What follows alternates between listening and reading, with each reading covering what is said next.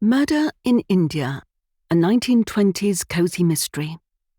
A Tommy and Evelyn Christie Mystery, Book 7. Written by Catherine Coles, narrated by Alex Lee. Chapter 1. April 1923. The Imperial Hotel, Bombay, India. "What are you reading, darling?" Tommy Christie asked as he dropped a kiss on his wife's head. "A letter from Elise." "She must have sent it before we left England." Evelyn smiled. "I'm sure that's correct." "Then why didn't she tell you what's in the letter before you left Derbyshire?" Much to Tommy's disappointment, Evelyn had stayed with his cousin Elise and her husband Hugh for weeks after their Christmas visit. He had always known she intended to stay for a period of time to help Hugh train the puppy Evelyn had gifted the couple. But he had never expected the stay to last months rather than weeks. "You know, Elise, she isn't as effusive as Madeline. It's a very sweet letter full of things she was likely too embarrassed to say to my face." Tommy raised an eyebrow. "Such as?" "She says how pleased she is Emma and Stanley are helping them with the coach tour business." "It's the perfect idea," Tommy said. "Rich Americans will love the chance to look around the ancestral home of the Earl of Clifford. Not to mention, poor Hugh needs the money." Hugh's father had squandered the family fortune, leaving his son with a beautiful house, but not a penny to maintain it. Evelyn had been rather shocked when she saw the state of disrepair. And of course, Hugh now has trained dogs he can use when taking the visitors hunting. Evelyn put the letter down on the dressing table in front of her. "She's very grateful for our help in apprehending the killer of Emma's father." "It sounds as though Emma is equally appreciative." "It has all worked out very well for both parties." She patted Tommy's hand, which rested on her shoulder. "Though I don't think anyone is quite as lucky as us." Tommy smiled widely as he looked at the barely discernible bump below Evelyn's waist. "There's not a man in the world as fortunate as I. Not only do I have the most beautiful wife a man could wish for, but she is also kind and good." "Do stop," Evelyn grinned despite her words. "I shall have a head so big I won't be able to fit it through doorways." Tommy's face sobered. "Evelyn, you are giving me the greatest gift any woman can give a man. If I wish to compliment you every single day of your life, then I will do precisely that." "Does that mean you have completely forgiven me?" Tommy twisted his lips as though in deep contemplation.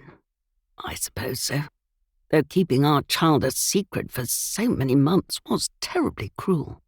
Evelyn leaned her head to one side. "Would you have preferred I told you that you were going to be a father by letter?" "I would have preferred that you didn't stay in Derbyshire without me for 3 whole months."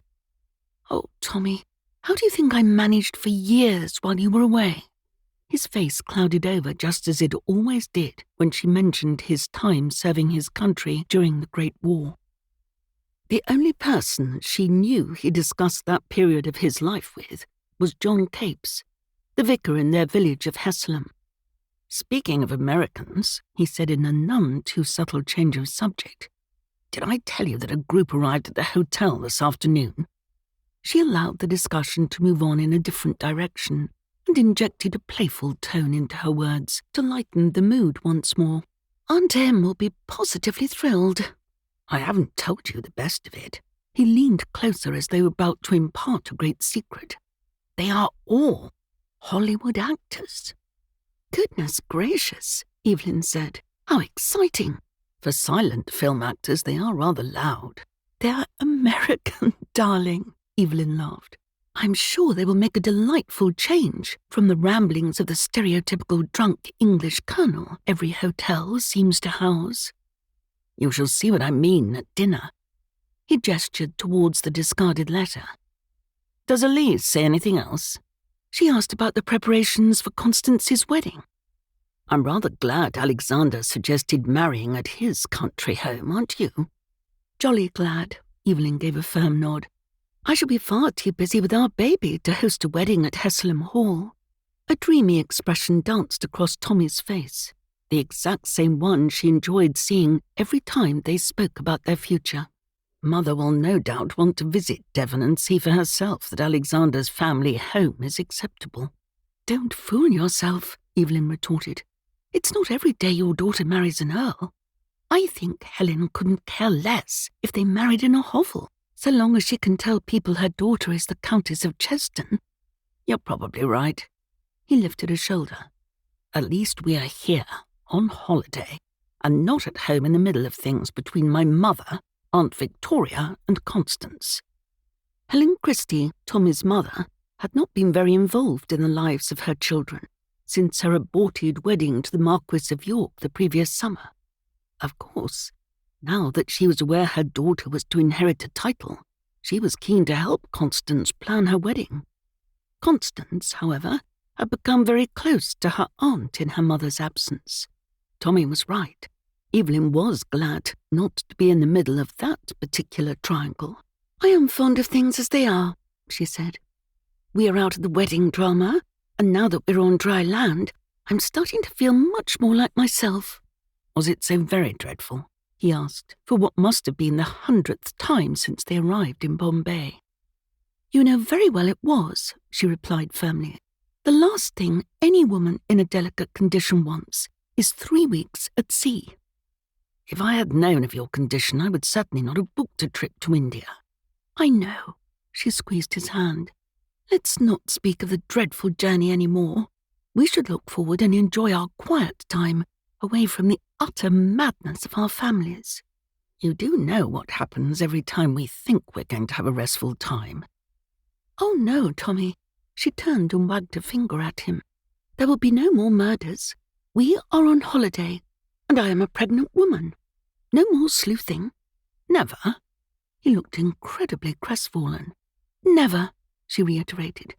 We are going to be parents. The time for such excitement is over. Let's see if you're still saying that if we happen to stumble over a dead body, he muttered. What was that? Nothing, dear. As I thought. She made a shooing motion with her hand. Now, perhaps we should finish dressing for dinner. There is simply not enough ice in my drink. The high, strident voice sounded over a general cacophony of noise from the lounge. Tommy and Evelyn paused outside the door to look at each other. Now do you see what I mean? Tommy inquired. I warned you. Perhaps they are stage actors, Evelyn suggested. I understand they have to project their voices. That may explain why they sound so loud. He shook his head. No, they are from Hollywood. They are silent film actors. Oh, the dreadful irony. The reason that particular young woman's voice is so loud is because she likes to get her own way. She speaks loudly to ensure that no one can misunderstand her demands. A male voice said from behind them. Do you know these people? Tommy asked the direct question in an attempt to excuse being caught gossiping in a corridor. The lady in question is my cousin, the man replied. Oh, my goodness. Evelyn raised her hands to her cheeks. We do beg your pardon. How terrible and ill-mannered you must think us. Not at all. The man waved a hand in the air. My cousin is quite obnoxious. Even more so since she married that Pierre fellow. I've always found the French to be a mostly pleasant people, Tommy said. Perhaps you should wait until you meet this particular French fellow before you pass judgment. The word French was accompanied by a cynical twist of his lips. Let us introduce ourselves before we go in, Tommy suggested. We are Lord and Lady Northmoor from the county of North Yorkshire in England. It's our absolute pleasure to make your acquaintance. He nodded and looked at them thoughtfully as he held out a hand in greeting. Likewise, I am Clark Peterson. I hail from the great state of Texas, and as I have already said, I'm Anna's cousin. She tolerates me on her little trips abroad because I'm a writer by profession. I work on a freelance basis. To my endless chagrin, I write positive reviews of every film Anna appears in. I wouldn't be invited on such vacations if I didn't. Despite the man's confessed nepotism, Tommy decided he quite liked the fellow. He seemed an honest chap and rather good fun. "Let's go in and meet the others," Evelyn suggested. Tommy and their new American friend stood back to allow Evelyn to walk into the room first. Aunt Em raised a hand and gave a little wave from her vantage point on a sofa with exquisite brocade edging. "How pleased I am that you are finally down for dinner." Tommy leaned down to kiss her cheek. "How are you this evening, Aunt Em?" "Very well," she whispered. "They're already a little deaf due to the over-exuberance of the new transatlantic guests." "Shh," Evelyn admonished. The old lady shrugged. "They can't hear me. They're too busy bleating on about their own interests." Tommy turned to the man at his elbow. "Lady Emily, let me introduce you to Clark Peterson. He is Mrs. Lascelles' cousin." "You poor man," Aunt Em studied the newcomer. "It must be quite exhausting being related to such an energetic character." "Yes, indeed, Lady Emily," Clark nodded gravely. "I find myself fatigued daily. May I inquire, how did you know which of the ladies present was my cousin?" "Oh, that was very simple. That particular lady was extremely keen for everybody to know exactly who she was. It would have been impossible not to know her name within 2 minutes of being in the same room as her." "Excuse me, my man," a male voice called out. "My wife needs more ice in her drink." "Who is that?" Tommy asked their companion, referring to the man who had just spoken. "That is my cousin's husband, Pierre Lascelles." "But that can't be right," Tommy frowned. "He has the strongest Cockney accent I have ever heard." "Indeed," Clark replied. "Isn't he even the tiniest bit French?" Evelyn inquired. "Not at all," Clark smiled. "It is simply a name he gave himself, thinking it would make him more employable by the film industry." "How remarkable!" Aunt Em took a sip of her drink. "Does it work?" "He's in silent films, Lady Emily," Clark answered. "So, for now, yes, it seems to." Evelyn gasped. "What is it, darling?" Tommy turned to his wife in dismay. "Is it the baby?" She shook her head, opened her mouth to speak, then closed it again. Confused, he followed her gaze to the door of the lounge. Standing there, against the doorframe, with a hand on her thrust-out hip, red lipstick decorating her mouth, and a long turquoise dress clinging to her curves, was Lillian Christie. "What is she doing here?" Aunt Em did not bother to hide her disdain for the widow of her great-nephew Eddie. "How fabulous it is to see my family again." Sarcasm dripped from Lillian's words. "Everyone do look, it's my cousins, the new Lord and Lady Northmore." "But I thought you was Lady Northmore." Pierre looked confused. "Lillian is the Dowager Countess," Evelyn said smoothly. "I always find that such an aging title. Don't you, Lillian?" The fake smile dropped from Lillian's lips. "As you well know, I was an exceptionally young bride." Aunt Em folded her hands demurely in her lap and met Lillian's stare head-on. "I was at your wedding to my great-nephew. I believe that was at least 10 years ago, and you were out of your teens then. So I am well aware of how old that makes you. May I say, the American climate doesn't seem to suit your complexion, does it, my dear?" Tommy made a show of removing his handkerchief from his breast pocket and flapped it in front of his face to hide his smile at his aunt's wit. She could generally spar with anyone who was brave or stupid enough to take her on. There was absolutely no chance of Evelyn having the quiet holiday she had hoped for, not now that Lillian had arrived. The following day, most of the guests had travelled to look at some monument or other that Evelyn had forgotten the name of. Afterwards, they were to visit shops that boasted the finest silk, tobacco and tea that the country offered. At least that was what the guide had told them. Evelyn had chosen to remain behind. Although she had recovered from the terrible morning sickness that had assailed her at the beginning of her pregnancy and on the sea journey, she was still apt to feel nauseous at inclement smells.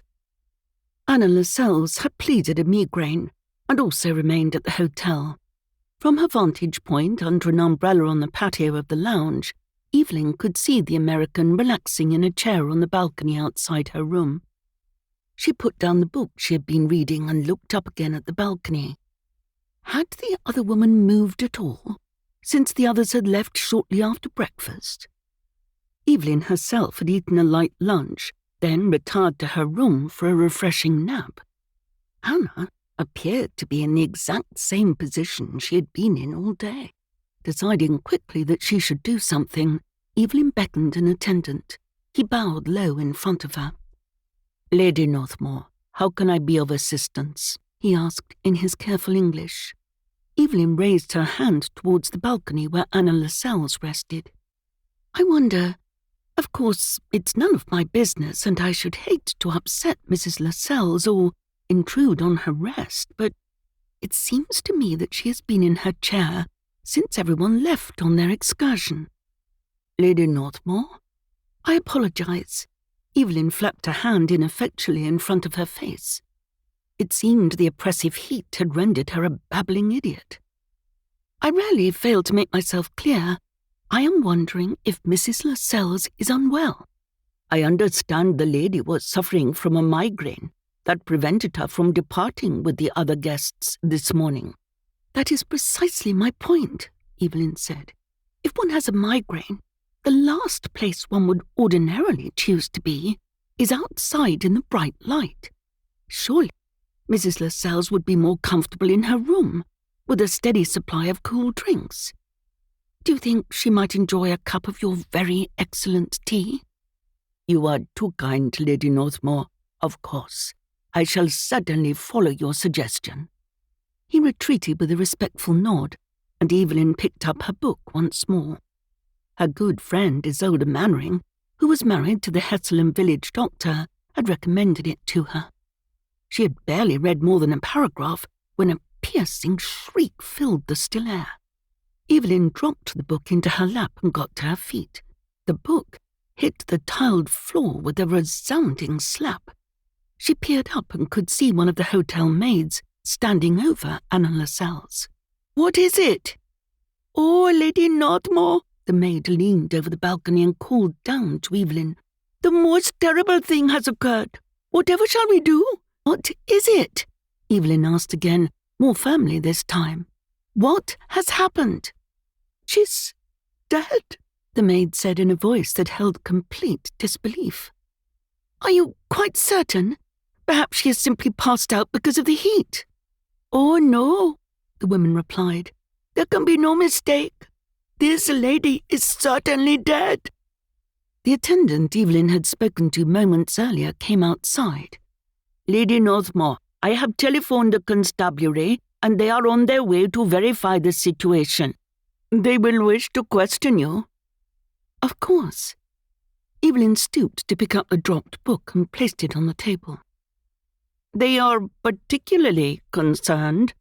He cleared his throat and cast Evelyn an embarrassed glance, then looked down at the toes of his shiny black shoes.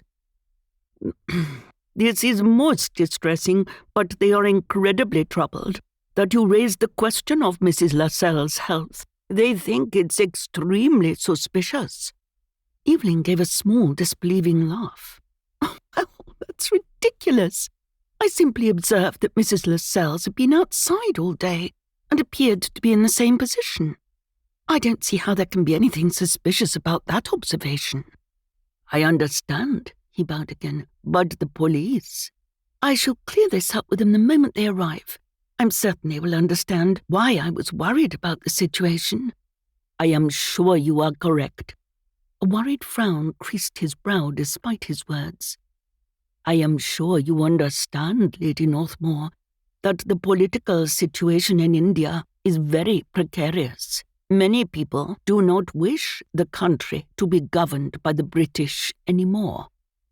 "I accept that is so," Evelyn replied. "But what does that have to do with the death of Mrs. Lascelles?" "Quite simply this."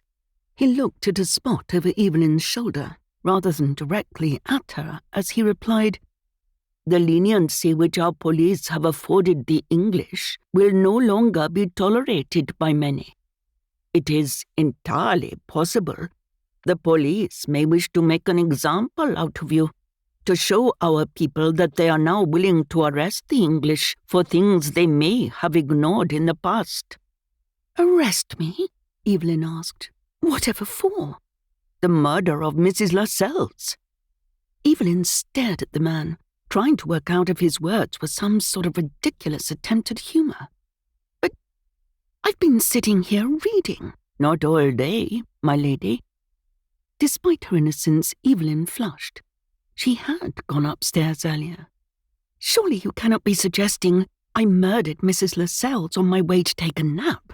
The man spread his hands wide. "I myself would never think to suggest such a thing, Lady Northmore.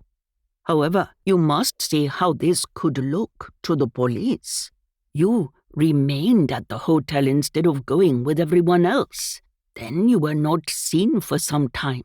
When you returned, you suggested there might be something wrong with Mrs. Lascelles. And now she is dead." "You can't think I had anything to do with that," Evelyn said faintly, sinking into her chair. "It's preposterous." "It doesn't matter what I think," he replied. "The officer I spoke to on the telephone was quite insistent. You are to remain exactly where you are until they arrive."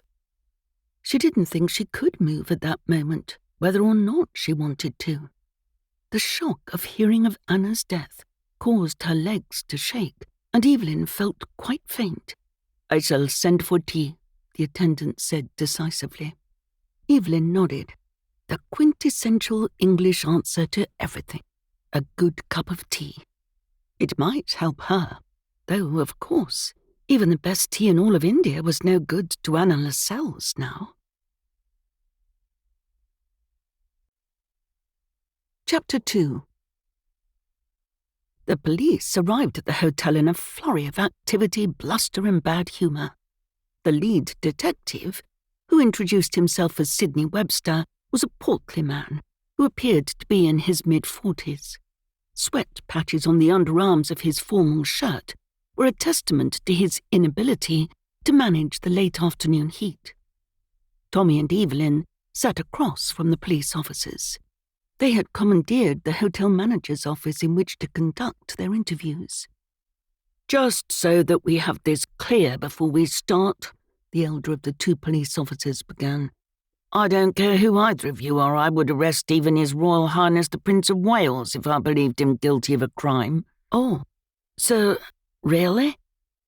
The other detective looked at Tommy and Evelyn with undisguised delight in his expression. "You must have heard of Lord and Lady Northmore. They hail from the wonderful county of Yorkshire, by far the best and most beautiful county in the whole of England." "Jenkins," Detective Sergeant Webster said sharply, "I am well aware of how much you love your birthplace, but do tell me what that has to do with the crime which we are here to investigate." "Lord and Lady Northmore solve crimes," Jenkins said earnestly. "It has been said that they are more talented than the entire Yorkshire police force put together. So, you see, neither of them can have killed Anna Lascelles. But I will wager you a box of cigars that they will find out who killed her." Sidney Webster stared at his colleague with disdain.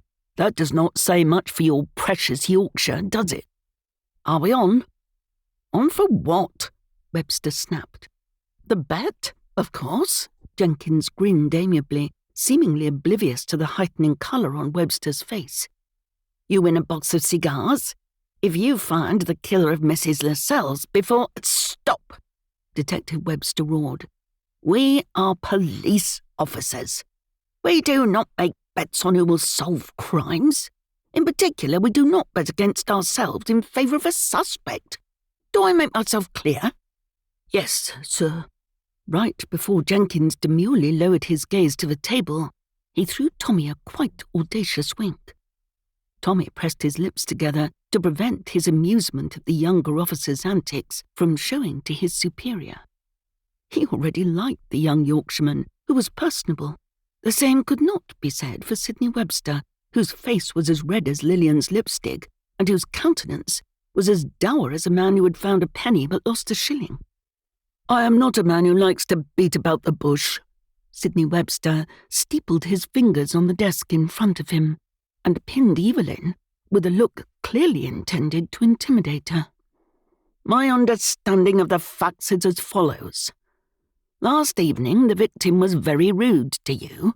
Her friend, Lillian Christie, is a relation of yours, and Mrs. Lascelles took her side against you. As a result, you were very angry with her and waited until everybody else had left the hotel today before you took your revenge and killed her in cold blood." Tommy looked between his wife's calm face and the increasingly frustrated one of the police officer. "Lady Northmore." "I am sorry, Detective Webster. Was there a question you wished me to answer?" He placed his left hand none too gently down on the table and picked up a pen with his other. "You have anything to say about the facts as I have set them out?" "Yes, I do," Evelyn said. "Where would you like me to start?" "Wherever you like, madam. Ordinarily, I would never interrupt my wife as she is about to speak." Tommy glanced at his wife. She still looked as calm and serene as she had that morning before he had left on the excursion. However, the increased pressure from the hand he held in his own told him she was losing patience with the police officer. "On this occasion, I feel I must. You should not address my wife as Madam, but as Lady Northmore. That is her title.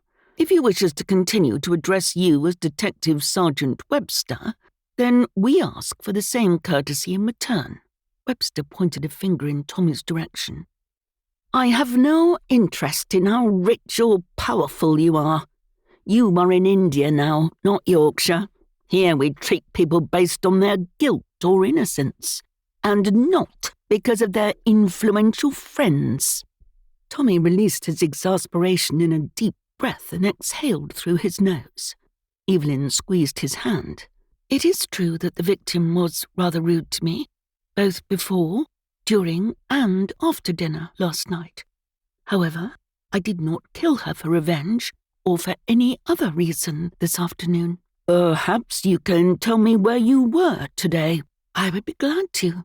Evelyn smiled at the man who pushed his notebook over to his colleague and passed him the pen he had been holding. "I will assume you wish me to start from the time after everyone left. I read for some time, in full view of the hotel staff. I then had lunch. Again, this was where everyone could see me. I then retired to my room for an afternoon nap. When... Is there anyone who can verify that you were in your room?" "I am certain that I was seen going up to my room, but if you were asking whether anyone can witness that I did indeed take a nap and did not sneak along the corridor and somehow obtain access to Mrs. Lascelles' room and thereafter kill her, I'm afraid that I cannot say."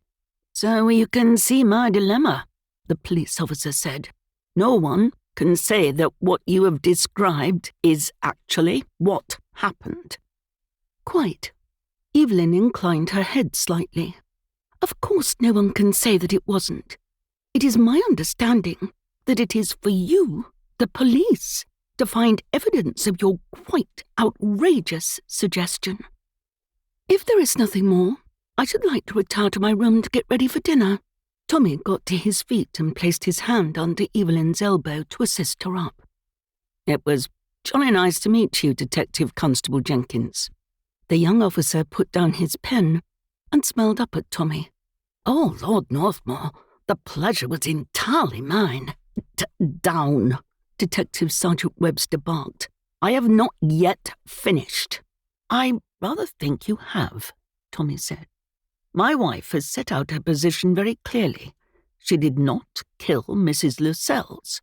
If you believe she did, the onus is on you to find evidence indicative of your belief. If you can do so, then you will be in a position to arrest my wife and ask her all the questions you wish. But for now, we have cooperated with you as much as we are able. I bid you good afternoon." Evelyn sailed out of the room without looking back. Tommy, however, couldn't resist one last look at the young officer. He glanced up from his notebook long enough to wink once more at Tommy. They were halfway down the corridor when they heard Sidney Webster shouting furiously. "Who do they think they are? How dare they walk away when I'm in the middle of an interview, and to make matters worse, they've left the door wide open." "I don't think he liked us much." Evelyn turned to Tommy. "I didn't like him at all." "Do you think he is competent?" "Impossible to tell after that one brief meeting," Tommy said. "I'm afraid he's going to do whatever he can after young Jenkins's words to pin the ghastly murder on you." "I really don't see how he can. I didn't do it. I was nowhere near Mrs. Lascelles' room, so he won't be able to find any evidence to the contrary." Tommy chuckled. "Darling, I know that. Of course you weren't involved in that poor woman's death. I simply mean, I think he won't look elsewhere for a suspect." "We had better uncover the real murderer before him, then, hadn't we?" Tommy rubbed his chin. "Are you the same Evelyn Christie who told me in no uncertain terms last night that now we are to be parents, our sleuthing days are over?" Evelyn's eyes narrowed. "That was before that pompous fool entered our lives." Tommy clapped his hands together. "Let us get ready for dinner, and then we need to make it our business to get to know our fellow guests better. Somewhere amongst them dwells a killer." Tommy approached the drawing room with a fair amount of trepidation. Despite Evelyn's assertion that she wanted to go down for dinner rather than have their meal delivered to their room, he was concerned about the reception they would receive, especially given the police had singled out Evelyn for their first interview. Evelyn was not one for shying away from the difficult things in life, yet now, especially, he wanted to protect her from anything that would cause her pain. "Are my cousins. How delightful," Lillian announced in a voice that suggested the very opposite. "I'm not sure you can claim us as your relatives when the person who connected us is deceased." Aunt Em took a sip of her drink. "And, let us be plain, you were not entirely innocent in the circumstances of his death." "I was not aware that beastly man was going to kill my poor Eddie." Lillian tossed her head dramatically. Lillian's words were not completely accurate, but Tommy had no interest in taking the woman's bait and entering into a verbal sparring contest with her. As far as he was concerned, Lillian was nothing more than an annoying fellow guest. He could scarcely believe she had the temerity to speak to them so insolently, after her behaviour before and after her husband's murder. "It's my understanding that you people are involved in poor Anna's death." The tall, extremely handsome film director Clarence Baldwin waved his hand in Tommy and Evelyn's direction. "Have you not been interviewed by the police?" "Indeed we have, Mr. Baldwin. We have told them everything we know, which sadly was not very much at all."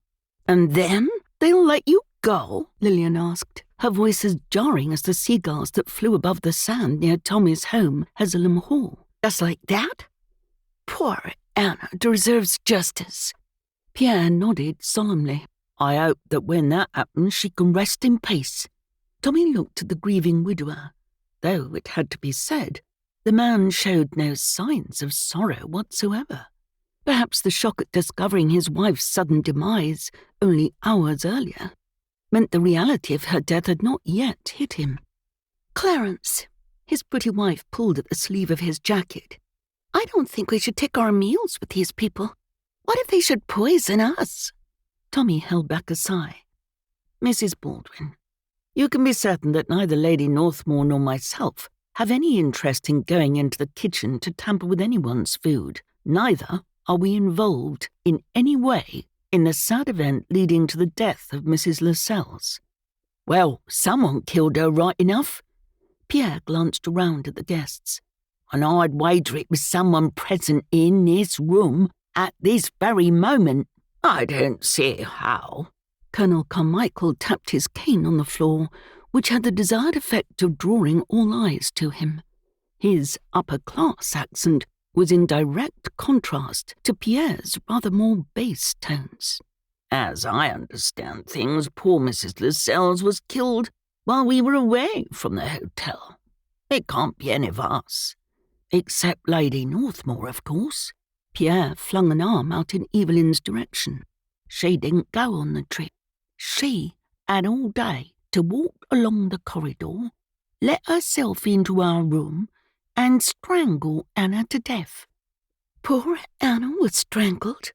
Marie Baldwin shuddered. How perfectly dreadful. Tommy's gaze swiveled to Pierre. Marie was right. Strangling was a particularly brutal way for one person to kill another.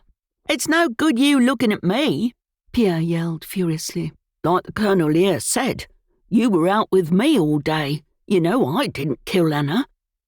Unless, of course, she was dead before we left for the day, Aunt Em suggested. Don't be ridiculous, Lillian retorted. We all heard the two of them arguing shortly before we left. It was a jolly ferocious row. Lillian was right. The argument was extremely volatile and would have been heard all over the hotel. Here, what are you doing? Pierre gesticulated at Clark Peterson, who sat in the corner of the drawing room writing furiously into a notebook. I'm taking accurate notes of everything, Clark replied calmly. Pierre frowned. For what purpose? I'm writing a book. A collective gasp sounded loudly in the enclosed space. A book? Pierre took a step towards Clark, his hands balling into fists. About what? About Anna, of course. Clark tilted his head as though trying to capture everything about Pierre in his mind before he lowered his head and wrote a few more lines. Her life story will be so much more interesting now she's dead. That's my wife. How dare you? Tommy strode across the room and positioned himself between Clark and Pierre. The film actor looked ready to punch his wife's cousin on the nose. Clark nodded and then read something else. I demand to see what you're writing. You can see it when everyone else does. Tommy admired Clark's unruffled demeanour in the face of Pierre's growing anger.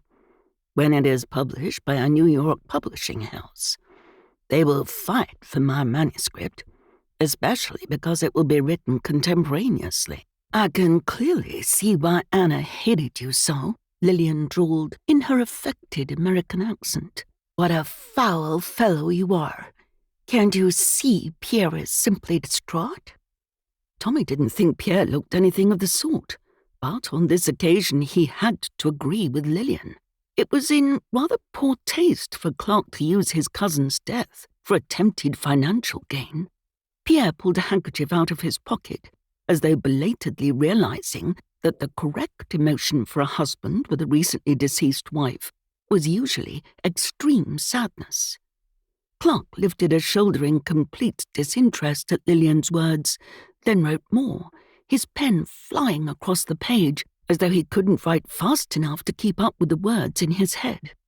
Madeline and David arrived at that moment, hesitating in the doorway of the drawing room, as Pierre continued to advance on Clark. David looked warily around the room. Good evening, everyone. Lillian shook her head. Good grief, there's more of them. Marie looked at Tommy, then over at Evelyn, who sat with Aunt Em, before her gaze finally rested on Madeline and David. Are you all together? She is his cousin. Lillian spat out the words as though they tasted vile on her tongue. They're probably all involved in Anna's death. Lillian's assertion would have been laughable, given her contribution to her own husband's death, if it wasn't for the accusing eyes cast their way by their fellow guests. Aren't you the lady with the incredibly sweet baby? Marie addressed Madeline. Tommy watched as his cousin's shoulders relaxed at the seemingly innocent question. Yes, that's right. Your nanny didn't come on the excursion with the rest of us. Marie's eyes flashed with malice. Maybe she was the one who killed Anna. Madeline's eyes widened with surprise. I'm terribly sorry about your friend, but what plausible reason could our nanny have for killing Mrs. Lascelles? Who knows? Marie shrugged. as though a reasonable motive wasn't required.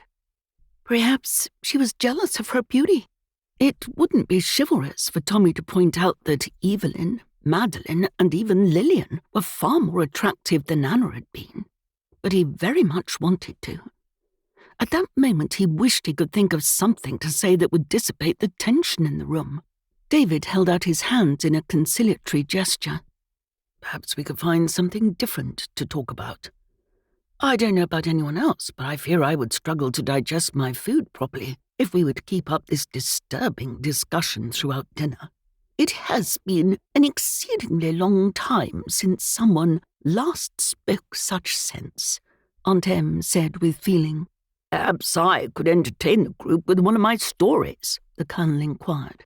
His suggestion was received with lukewarm enthusiasm, but he didn't seem to notice as he began another of his tedious ramblings. What did you think? Evelyn asked as soon as they were back in their room after dinner. About what specifically? Everything. Clark and his book, Marie and her sudden show of spite, Lillian and her expected animosity, the Colonel and his awful tale. Do you think he realized he almost put everyone to sleep before dinner was served?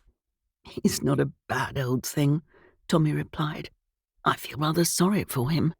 I get the impression he's lonely. He'd have more friends if he wasn't so dull, Evelyn returned tartly. It wasn't like her to be so abrasive, but the simple belief of their fellow guests that she could have killed Anna Lascelles had upset her much more than she was willing to admit to anyone, including Tommy. He laughed. Evelyn, you sound exactly like Aunt Em. I do not. She smiled despite her denial. In her mind, there was no greater compliment. Now, let's take your question in parts. Clark and his book. He sat on the edge of the bed facing the mirror. Although Evelyn had her back to him as she sat at the dressing table, removing the pins from her hair, he could see her reflection in the glass. I thought it was rather poor form for him to announce he is writing a book about Anna's murder. He sounded very pleased with himself. Yes, he did. Tommy shook his head. I don't even know the man, but I confess I felt quite disappointed in him. I suppose if Anna encouraged him to write about her and her films during her life, it perhaps feels natural to him to write about her death. I understand from the discussion we had with him last night that Anna liked him to write positive reviews on her films. Maybe his demeanour this evening was because he is now free to write whatever he likes about her. Evelyn picked up the hairbrush and ran it through her hair. That could be dangerous, depending, of course, on what he knows. Yes, I agree. Whoever the killer is might think he has something in his notebook that could implicate them. At this stage, we don't know a motive for Anna's murder. Evelyn murmured. Motive is the least of the issues in this case. It seems to me that it was impossible for anyone close to Anna to have had the opportunity to kill her. They were all out for the day, unless you recall anyone slipping away. Perhaps the killer hired a rickshaw to bring them back to the hotel, kill Anna, and then rejoin the excursion. Tommy put his head to one side as he considered Evelyn's suggestion. I don't think so, no. In any event, even if someone did, surely they would have been seen at the hotel. By the staff, one would think. Of course, I wouldn't have seen anyone from my position on the patio. Neither was I there all day. If I hadn't been so exhausted and required a nap, no one could point the finger at me. I almost hesitate to say this, given your correct view that women are just as capable as men, but strangling a person to death doesn't seem to me to be the sort of thing a woman would do. Evelyn wrinkled her nose as though his suggestion was distasteful to her. I agree.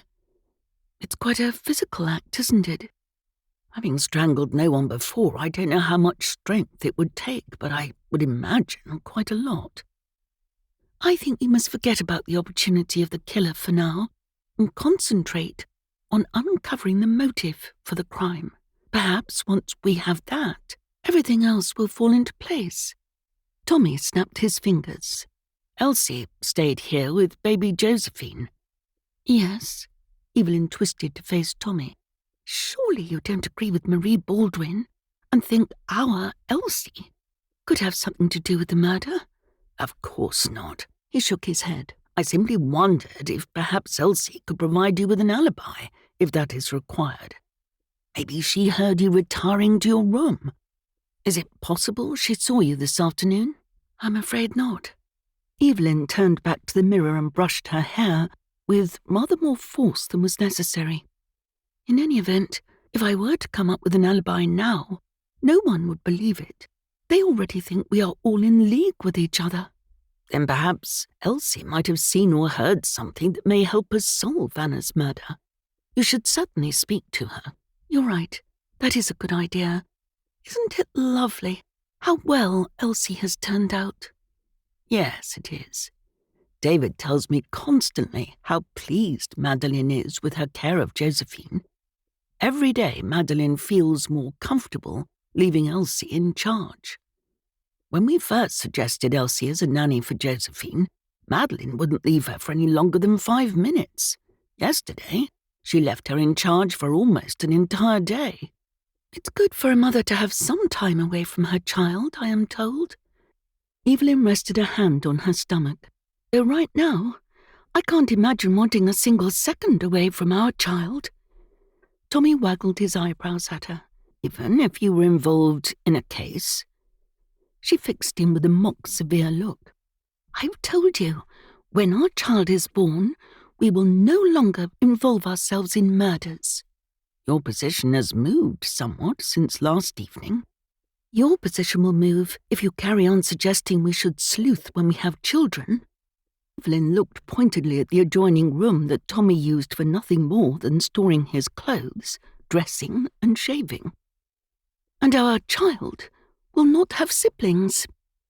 He walked over to her, kissed the top of her head, and met her eyes in the mirror.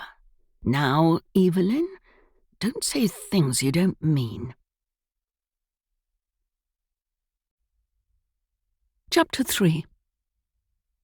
The following morning before breakfast, Evelyn walked along the corridor to the room Josephine shared with her nanny, Elsie Warren.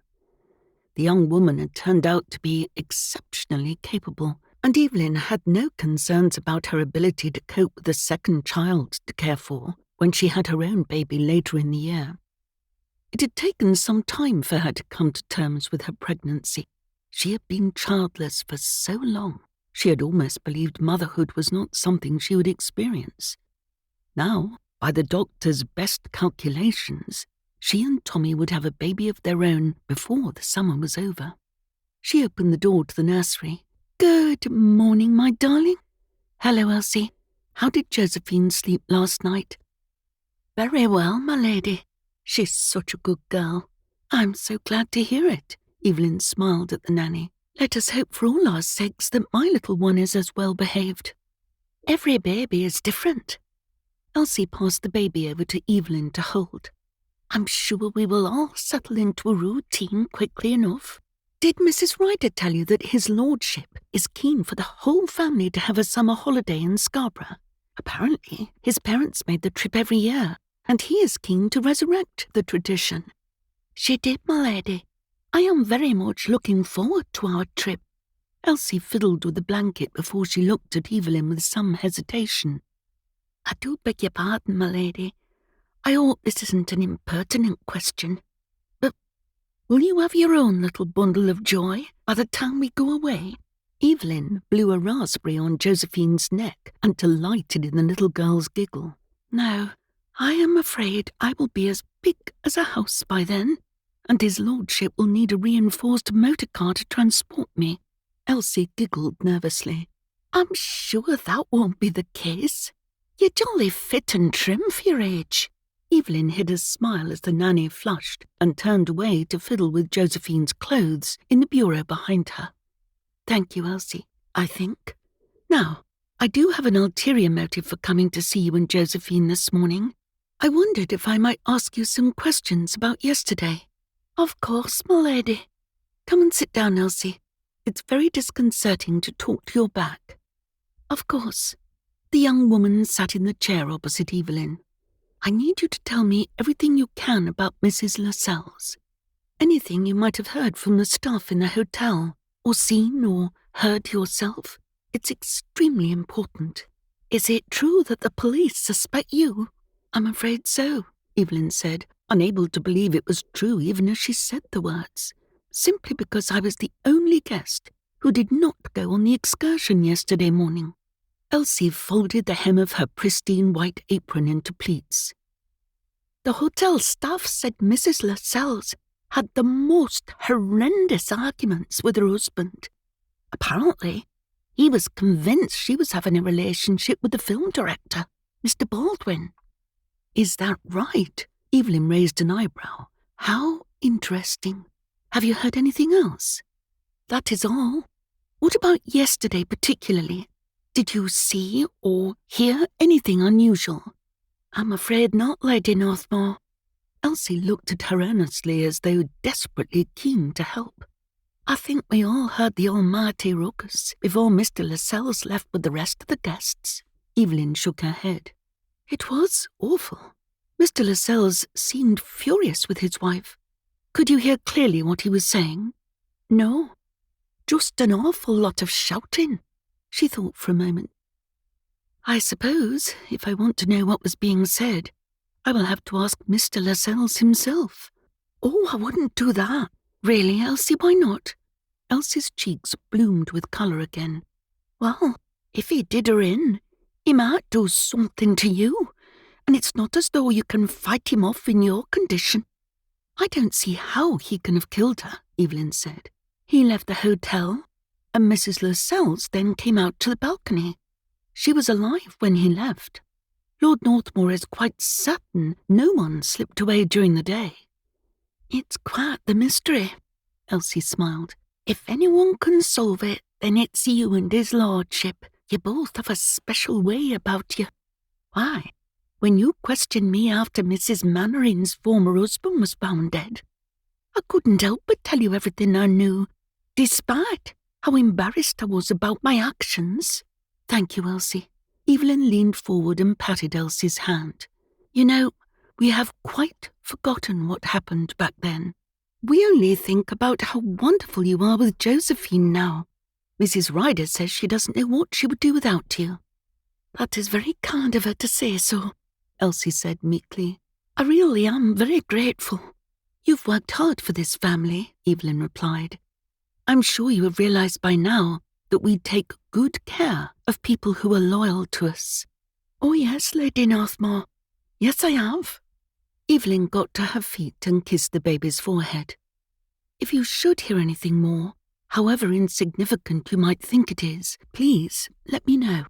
Josephine held out her chubby little arms to Elsie, and Evelyn passed her over. The baby giggled as Elsie tickled her under the chin. Evelyn couldn't imagine loving another child as much as she adored Josephine, yet she had been told many times there was no love like a mother had for her own child. She could scarcely wait to feel that emotion for herself.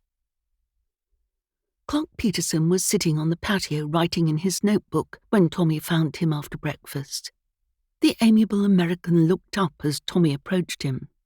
Do you mind if I join you? I would enjoy your company, Clark said. Shall we order a pot of coffee? It seems ridiculous to have a hot drink while we're staying in a country that is warmer before breakfast than any other place I've ever been. Yet I cannot say no to coffee or tea. I understand the English are fond of tea. Tommy wrinkled his nose. I do like a cup of tea, but the ladies in my family are much keener on it than I. Whenever there is any sort of crisis, they send for tea. Do they celebrate with tea too? Absolutely not, Tommy chuckled. Aunt Em and my wife are partial to a gin and tonic. Mrs. Ryder prefers a glass of wine. If it's a particularly special occasion, our butler fetches champagne from the cellar. Clark stared at Tommy long enough for him to feel uneasy. How fortunate. Believe me, never a day goes by that I don't pinch myself. I'm incredibly lucky to live the life that I do. Weren't you born into it, though? Clark asked. I mean, Didn't you always know you'd become Lord Northmore at some point? No.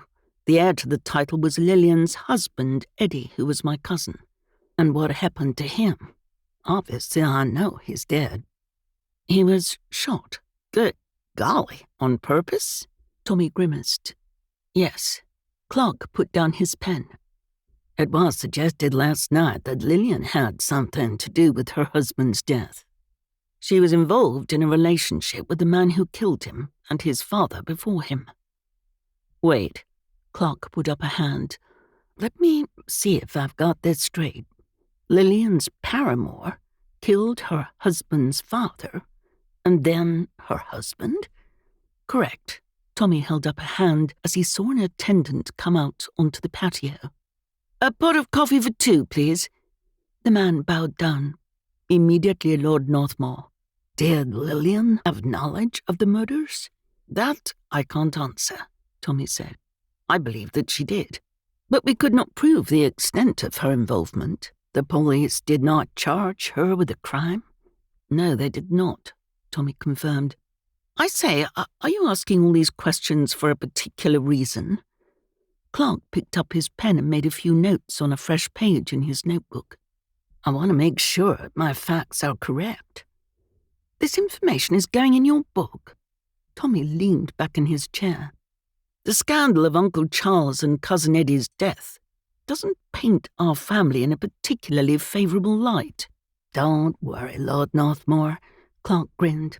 I will be sure to make it clear you're not at all like that. You're as fine as frog's hair. Thank you, that's kind. Tommy wasn't sure what else he could say.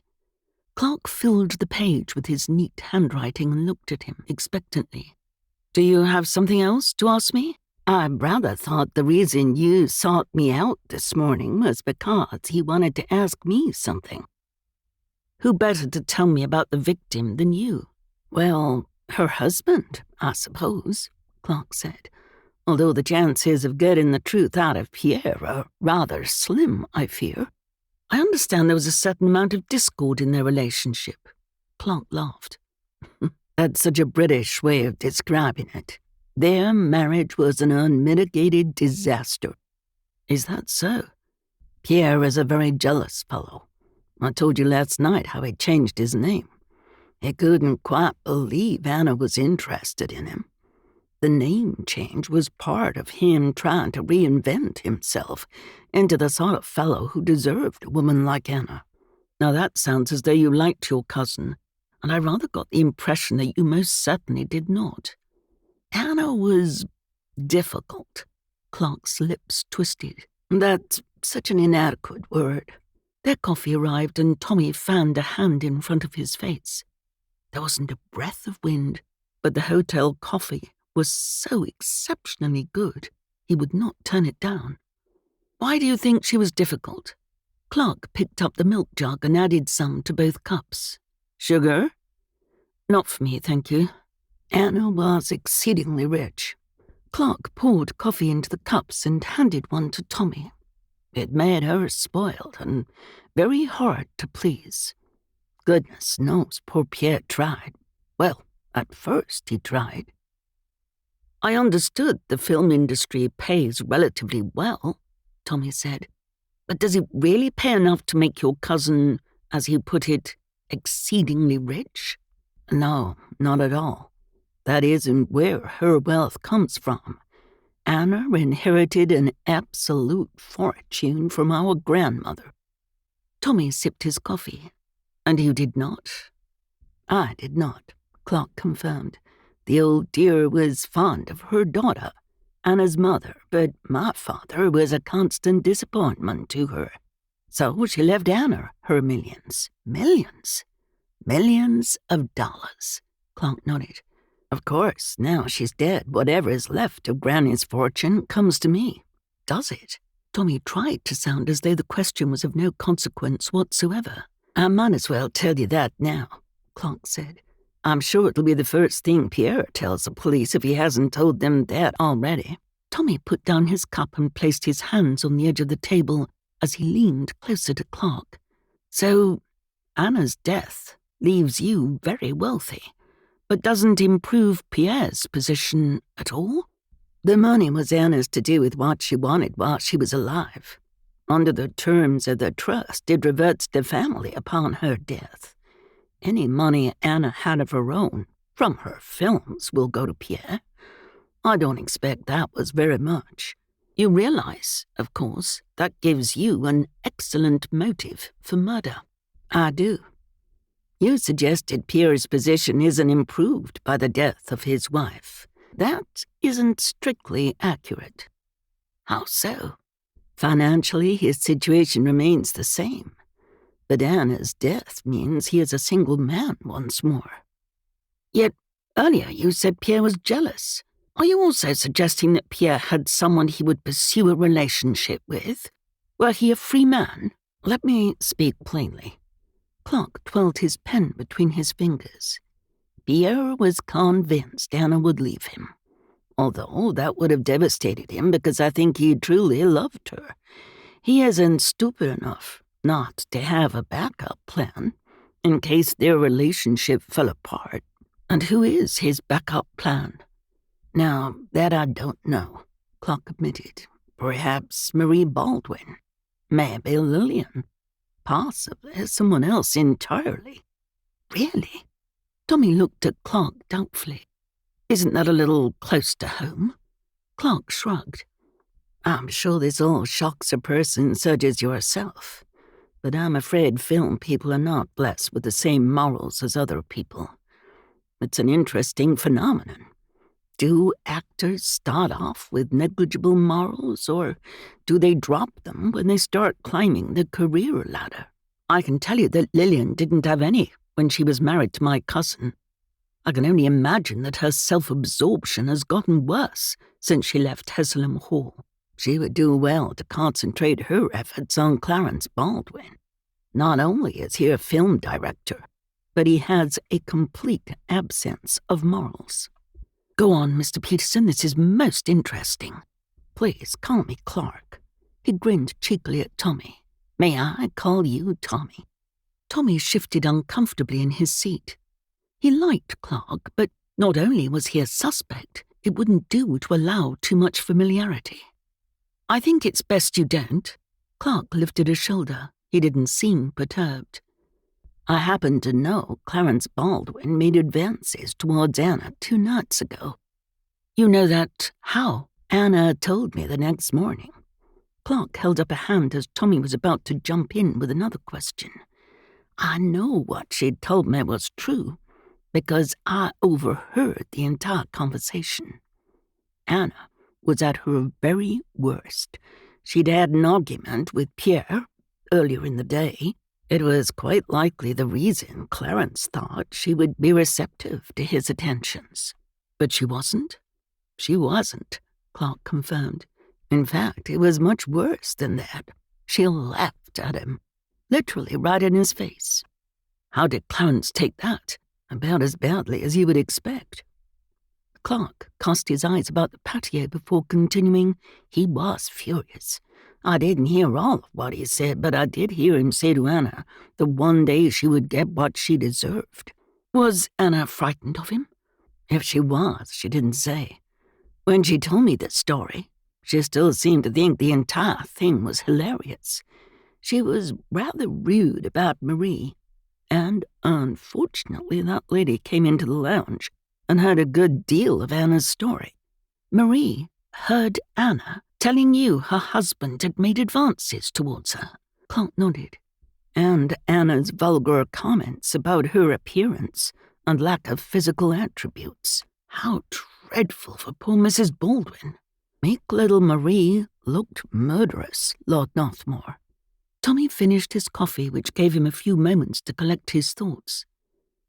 So, what you have told me this morning, Clark, is that you had an excellent reason to kill your cousin, but so did Clarence and Marie Baldwin.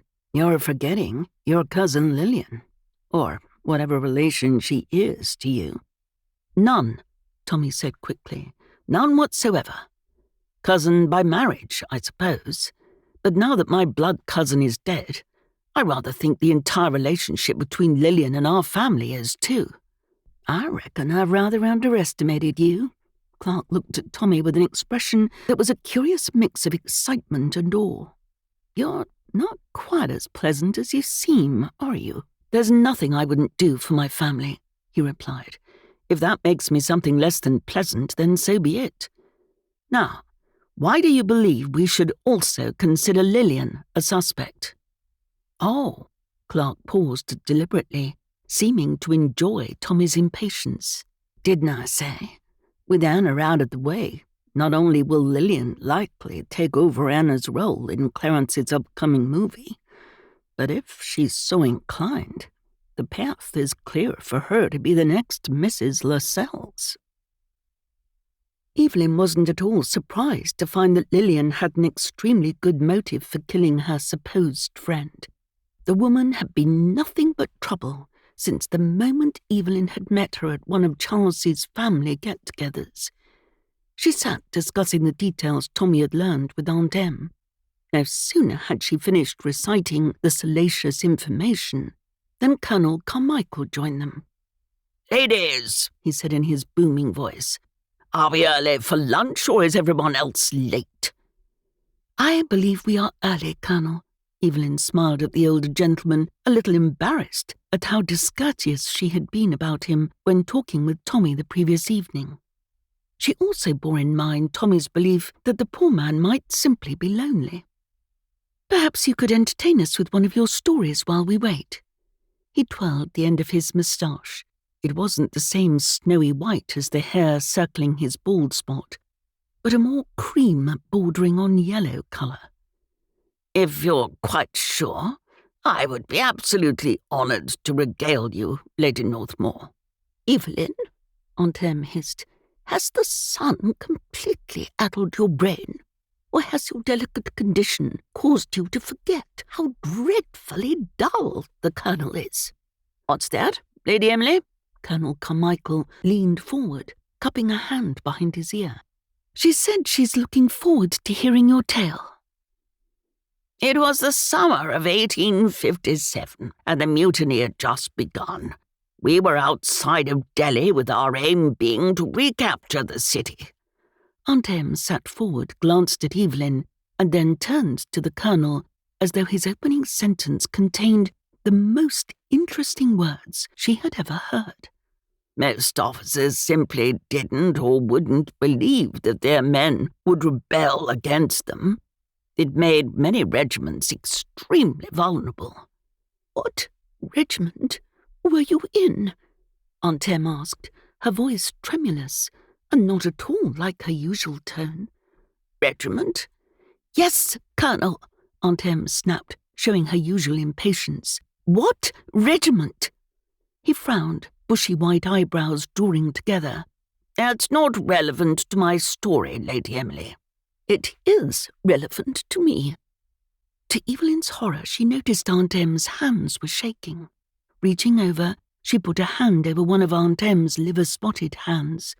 Mostly, she forgot how elderly Em was, because she was always so full of vitality.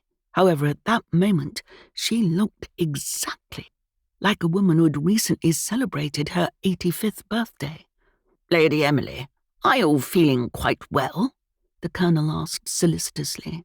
"She'll live forever," Lillian declared as she entered the room. "She's too ornery to die." "Lillian!" Evelyn exclaimed. Even for Lillian, her comments were beyond disrespectful. "I don't have to conform to the Christie family rules anymore. You can't tell me." "No one ever could," Aunt Em said in a tired voice. "You have always been quite out of control. Now, to make matters worse, you seem determined to completely forget where you came from and speak in some kind of horrendous destruction of the English language."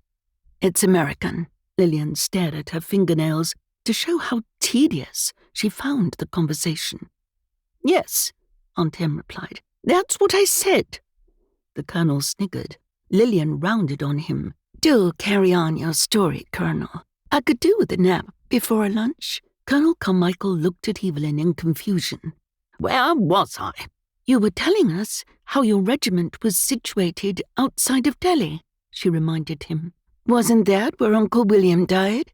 Lillian asked, in a rare spark of familial interest. No, Aunt Em stared at Lillian in derision. Uncle William died in the Boer War, which took place in Africa. Delhi is in India. Tommy entered the room with Madeline and David. Stung by Em's rebuke, Lillian pointed at Tommy. You only inherited your stupid title because Cousin Billy also died. Otherwise, you'd still be a policeman. Lillian put as much disdain into her last word as possible. She made Tommy's pre-war career sound worse than that of a nightman. Let us be honest, Lillian. Tommy's voice was calm, but his anger was obvious. I inherited my title because your lover killed your father-in-law and your husband because he believed you were pregnant with his child, a child he believed would be the next Lord Northmore, and whose inheritance he himself could control. Aunt Em gasped. Tommy! Evelyn understood why Tommy had lashed out at Lillian in the way he had. If none of the things he had just described had ever happened, they would still be living in their little cottage in the village of Hesselham and enjoying a relatively normal life. While Tommy didn't resent his title, or the responsibilities that came with it, their lives had changed exponentially following Eddie's death. He had allowed his frustration to boil over and stooped down to Lillian's level. Oh, Cousin Tommy, have I hit a nerve? Not at all. Tommy's chest expanded as he drew in a deep breath. For you to hit a nerve, I would need to care about your opinions. Lord Northmore, I would very much appreciate you repeating your words, Detective Sergeant Webster said from the doorway. I told you, sir, Jenkins said eagerly. Lord and Lady Northmore solved the crime of the previous 2 Lord Northmores. The detective glared at his subordinate. And I have told you, Jenkins, do not interrupt me. I was simply telling Mrs. Christie. Tommy drew his lips into a firm line, as though having to refer to Lillian using the family name disgusted him. That I do not care for her odious opinions. No. The detective waved a hand in the air. Before, then. The part about her lover killing new relatives. If you heard me, why am I repeating it? Tommy asked. Indulge me. Tommy went back through the shameful family past. Evelyn watched as he shot a venomous look towards Lillian as he finished. The detective beckoned Lillian. Come with me, Mrs. Christie. I believe there are some questions I would like to put to you. I am not responsible for the actions of others, Lillian screeched. I wasn't then, and I am not now. Mrs. Christie.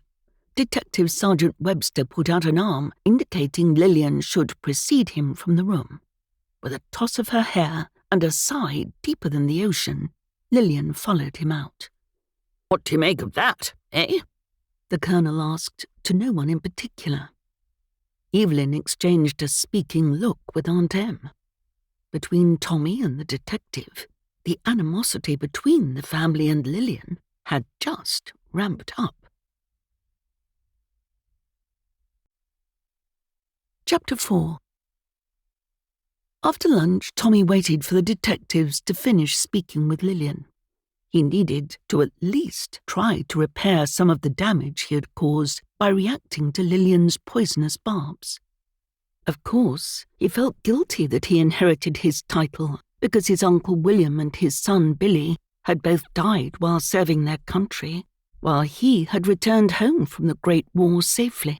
It was as though Lillian could see right inside him and understand exactly how he felt about various aspects of his life.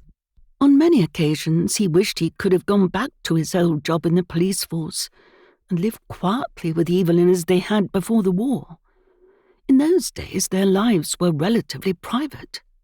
Now, although they lived in a large house, there was always someone to observe their every move, whether a family member or one of the staff. On the other hand, being Lord Northmore gave him opportunities that were very welcome. Lillian glared at him as he waited outside the room the detectives had commandeered for their base. To his relief, she flounced off along the corridor without speaking to him. He knocked on the open door and waited until Detective Sergeant Webster called for him to enter the room. "Oh," he said, "it's you. Can none of you people close a door? Or do you need your butler to do that for you?" Tommy longed to give the detective's remark the sort of response it deserved. But he wasn't there to antagonize the man. He wanted to share the information he had learned from Clark Peterson, so the police could be under no illusions that there were other people who had much stronger motives than Evelyn to kill Anna Lascelles. "I have information that I wish to share with you." "Excellent," Jenkins remarked. "All we have found out so far is that no one could have killed Mrs. Lascelles. We are at a dead end in our investigations." "Jenkins," the young man's superior barked, "what have I told you about thinking before you speak? And while we are discussing controlling yourself, perhaps next time we interview a young lady, you can make a better effort to keep your mouth closed."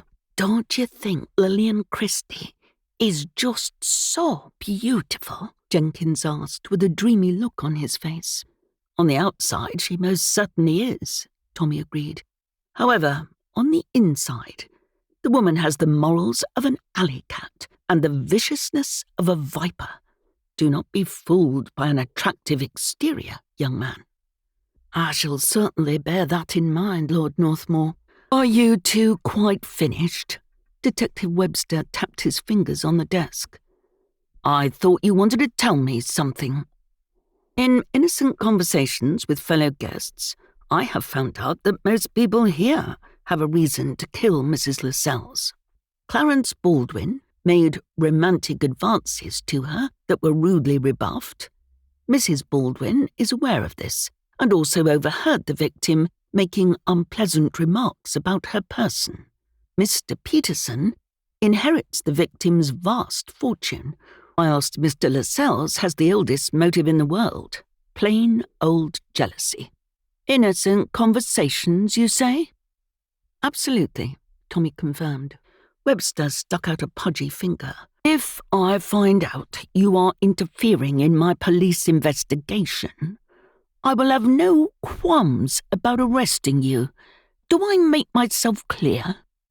As I am neither deaf nor lacking in mental faculties, your words are quite clear, Detective Sergeant." "Excellent. Good day to you, Lord Northmore." "Is that all you have to say?"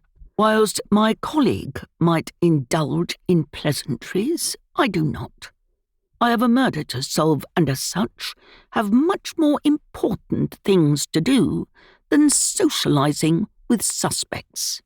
"I am a suspect." "Of course you are." Webster stared at Tommy with something that looked like pity.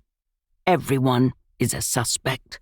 Even my Aunt Em." "Are you sure you're not a little deaf?" "I just said everyone." "But she was on the excursion with me all day." "So was everyone else," the detective replied. "Yet it seems that Mrs. Lascelles did not kill herself. And I can't accept that the hotel staff committed the crime." "That would be rather unlikely," Tommy agreed. "None of them have a motive. And yet no one else had the opportunity because they were all absent from the hotel." That was the conundrum. It pleased Tommy the detectives did not seem any the wiser or hold any important information that he had not learned. "It's a very tricky puzzle. I can confirm that no one left the excursion for any length of time. Certainly not long enough to get back to the hotel and kill Mrs. Lascelles. We only have your word for that, though, don't we?" Tommy choked back an outraged laugh. "I would imagine everyone else would say the same thing. Unless you're all in it together. Perhaps you had a pact and left your wife to take the blame because you didn't think we would suspect her, given her condition. That's just ridiculous. You don't pluck a suspect out of the air because they are the only person you think could have done it. Police work is based on gathering evidence, so you can prove that a particular person is guilty. Don't presume to tell me my job, the detective snapped. Sometimes we shouldn't ignore the obvious just because it seems too neat. Your wife is still my prime suspect, but I will investigate the other information you have shared. That was all Tommy could hope for, his determination to uncover the killer before the detective ratcheted up a notch. He was such an unlikable person that Tommy was keener than ever to best the man. After extensive inquiries at the front desk and promises of confidentiality, Evelyn was finally told where the maid who had discovered Anna's body was working that morning. Not finding her in the location she had been given, Evelyn walked slowly along the corridor, peering into any room with an open door. Eventually, she found the maid standing next to a laundry storage area. "Sarita," the young hotel employee started, her eyes widening until they fell on Evelyn. She heaved out a relieved breath. "You scared me, Lady Northmore. I'm so sorry. You looked as though you were dreaming you were somewhere else." "I wish I were," the girl admitted. "When I got this job, I loved it. Now, after what happened to poor Mrs. Lascelles, I am terrified in case I become the next victim of the Imperial Hotel Strangler." "Goodness," Evelyn said. "Is that what people are calling the perpetrator?" "Just hotel staff and some locals." Sarita grabbed a pillow and a stack of linen from the cupboard. "My family relies on the money I earn here. They can't afford for me to die."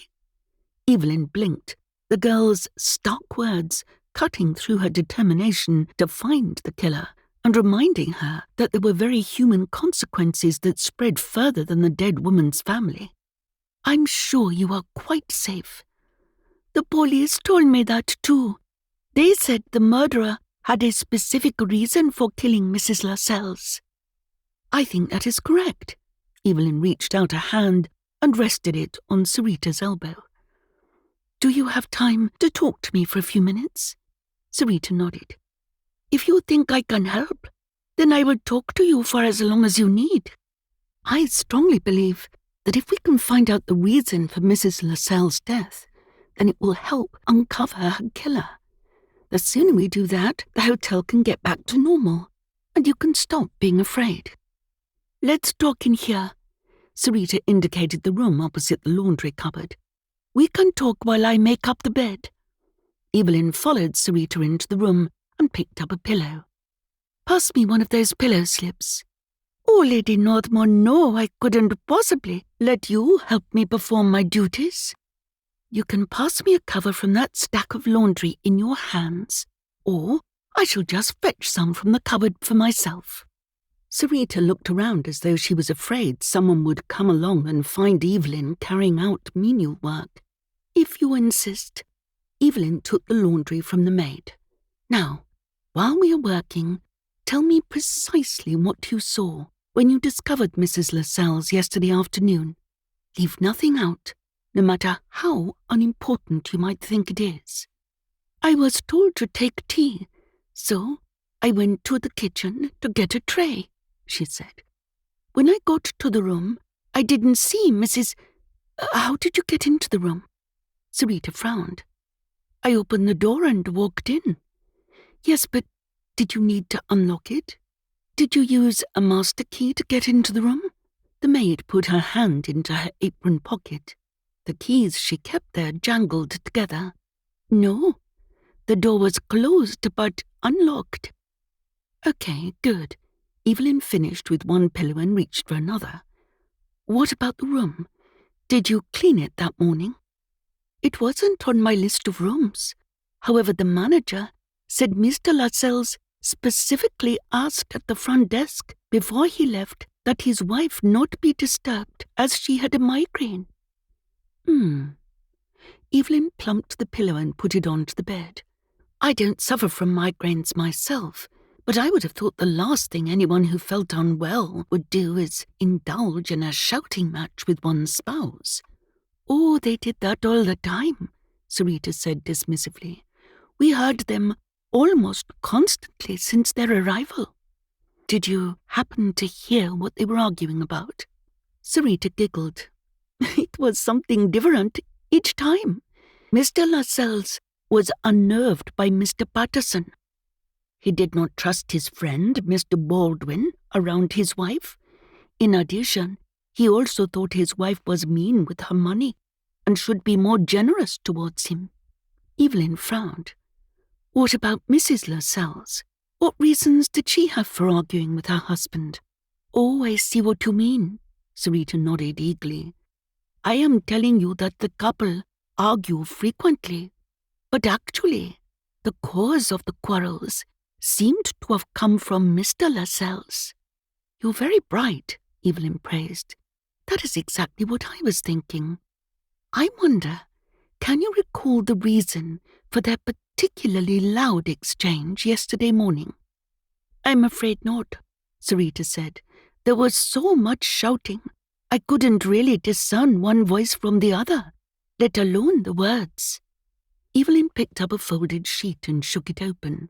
She passed one side to Sarita, and together they smoothed it over the mattress. Let's go back to the part where I interrupted you. When you went into the room, you didn't see Mrs. Lascelles? That's right. Sarita expertly folded the corners of the sheet and moved around to Evelyn's side to perform the same action there. Of course I didn't expect to. I was told that she was out on the balcony. What was the room like? Did it look as though it had been disturbed? Perhaps someone had ransacked the room. Mrs. Lascelles caught the person, and that is why she was killed. Sarita wrinkled her nose in distaste. Impossible to say, I'm afraid. The Lascelles were not a very fastidious couple. I saw money on the dressing table, as well as Mrs. Lascelles' jewellery. So I do not think she had interrupted a thief. Excellent. What an observant girl you are, Sarita. Thank you, Lady Northmore. I always take note of what is in a guest's room. It helps in case anything ever goes missing, or they accuse the staff of touching their things. Does that happen a lot? More than you would believe. The richer a person, the more likely they are to accuse staff of either moving or taking their belongings. How dreadful for you. Your job is quite hard enough without guests adding to the difficulties. Evelyn flapped at the air in front of her face. It was no good. It did not raise so much as a whisper of a breeze. How do you cope with working in this heat?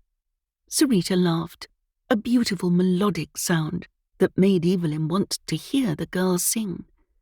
Lady Northmore, you have visited India in April. That is one of the warmest months in the entire year. I shall have words with my husband, as it is he who organised this trip. He said it was best to avoid the monsoon seasons, but I don't think either of us expected this ceaseless heat. Sit down, and I will get you a glass of water. I really am fine. Evelyn sat in the chair by the open window. Despite her words, she felt rather flushed, which was ridiculous. All she had done was fit a sheet onto the bed and put covers onto a couple of pillows. A moment later, Sarita returned with a glass of water, which Evelyn accepted gratefully. If you lived here, you would become as accustomed to the weather as I am. I rarely even notice it anymore. But then I have lived in Bombay my entire life, and I don't imagine I will ever leave. Evelyn tried to imagine what it would be like to live and die in the same place, without ever having seen anything of other towns or counties. Sometimes it was too easy to forget what a privileged life she led. Where were we? I walked through the room towards the balcony. The door to the outside was open. I put the tray on the table next to Mrs. Lascelles, then turned to her. It was obvious to me that she was dead. There could be no doubt. Can you tell me why your conviction was so strong, if it will not upset you? Sarita shuddered. She had marks around her neck, terrible purple bruises. Her eyes were open, but I knew she was not looking at me. She would never look upon another thing again in this life. I'm so terribly sorry that you had to see such a sight. Evelyn did not point out she had been the one to suggest someone check on Mrs. Lascelles, and so she felt a particular responsibility for the girl discovering the body. If it wasn't me, it would have been someone else. Imagine if poor Mr. Lascelles had returned to the hotel, and he was the one to discover his wife. Evelyn nodded. Yes, that would have been dreadful for him. The police were very keen that I tell them something that incriminated you, Sarita confessed. Were they really? It did not surprise Evelyn to hear that news. How ridiculous of them. The last thing I can think of in an afternoon is murdering my fellow hotel guests. All I want to do is have a nap. I wouldn't have the energy to kill an ant, let alone a person. No one believes it was you. That is nice to hear. Sarita finished making the bed and stepped back to admire her work. One of the cooks thinks it must be a ghost, because no one else was in the hotel apart from you and the nanny. Do you believe in such things? I think that I do, Sarita said, but I don't think they go around killing people. No, I don't either. Evelyn got to her feet. Thank you so much for talking to me. You have been a great help. Have I really? You have, Evelyn confirmed. Your recollection has been very insightful. If you remember anything else, please let me know. Of course, Lady Northmore. I would be glad to. Evelyn left the girl to her work and walked back towards her own room. It was very clear to her that the killer of Anna Lascelles was a human. The problem was working out who it could be when it was impossible for it to be any of the guests in the hotel.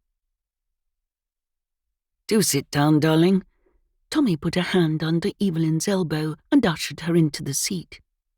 Do you see me as so feeble you have to help me, as though I am Aunt Em? Evelyn raised an eyebrow at her husband. Please stop fussing, Tommy. I'm pregnant, not infirm. He patted his handkerchief across his forehead. I'm afraid they both seem like rather the same thing to me. I can assure you they are not. It was very nice to have a husband who was so caring. But equally, there were times when Tommy's solicitousness was just plain annoying. I shall let you know when I require assistance in and out of chairs. He smiled. Your ability to seat yourself is noted. Now, shall we talk about the case? The maid who found Anna's body is very clear that the victim was strangled. The door to her bedroom was closed but unlocked. Although she and others have heard the Lascelles arguing on many occasions, Sarita tells me that the reasons for their disputes seem to have come from Mr. Lascelles. And they are? He didn't like Mr. Peterson, didn't trust Baldwin around Anna, and thought she was greedy with her money. What we have learned from Clark agrees with this. Here is my summary of what we know so far. Pierre thinks Anna could be having an affair. Lillian is jealous of Anna and wants her part in an upcoming film. In addition, she may or may not be interested in becoming the next Mrs. Lascelles. Anna cruelly rebuffed Clarence Baldwin. His wife overheard Anna not only laughing about Clarence's advances, but Anna's unkindness towards her. Finally, Clark inherits Anna's vast wealth. We have no shortage of suspects, yet every single one of them was out of the hotel when the murder occurred. Tommy paced over to the window. They were all present on the excursion with me. Can you be completely sure that none of them left for long enough to get back to the hotel? Tommy grimaced. Well, that's the thing, I can't be certain. I wasn't watching any of them closely. All I can say is that there wasn't a time when I wondered where someone was. So it's possible someone came back to the hotel, and that they were not seen by any of the hotel staff or myself. I suppose anything is possible. Tommy held his hands out. We know that from the other cases we have been involved in. I just think it's extremely unlikely. Let's see what Aunt Em says, Evelyn suggested. She is usually observant. He snapped his fingers. That reminds me. What were Aunt Em and the Colonel talking about as I came into the drawing room earlier? Aunt Em looked upset. I must confess I felt a little guilty after being rude about him last night. I encouraged him to tell one of his stories. Aunt Em asked him about his regiment, I believe. Evelyn gave her head a small shake.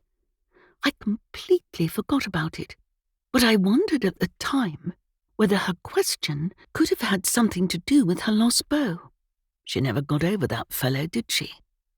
No, I don't think that she did. To Tommy's horror, tears pooled in Evelyn's eyes. Just when he thought he was accustomed to her rapid changes in mood and emotional reactions to almost everything, she surprised him. Darling, what is it? Evelyn held out a hand to him. You may help me up. Is it the baby? Do you feel unwell? What can I do? He rushed over and gently pulled her to her feet. Evelyn wrapped her arms around him and rested her head on his shoulder. Sometimes I forget how incredibly lucky I am that you came home to me. Carrying your child seems to make me both more short-tempered and sentimental than normal. I hadn't noticed. He smoothed his hand over the crown of her head. You are a terrible liar, Thomas Christie. Despite her voice sounding muffled, he could tell she was weeping. Are you sad? He asked cautiously. Army training had certainly not prepared him for the wild vacillations in a pregnant woman's emotions. She shook her head. On the contrary, I'm exceedingly happy. It made no sense to him, but so long as his wife was all right, then he was too. For long, lonely years while he was away serving his country in the Great War, he had dreamed of moments like this, holding his beloved wife in his arms. He didn't think it was possible for any other fellow to be as fortunate as him. For long moments, he simply enjoyed the embrace and thanked the Lord for his good fortune. All too soon, Evelyn pulled back and reached up to press her lips against his. As pleasant as this is, Tommy, it's time to get to work. We have a murderer to catch. Chapter 5. Evelyn found Pierre Lascelles on the hotel patio where she had sat earlier the previous day. His eyes were red-rimmed. He tried to get to his feet as she approached, stumbled, and sat back in his chair. Good afternoon, Mr. Lascelles. He nodded. Lady Northmore? Judging by his behaviour, the empty glass in front of him was not the first glass of brandy he had consumed that afternoon. I shan't ask you how you are. It would be a quite inane question under the circumstances. I can't imagine how difficult this last day has been for you. I'm positively overwhelmed with grief, he replied, then signalled to the waiter who hurried over to remove his empty glass. Anna was the love of my life. I will never get over losing her. Not for the first time, Evelyn thought what a ridiculous saying that was. It wasn't as if they had visited a busy marketplace and become separated. Anna Lascelles was dead. She hadn't been misplaced. Had you been married a long time? She indicated the chair opposite Pierre. Would you mind awfully if I sat down? He stared at her stomach, blinked away tears from his eyes, and waved a hand towards the empty chair. Be my guest. Hopefully your presence out here will mean I get served faster than I have the last few hours. As if summoned by Pierre's complaints, the waiter appeared with a glass of brandy. He set it down in front of the new widower and carefully placed a napkin next to the drink. Bowing in her direction next, he raised an inquiring eyebrow. May I bring a beverage for you, Lady Northmore? Thank you, I replied. I would be very grateful for a glass of cold water. It would be my pleasure. He bowed again before hurrying off. Pierre shook his head as though deeply saddened. You see my point? No offence meant, I'm sure.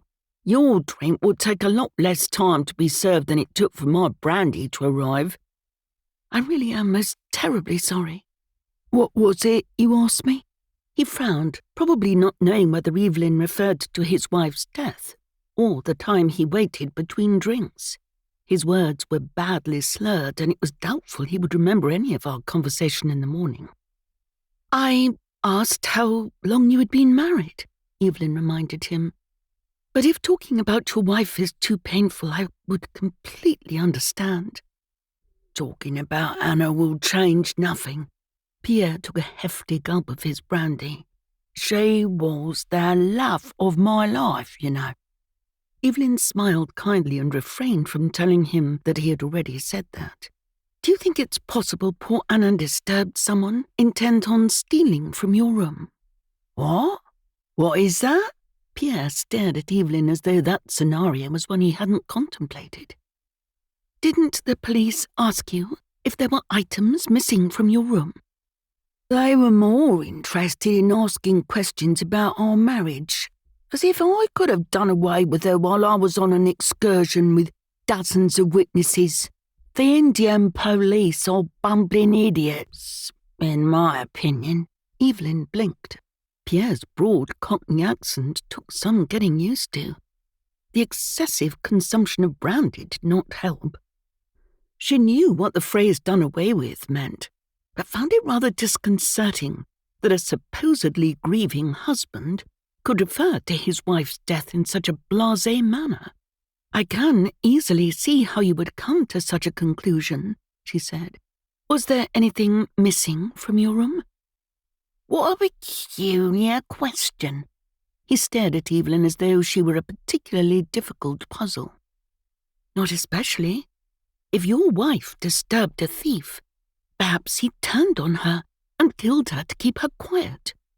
Pierre tossed the remaining brandy into his mouth, placed his glass on the table with rather too much force, then looked at her in a way Evelyn could only describe as cunning. It would make sense if one of the locals sneaked past the hotel staff while we were all out, stole Anna's jewellery, and then killed her. Sarita had already told Evelyn that Anna's jewellery was in open view on the dresser, as were other valuables. It was possible, of course, that the girl hadn't accounted for every single ring, bracelet, necklace or brooch that Anna Lascelles owned. That is certainly one possibility. He narrowed his eyes at her. One? What others can there be?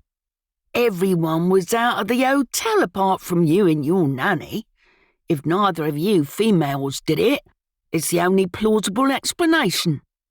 Evelyn pressed her lips together, then forced a pleasant smile to her face. He was an odious man, but she needed information from him, and in his inebriated state, he was more likely to give her it without even realizing it. The waiter unobtrusively placed a glass of water in front of Evelyn and collected Pierre's empty one. Another brandy? Yes. Pierre glared at the waiter's doubtful expression. And make it quick. The waiter bowed in Evelyn's direction and hurried off. How was Anna when you left for the excursion yesterday morning? Huh? Pierre looked at her blankly. Yesterday, Evelyn forced patience into her voice. I wondered how Anna was when you left her. Well, she was alive, if that's what you mean. Of course she was, Evelyn said soothingly, then gave a small embarrassed cough. I'm afraid you were overheard having a small disagreement. Pierre guffawed. Is that what you call it? It was a blazing row. Indeed. She gave back as much as she took. Pierre wiped a hand across his eyes. I shan't have anyone saying any different. Anna could be a very difficult woman to live with. And was she yesterday? Evelyn pressed. Were things particularly hard for you both? Pierre picked up the napkin from the table and made a show of dabbing at his dry eyes. Extremely. Anna was the love of my life, but I don't know how much longer we could both go on the way we were. Divorce was looking ever more likely. I'm desperately sorry to hear that. Evelyn took a sip of her water. Did Mrs. Lascelles feel the same way? Undoubtedly. I rather think she was looking to move on with Clarence Baldwin. Surely not. Evelyn feigned surprise. He's a married man. He has designs on my wife. He gulped as he realized he had used the present tense, and for the first time, Evelyn sensed genuine sorrow in his expression. I'm very sorry to hear that. What an exceedingly difficult time this is for you. Yes, he said morosely. I think perhaps I would like to be alone now. Of course. Evelyn got to her feet. Just one last question, if you don't mind. He waved a hand in the air. Hurry it along. After my next brandy arrives, I expect to be much less coherent. Was Anna booked on the excursion? She had a migraine, so she didn't go. I thought you knew that. He frowned. Yes, I understand that part. However, had a place been reserved for her? Yes, of course. We didn't know until that very morning that she would be much too poorly to attend. The waiter returned. Lady Northmore, you're leaving so soon? I am. She smiled at the harried-looking man. May I take this opportunity to thank you for your prompt and courteous service? He bowed so low, his dark hair almost touched her shoes. It is my pleasure, Lady Northmore. With a nod to Pierre, she left the patio musing on what she had learned. Good afternoon, Mrs. Baldwin. Tommy walked into the hotel library and indicated the leather chair opposite Marie Baldwin. Would you mind awfully if I joined you? She lifted a shoulder. Do as you wish, but be aware that if you take one step towards me, I shall scream. Tommy held both hands out in front of his body and sat down. I wish you no harm, Mrs. Baldwin, I can assure you. I should imagine that is what a murderer would say if he were trying to put me at my ease before violently assaulting me. Her use of dramatic language was putting him on edge. He took a deep breath and tried to reassure her. You are perfectly safe with me. Why? She barked out a caustic laugh. Because you are a lord? I know that means something special in England, but in America, all men are equal. What about all women? She glared at him. You're a man in a privileged position in English society. What possible understanding could you have about women and the struggles they face? I have a wife who does her utmost to ensure I have a good understanding. Good, Marie shook her head. Your wife's comprehension will only be marginally better than your own due to your social class. Neither of you will ever have a hope of seeing things as they really are. Tommy decided to take the risk of reading between the lines and guessing that Marie's background was markedly different to Anna's. Did you like Anna? I've been told she was an extremely wealthy woman. Marie's mouth twisted into a sneer, changing her pretty face into a mask of anger. Anna didn't need the money she earned as an actress. She could have lived to be 100 and she would have struggled to spend all the money she had. That didn't change a thing, though. She was still as ambitious as the rest of us. Anna was always determined to get the best part in a film, and she didn't care what she had to do to get it. She doesn't sound like a very nice woman. She was beautiful, Marie said quietly, but her beauty would have faded over time, leaving behind an ugly exterior that perfectly matched her interior. Anna Lascelles was a dreadful person, Lord Northmore. I heard she was jolly unkind to you. Marie looked at him in surprise, then nodded slowly. Oh, you mean last night? Tommy frowned in confusion. When did you think I meant? There have been many occasions Anna's savage words have been aimed in my direction. The incident last night was the latest in a long stream. of almost constant abuse. Why did she dislike you so much? Marie shrugged. I don't necessarily think that she did. Anna was just like that, you see. As I've said, she was simply an awful person. I don't think she even knew how to be pleasant. How terribly sad. It certainly is, isn't it? Marie agreed.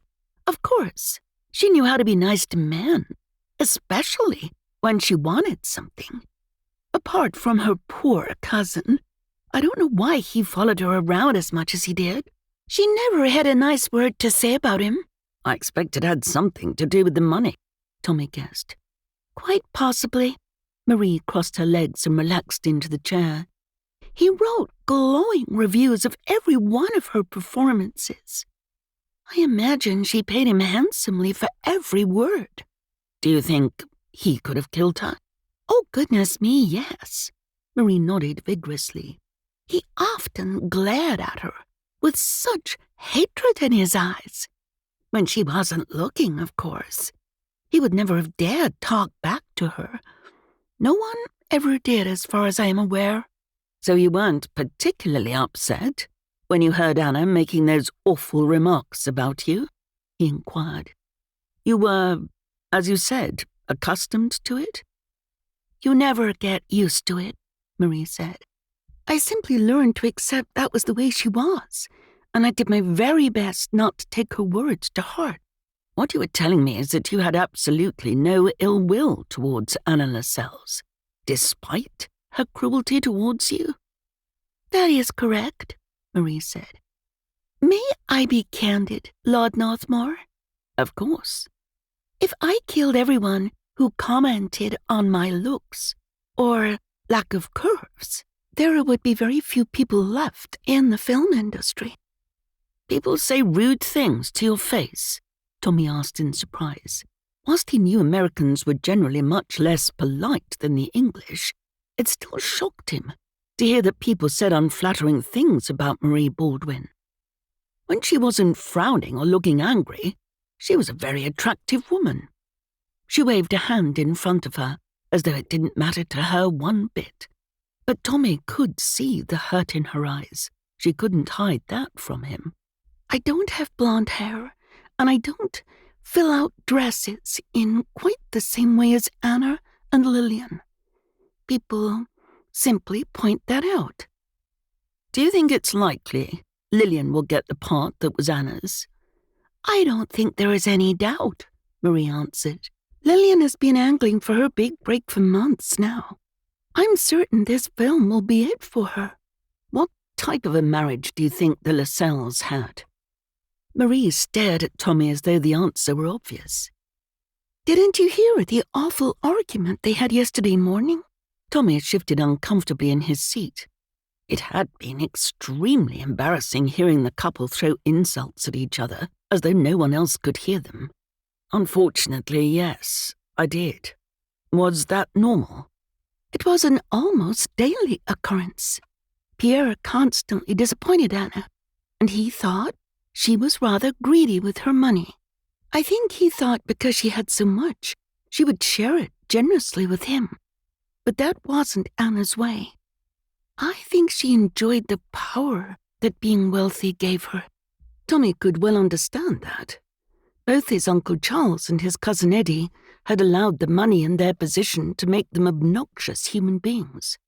Since he had inherited his title, Tommy was desperately keen to make sure he retained as much of his personality as he possibly could, in spite of the power and influence his inheritance afforded him. Thank you for talking to me, Mrs. Baldwin. I always find that learning as much as we can about the victim helps us when we try to identify the killer. If I were a woman in your wife's condition, I would be sitting at home in Yorkshire, in my comfortable drawing room, with servants running around doing my bidding. I most certainly wouldn't be on vacation in India, and I definitely wouldn't be insinuating myself into a murder.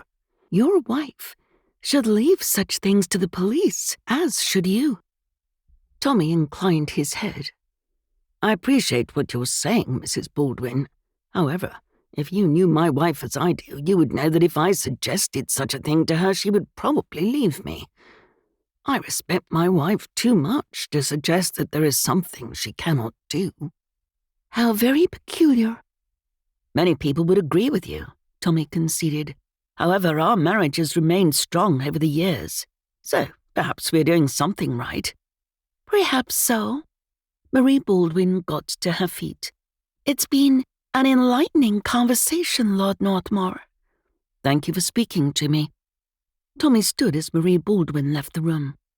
Although the woman tried hard to exude a stony facade, Tommy thought underneath her bluster Marie Baldwin was much the same as most other people. Harsh words upset her.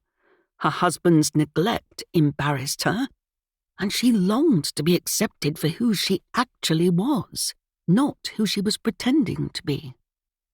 However, that wasn't to say she was mild-mannered, and she certainly couldn't be ruled out as a suspect. It seemed they had a number of people who had a motive to commit the murder, but they hadn't yet worked out how on earth it had taken place, given none of the people who had a reason to kill Anna Lascelles were actually in the hotel at the time she died.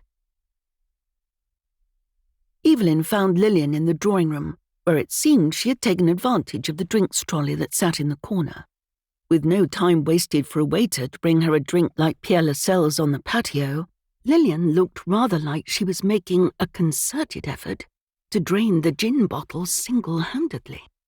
"I rather hoped I would be questioned by your exceedingly attractive husband, instead of—" Lillian paused meaningfully as she looked Evelyn up and down disparagingly. "You. That man certainly has a face made for films." "Hello, Lillian," Evelyn said as pleasantly as she could.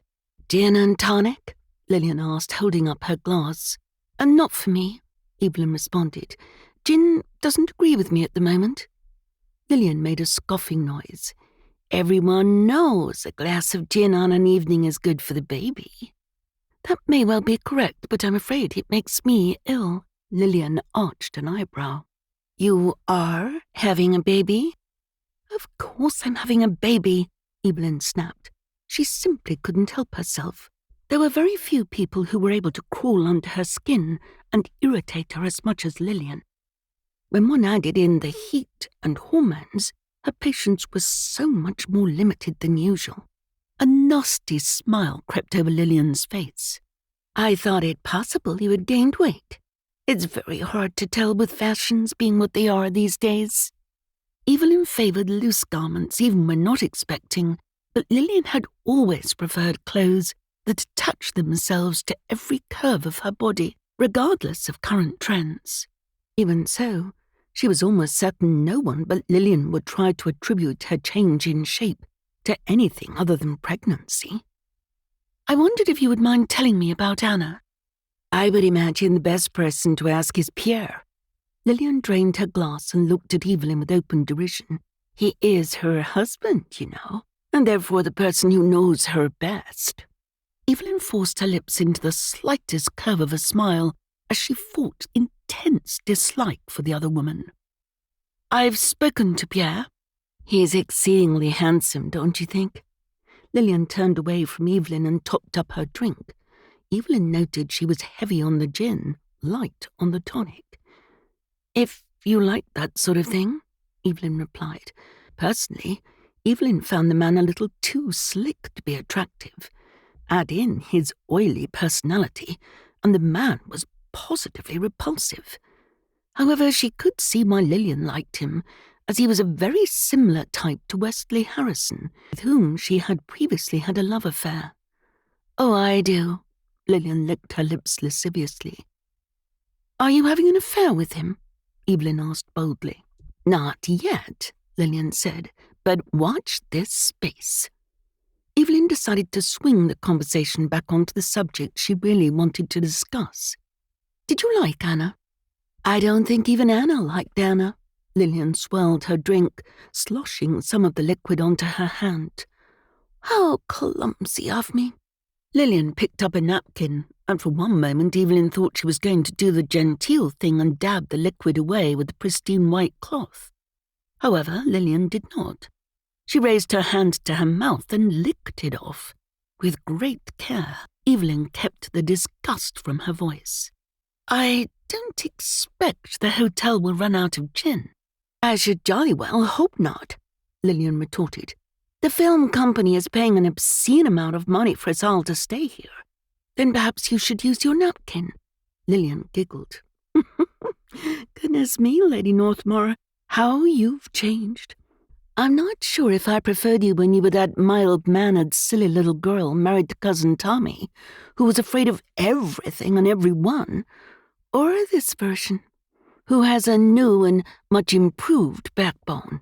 Evelyn wished she could disagree with Lillian's assessment, but she was right. Back in the days when she attended Heslem Hall for family events, she had been so terrified she would use the wrong cutlery, say something silly, or accidentally damage one of the many antique ornaments scattered on every surface throughout the house that she was rather meek. However, with age and experience, she had learned to assert herself, while usually remaining unfailingly polite. Did Anna have any friends? No. Lillian picked up a silver case and extracted a cigarette. Placing it into a black holder, she lit it and inhaled deeply. As I said, she didn't even like herself, so why would anyone else choose to spend time with her? Unless they were interested in her money, of course. Were there lots of people interested in her money? Lillian gazed at Evelyn as she simultaneously blew out smoke through her nose and the corner of her mouth. Absolutely everyone she met, darling. The endearment was so sarcastically delivered that Evelyn almost flinched. Was Anna generous with her money? On the contrary, Lillian said, rather like me with this gin. She didn't like to share, and she appeared almost scared that it would run out far quicker than she would like. I understood. She inherited millions. Yes, that's right, Lillian agreed, but I don't think she had access to the entire amount. This was interesting. Clark had told Tommy that it was a family trust, and that he inherited following Anna's death. But Evelyn didn't think either she or Tommy had appreciated that Anna didn't have free access to the money. Pierre certainly didn't seem to think his wife had any restrictions on her spending. But perhaps he didn't realize the money was held in a trust, and, despite her death, he would not automatically inherit as her husband. You said the film company are paying for your trip, Evelyn said. Do you think they will cut it short now Anna has died? How can you be so calm about death? Lillian demanded. I am almost demented with fear. Is that why you are drinking so excessively? I'm drinking excessively because I enjoy it, darling. This made no sense to Evelyn. If Lillian were truly afraid for her own safety, then surely she would want to remain sober and vigilant. Drunk and sloppy, she would surely be in far more danger if the killer decided to make Lillian his next victim. Unless, of course, it was some sort of elaborate double bluff, and Lillian was drinking because she was the one who killed Anna and was feeling remorseful. Evelyn frantically racked her brain, trying to think of some other way of mentioning either the film company or the part that had been Anna's. She wanted to know if Lillian would admit to wanting the part. That would be a very strong motive for her to kill Anna. Who decides which actress will play the leading part? Is it Clarence Baldwin? He's the director, Lillian said mockingly. He doesn't decide things like that, even though he likes to think he has some kind of influence over who gets what part. Oh, I see, Evelyn replied, though she didn't really. She had absolutely no idea how film companies worked, or which person was in charge of what. Does someone in New York decide? Lillian positively bellowed with laughter. Oh, darling, you are so naive. The film companies are in Hollywood. Someone there will decide what is to happen about the film and let us know. Of course. All the earlier scenes that have been shot with Anna will have to be remade. Are you in India on holiday? Or is part of the film being, I'm afraid I don't know the correct terminology. Shot, Lillian replied with gusto. The term is shot. Despite having her guard raised as much as she could while talking to Lillian, Evelyn did flinch at the extra emphasis the other woman gave to that last word. So, is it? We have one scene here in India. The plan was to stay for 5 nights. On the 3rd day, the India scene was due to be filmed, so that would be tomorrow. I don't know what will happen now. Lillian stubbed out her cigarette in the ashtray she had positioned next to the open bottle of gin. She removed the holder and placed it into the cigarette case and snapped it closed. I shall leave you to your drinking and smoking, Evelyn said carefully, keeping all censure from her voice. No doubt I'll see you at dinner. Goodness gracious, Lillian said as she finished the rest of her drink. I don't think I'll still be conscious at dinner time. Despite Lillian's assertions that she was drinking simply for the enjoyment, Evelyn couldn't help but think there was something else going on. Was Lillian genuinely afraid of being the next victim? Did she hold a secret that might make her a target? Or was she getting thoroughly drunk in an attempt to forget the awful deed that she had committed? Whatever the answer, it was highly suspicious that Lillian was on hand at the scene of another murder. Chapter 6. Tommy discovered from one of the hotel staff that Clarence Baldwin was in his suite. He gave only a moment's thought about disturbing him before climbing the stairs and heading to the room occupied by the film director. It was important that they find out as much as they could as quickly as possible. From experience, Tommy knew a killer could very easily strike again if they felt they were close to being discovered. He knocked on the door lightly in case the other man was sleeping. Almost instantly a voice boomed through the wood of the door. Enter. Oh, it's you. Clarence Baldwin looked disappointed as Tommy strode onto the balcony. You'd better sit down out of the sun. Clarence Baldwin was a large man. He was tall and incredibly well built. While it did appear he carried some extra weight around his middle, one would not describe him as overweight. Tommy couldn't help but look at the man's large hands and imagine how easy it would have been for him to wrap his hands around Anna's slender throat and squeeze the life out of her. Thank you, I don't mind if I do. Tommy took a seat under the umbrella on the balcony of the director's room. I thought you were room service, Clarence said, which went some way to explaining why he looked as disappointed as he had when Tommy had arrived. I'm not built for waiting hours between meals, so I've ordered myself a snack before dinner. I won't take up much of your time, Tommy promised, and I shall leave as soon as your food arrives. Clarence nodded. Fair enough. What do you want? Tommy appreciated the other man's no-nonsense attitude, and if he hadn't been aware of the comments he had made to Anna, Tommy thought he might have warmed to the fellow. I believe you made advances towards Anna Lascelles before she died. Clarence barked out a laugh. Straight shooter. I like that. But to answer your question, no, I did not. You didn't?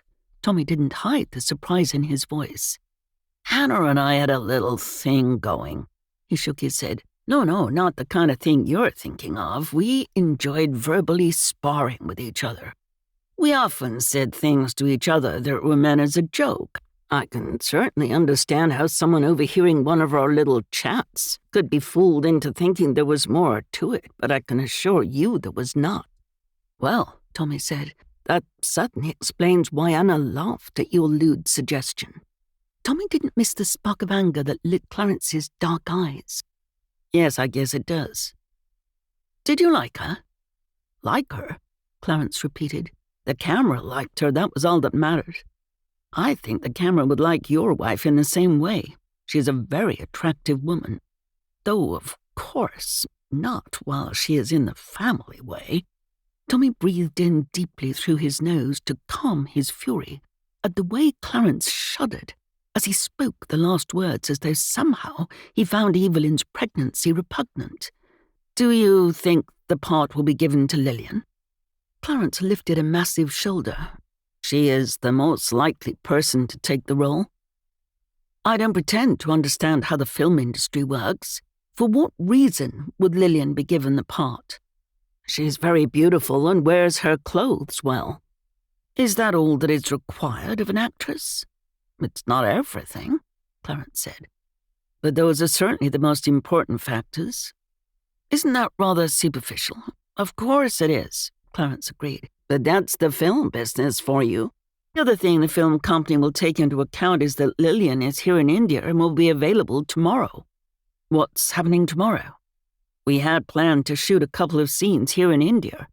It would make sense for Lillian to take Anna's part and then reshoot the scenes with Anna in when we get back to America."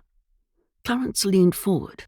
"I'm sure it all seems rather brutal to you, but these guys are running a business. They won't let something like a murder get in the way of them making money." "Are they aware that Anna is dead?" "Sure," Clarence said.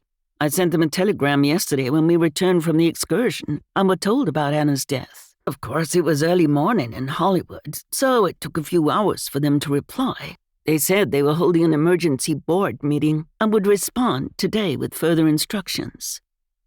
Tommy could certainly appreciate that the film company would want to ensure they hadn't wasted their money by sending their employees to India for no reason, but he couldn't help but think it was rather mercenary.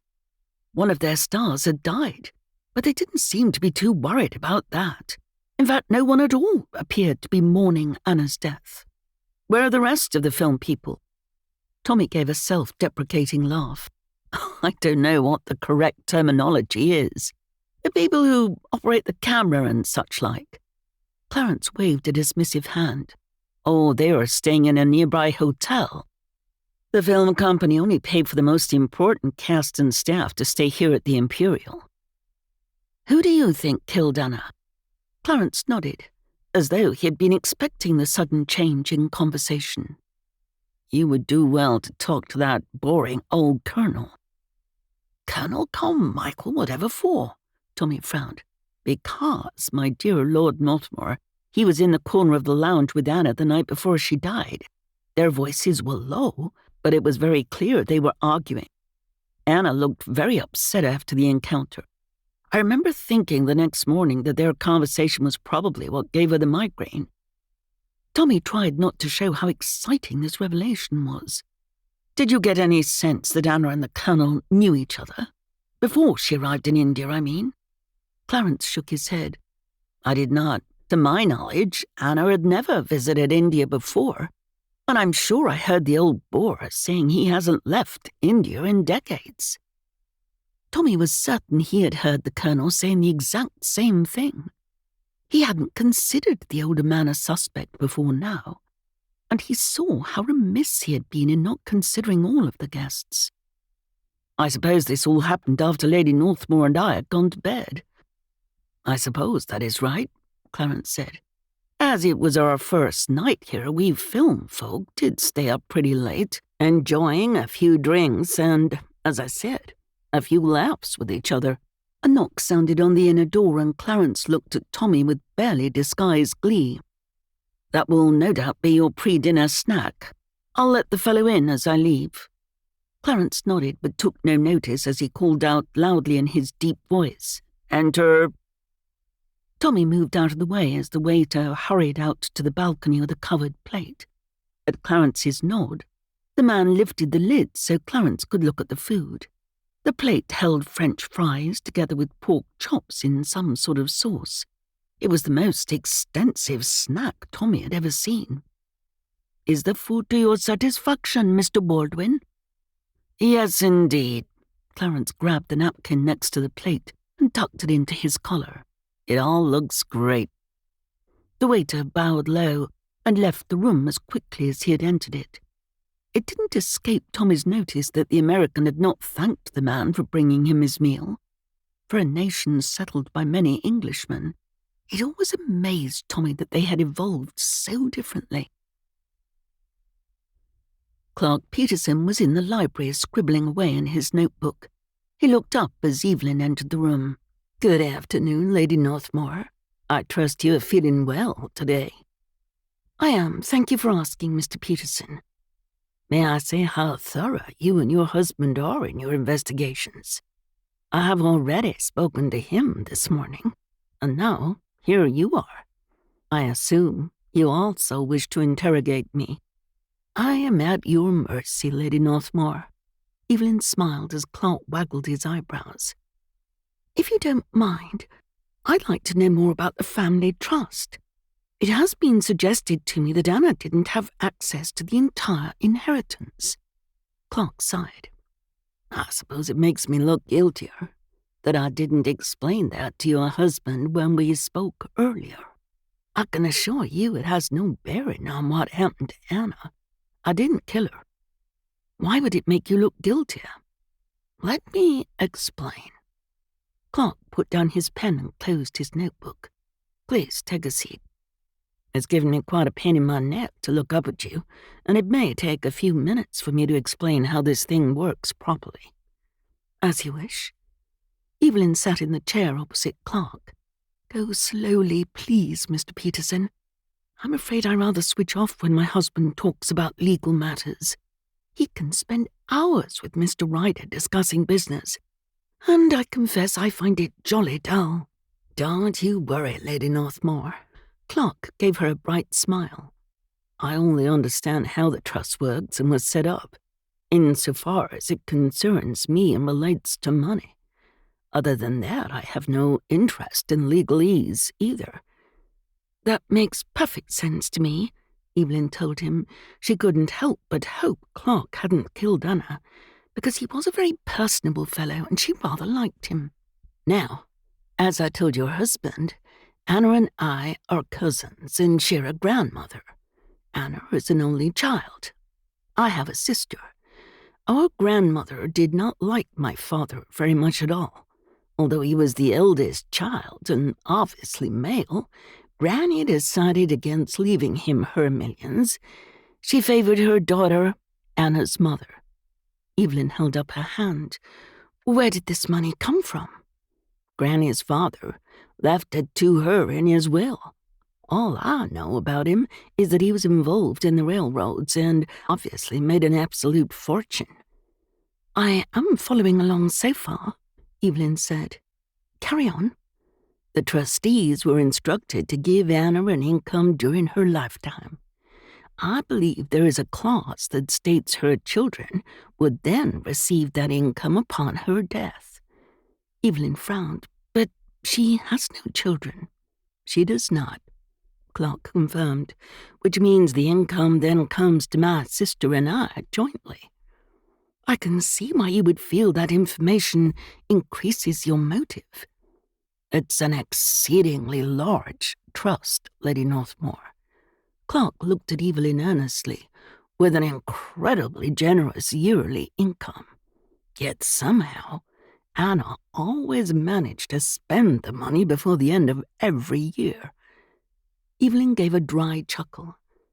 "Everything you're saying simply makes things sound worse for you, Mr. Peterson. It's irrelevant how much money Anna spent every year. The point is that you and your sister would benefit if Anna were to die, which she has." "Yes, I'm fully aware of that." Clark looked morosely at Evelyn. "You have to believe me, Lady Northmore. However insufferable Anna was, I would never have harmed her. Honestly, there were times when she was being particularly obnoxious that I wished something would happen to her. But I would never bring about her death by my own hand." What a strange turn of phrase that was. Evelyn decided to push the point. "But you were not averse to bringing about her death by someone else's hand?" Clark looked shocked at the suggestion. "Absolutely not. I don't see that there's a difference. Even if I hadn't committed the act myself, I would still be guilty. As I've said, I may have wished something would happen to her, but that's very different than actively doing something. Or encouraging someone else to do it for you. Exactly, I would never do that. What about your sister? Carrie, Clark said, raising an eyebrow. She is way too busy raising 5 children on a ranch back home in Texas to think about killing anyone. I suppose with 5 children the money would come in very useful, though. I guess so, Clark answered. But she doesn't really need it. Her husband's family have been in the cattle business for a number of years.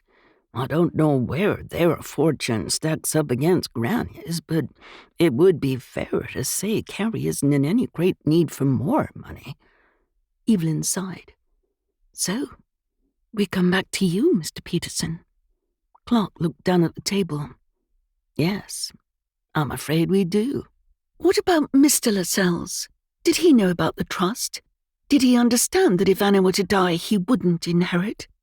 That's the thing about trusts, Clark said. Most people only know the law as it relates to someone dying without a will.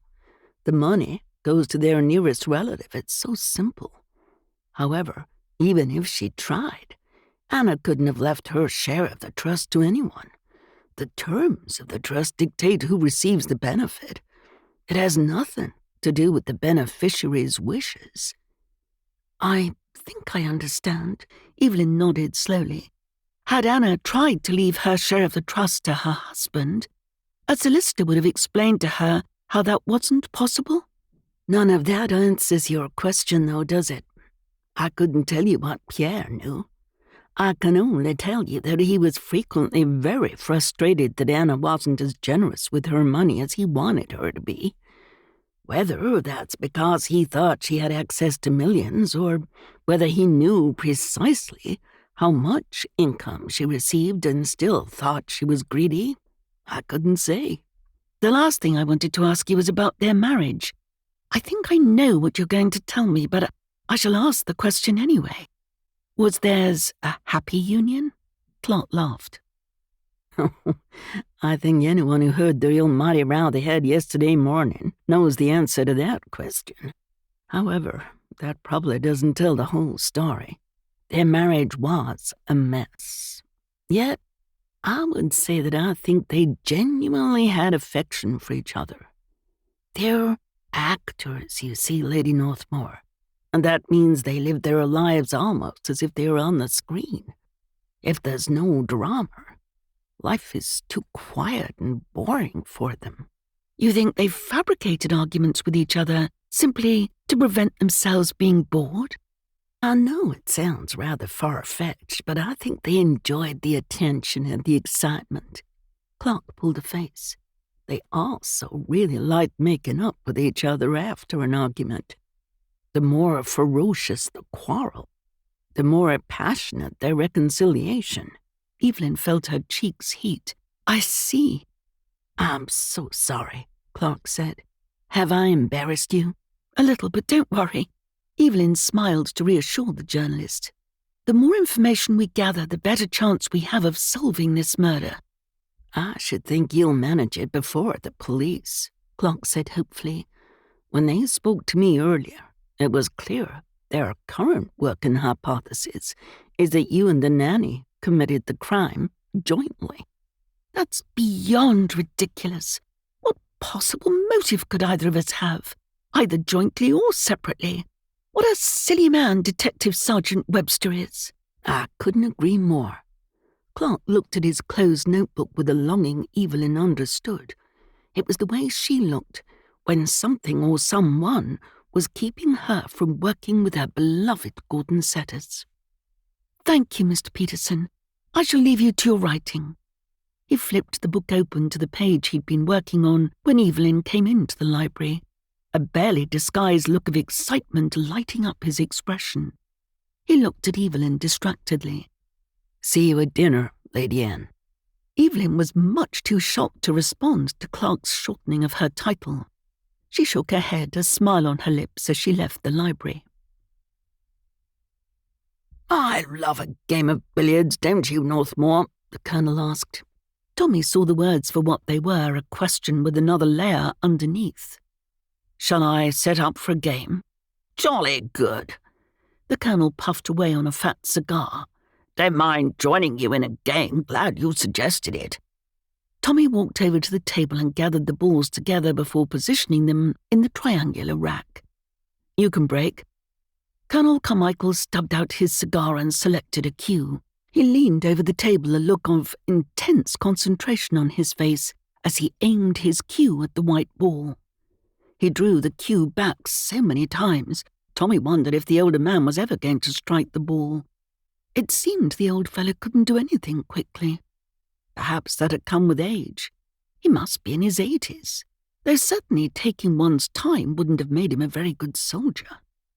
Eventually he hit the white ball, and it flew towards the yellow and red balls, scattering them across the table. "Your shot, Lord Northmore."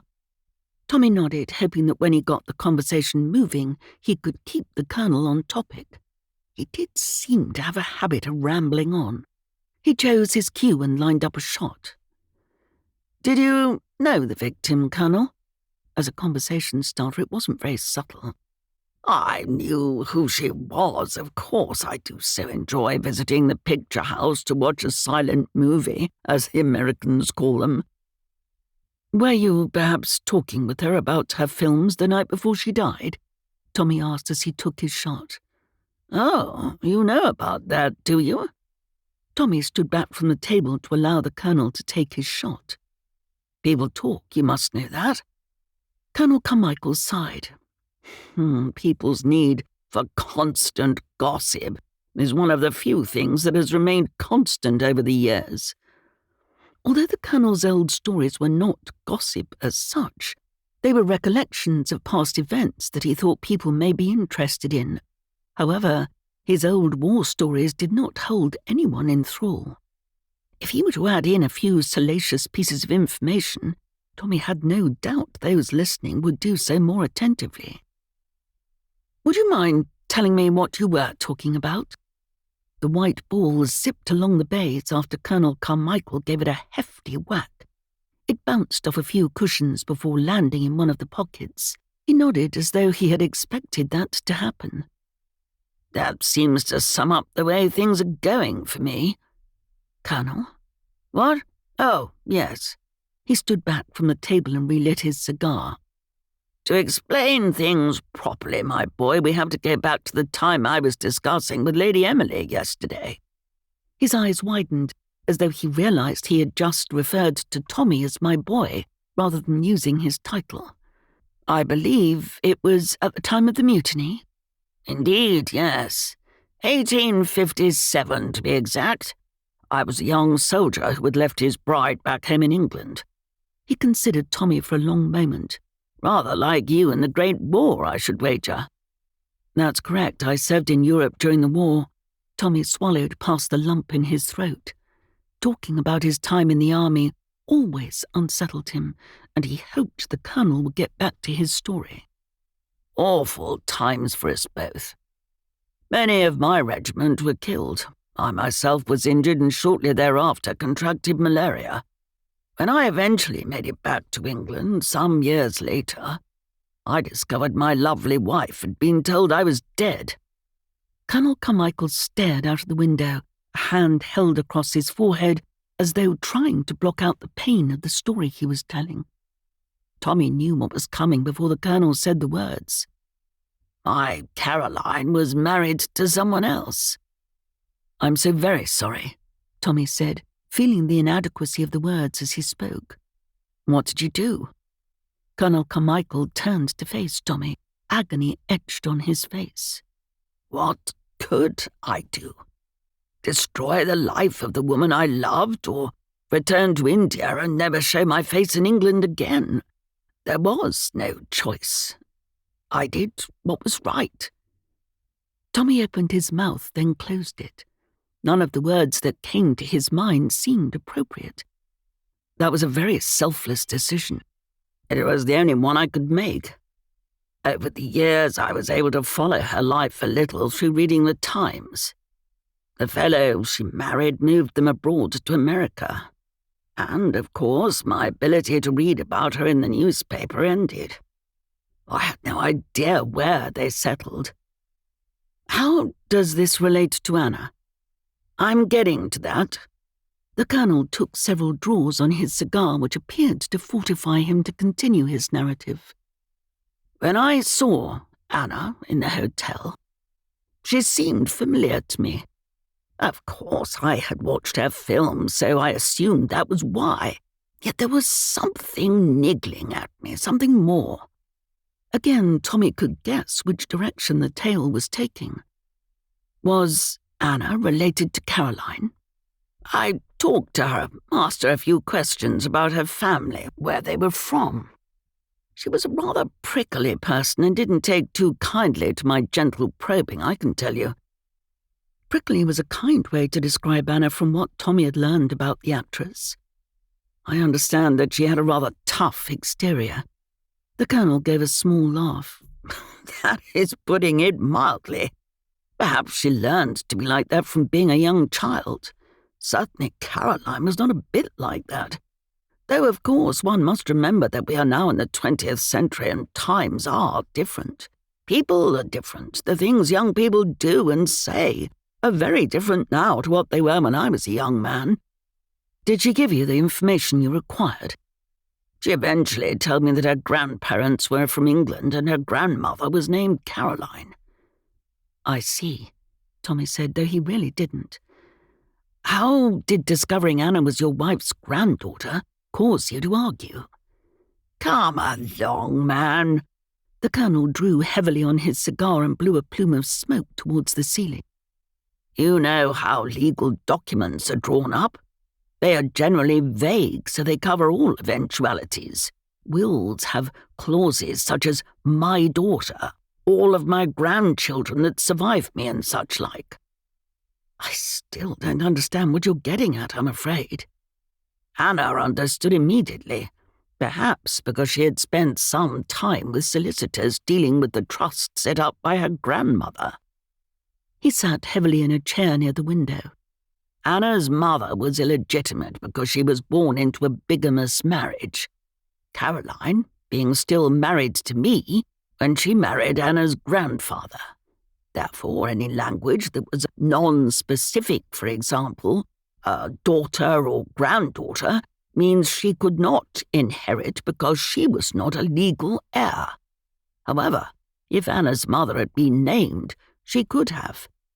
Wills and trusts were always written that way to specifically exclude any illegitimate children coming forward and claiming family money. Yes, I understand that part. Tommy sat opposite the Colonel, the game of billiards forgotten. Let me see if I understand this correctly. Anna's mother could not have inherited from her mother, Caroline, because she was illegitimate, which means the trust should never have gone to Anna but to someone else. Precisely. The trust would have failed if the clause was written for the benefit of my daughter. However, if it was written Eleanor Miller, which was Anna's mother's name, then the trust would have been valid.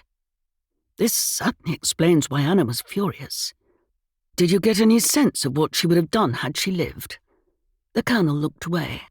I'm almost certain she would have done absolutely nothing. Why would she want to tell anyone that she might not have been the rightful heir to her family's fortune? I can certainly see that silence would be the best for Anna in this situation. Tommy shook his head. It seems so fantastical that you pursued the niggle you had about Anna's appearance. Not really. The Colonel stumped out his cigar. Eleanor was the name of my mother. As soon as I started talking to the girl, I knew I was right. What did she say to you when you told her about her grandmother? He dipped his head. I shouldn't have said anything to her. It wasn't fair of me to tell her about Caroline. Yet I somehow couldn't help myself. It was like having a little part of Caroline standing right in front of me. And after all these years, I couldn't help but want to know all about Anna and her life. She didn't want that? It wasn't a question. She did not, he confirmed. She wanted nothing to do with me and was exceedingly clear about that, let me tell you. Anna said she wished she'd never met me, And she said—" The Colonel put his head into his hands and his shoulders shook. Tommy hated to press him, but the information might be important. "What did she say, Colonel?" "She said she hoped I died in my sleep." His voice was raw and scratchy. "I only wanted to be her friend." Tommy reached out and patted one of the Colonel's shoulders. "It's so inadequate, I know, but I am desperately sorry." "Thank you, Northmore." Colonel Carmichael looked up, his eyes wet. "Though it seems God soon struck her down for her evil words." "No, Colonel, he did not." Tommy shook his head. "She was killed by a person who walks this earth and who is staying at this very hotel." "That person acted as his instrument," the Colonel asserted. "No," Tommy said firmly, disconcerted at the fury barely contained in the Colonel's now dry eyes. "My God does not use other people to punish his children. A man killed Anna for his own nefarious reasons, and they have nothing whatsoever to do with God." "I only wanted to be her friend," the older man repeated, and he began to sob in earnest. While Tommy greatly regretted the way Anna had spoken to Colonel Carmichael, he was also troubled by the way the man had reacted to her cruel words. He had gone from being a rather inoffensive older gentleman to a very real suspect. Chapter 7. "Aunt Em, I'm worried about you." Evelyn reached over and covered one of Em's hands with her own. "You looked very distressed when the Colonel was talking about his time as a soldier." "Yes, dear," Aunt Em replied absent-mindedly. "Would you like to talk about it?" Tommy asked. Evelyn hoped the older lady would tell them what had caused her to be so upset. Perhaps there was something they could do to help. "I would hate to bore you like the old Colonel." Evelyn hid a smile at the use of the word old. Colonel Carmichael was at least as old as Em herself.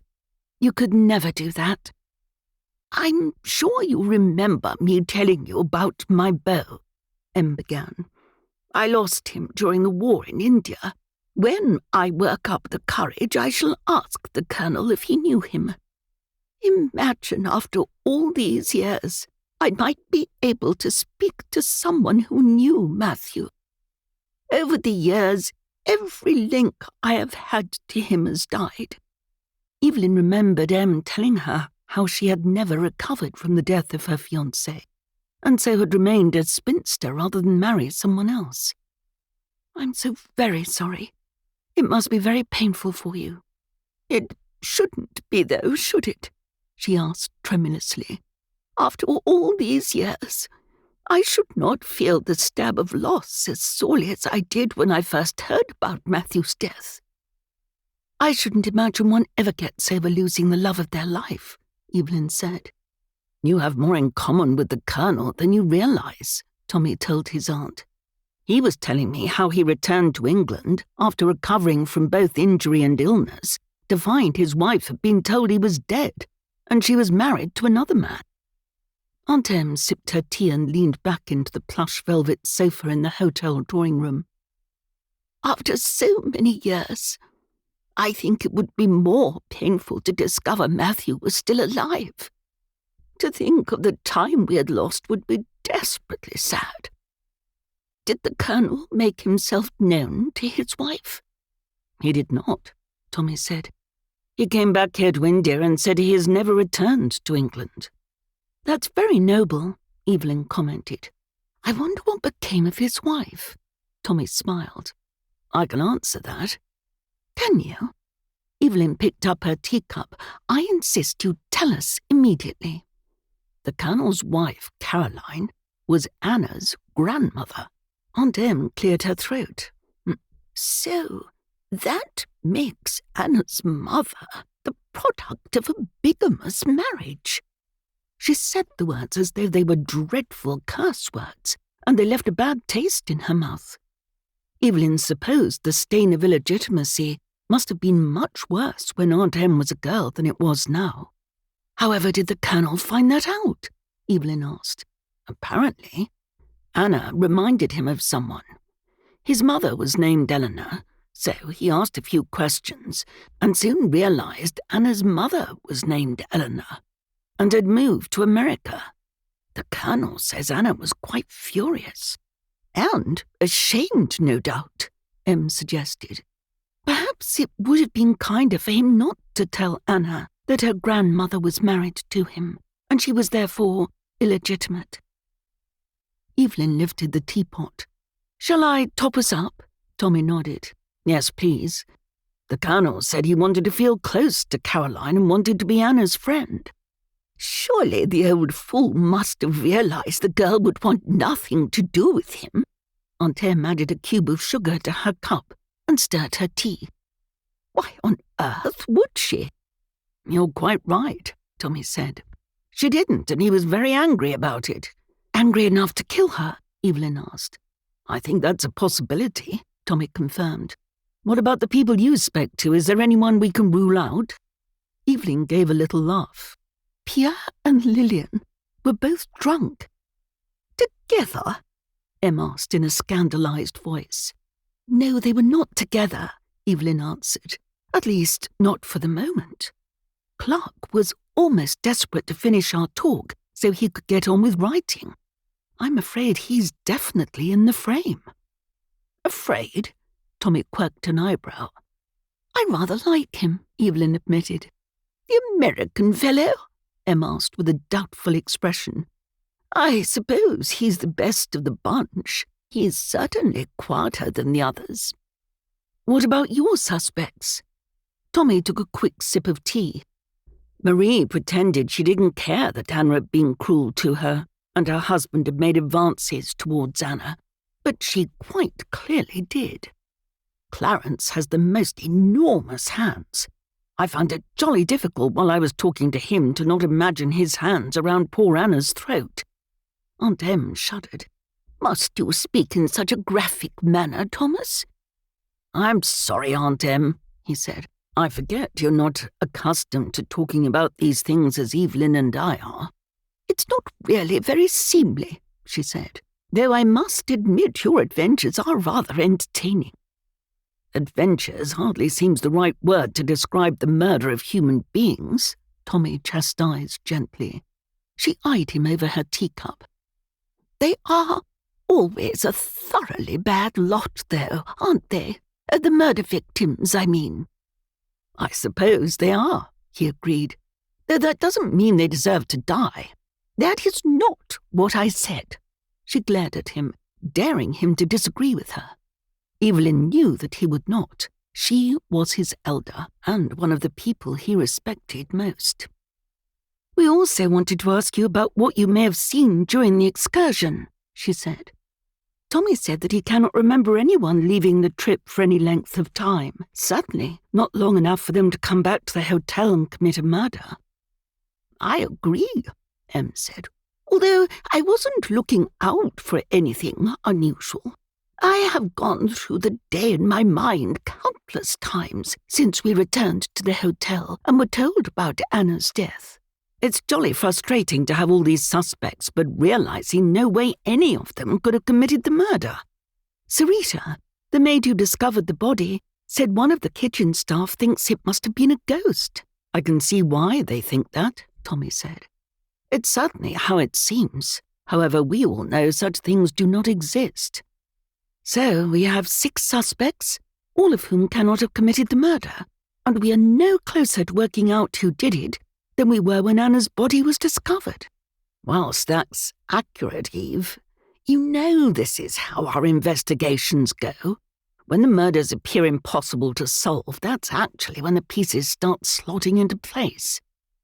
Evelyn drummed her finger on the table. "I can't help but think I've missed something.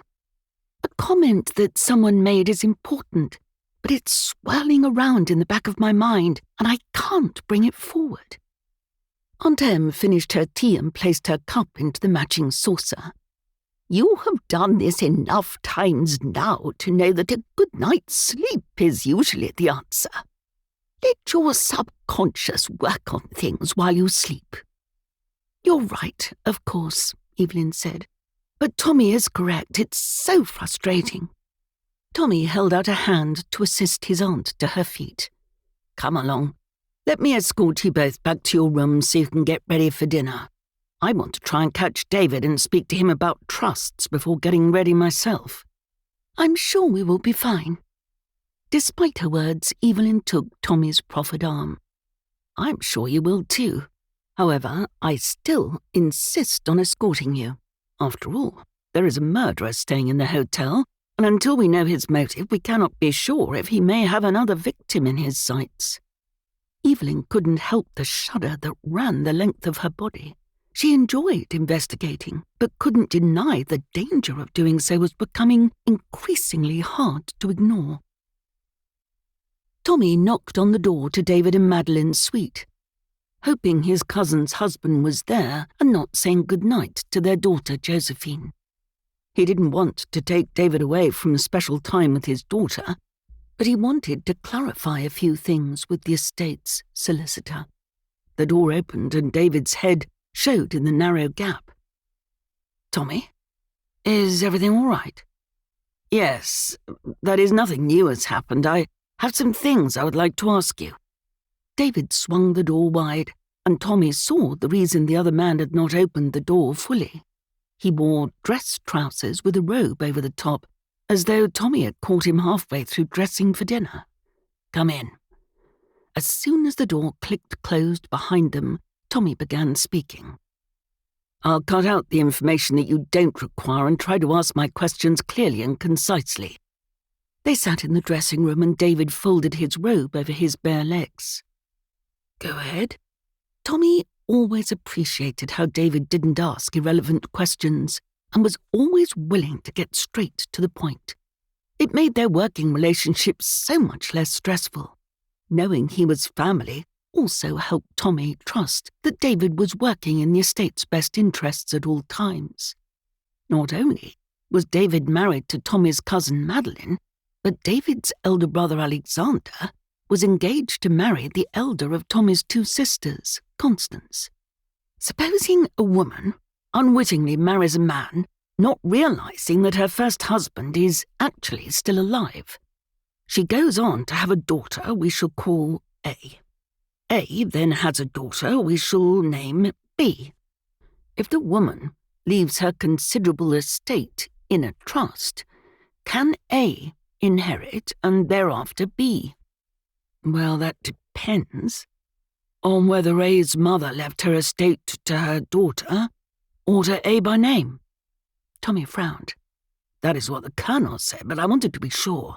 If she left it to her daughter, the trust is invalid? That's right. The law does not recognize A as a legal person because she's illegitimate. In this scenario, what should happen to the trust? David folded his arms across his chest. I assume the trustees are treating B as a valid beneficiary? That's correct. At this point, it's unknown whether the trustees will ever be aware B is illegitimate. So the law will treat the trust as though it was never written in these circumstances, and any property included in the trust will revert to the estate of A's mother. If we suppose the residuary estate is also left to the benefit of the daughter, then the will is also invalid. The laws of intestacy will then come into play. Legitimate children can then inherit. Parents, then brothers and sisters. Do you know if any of those exist? Tommy shook his head. I don't. What if the residuary estate is left to A by name? Then she shall inherit everything. It still means the trust itself is invalid, but the daughter could still inherit, depending on what A's will says, should there be one. Okay, Tommy said carefully, as he mused the information. What if A's daughter has a sibling? Then it depends on whether that sibling was born to the first valid marriage or the second bigamous one. If that sibling was legitimate, then he would inherit the residuary estate under intestacy laws. Exactly right, David frowned. Remind me to check over both your and Evelyn's will when we get back to Yorkshire. Vague language was used to particularly prohibit illegitimate children from inheriting. But this sort of dilemma reminds me how important it is that legal documents accurately reflect a testator's wishes.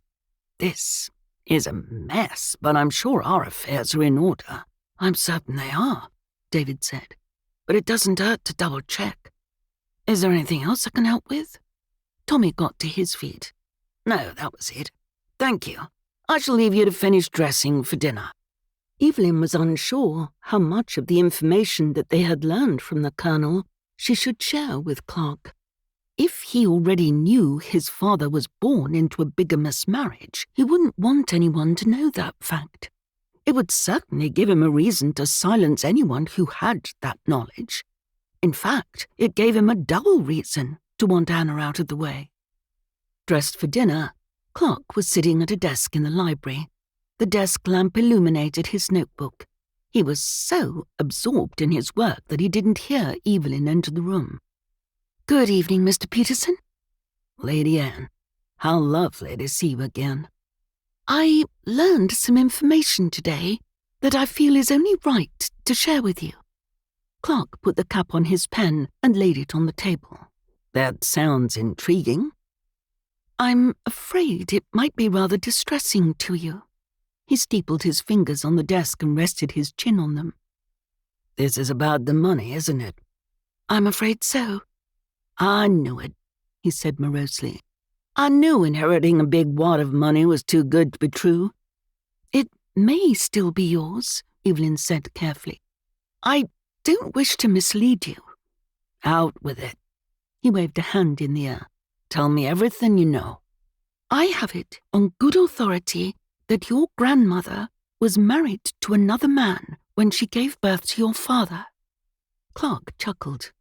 Was she really? The sly old girl.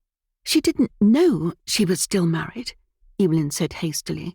She thought her first husband was dead when she married your grandfather.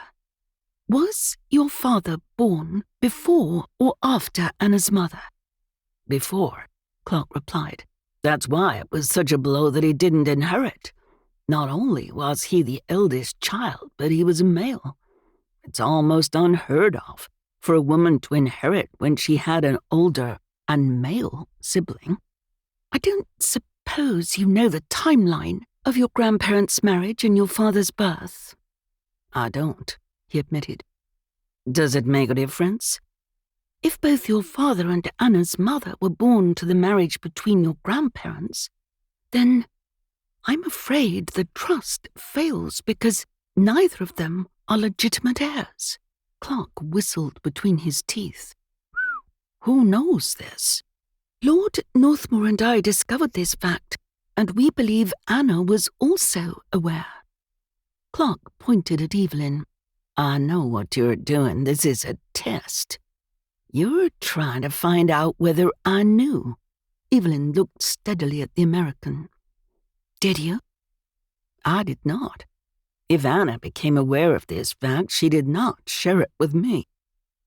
If she had, you see how it would give you an extra reason to silence Anna, both so you could inherit the money and so the issue of illegitimacy was not exposed. I do see that, he agreed.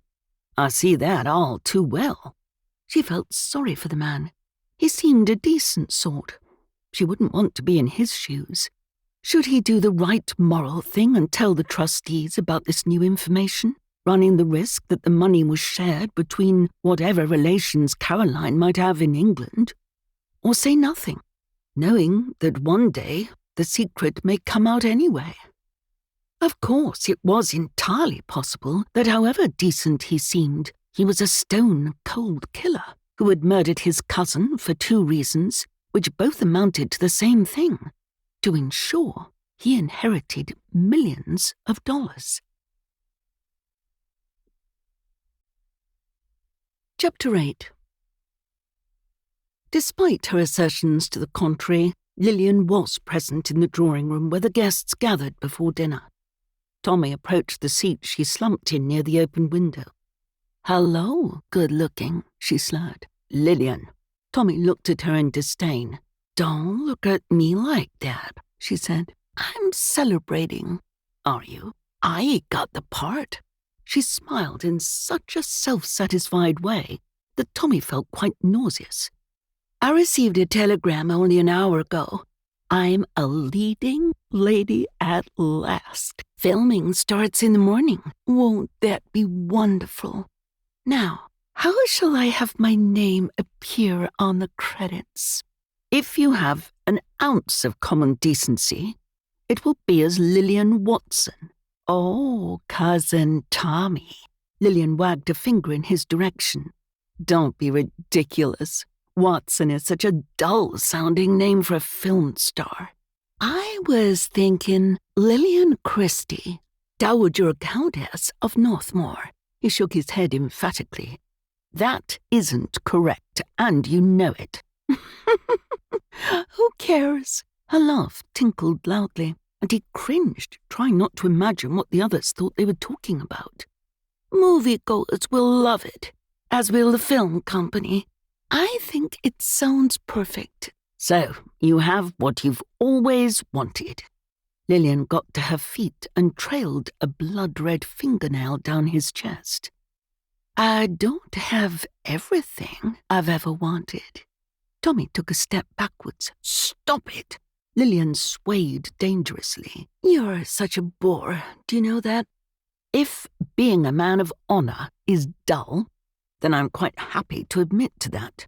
Lillian closed the gap between them. You'd like to know what you've missed out on with me, though, wouldn't you?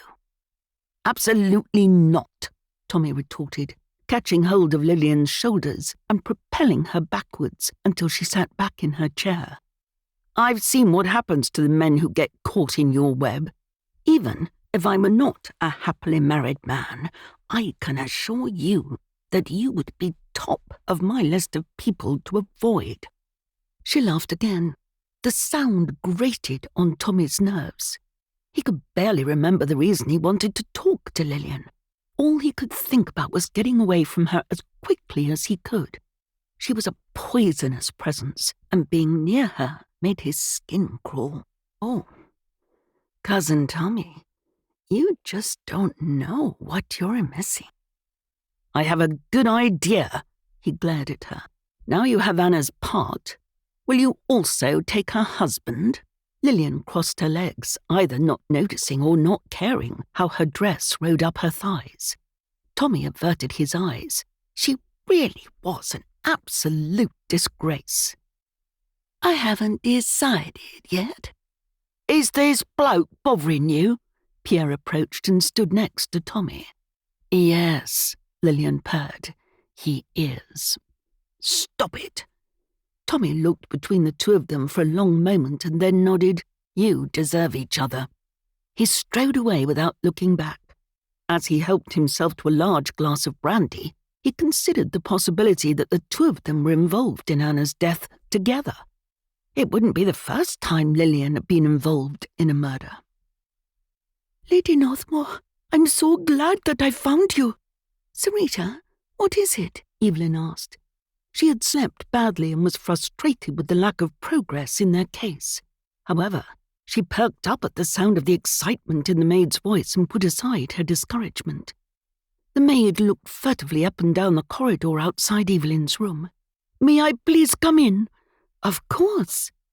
Evelyn stepped back so the girl could get out of the corridor. She was clearly afraid of something. What is it? She reached into her pocket and pulled out a pretty silver brooch in the shape of a butterfly. A large red stone represented the body, and what looked like diamonds winked at her from the wings. I found this. It's quite beautiful. Evelyn quirked an eyebrow. Where did you find it? Sarita looked at the door to Evelyn's room as though she was concerned someone would come bursting through. In Marie Baldwin's room. I assume you have seen it somewhere else. It doesn't belong to Marie. It belonged to Mrs. Lascelles. Think back, Evelyn urged. Was it in Mrs. Lascelles' room when you went in yesterday and discovered her dead? Sarita closed her eyes and scrunched up her face, and she searched her memory. I can't remember. Yesterday you said you thought everything was there. I know. Her lips twisted in consternation. It's possible. The shock of finding her body made me careless. I'm usually very observant. I'm sure you are, Evelyn soothed.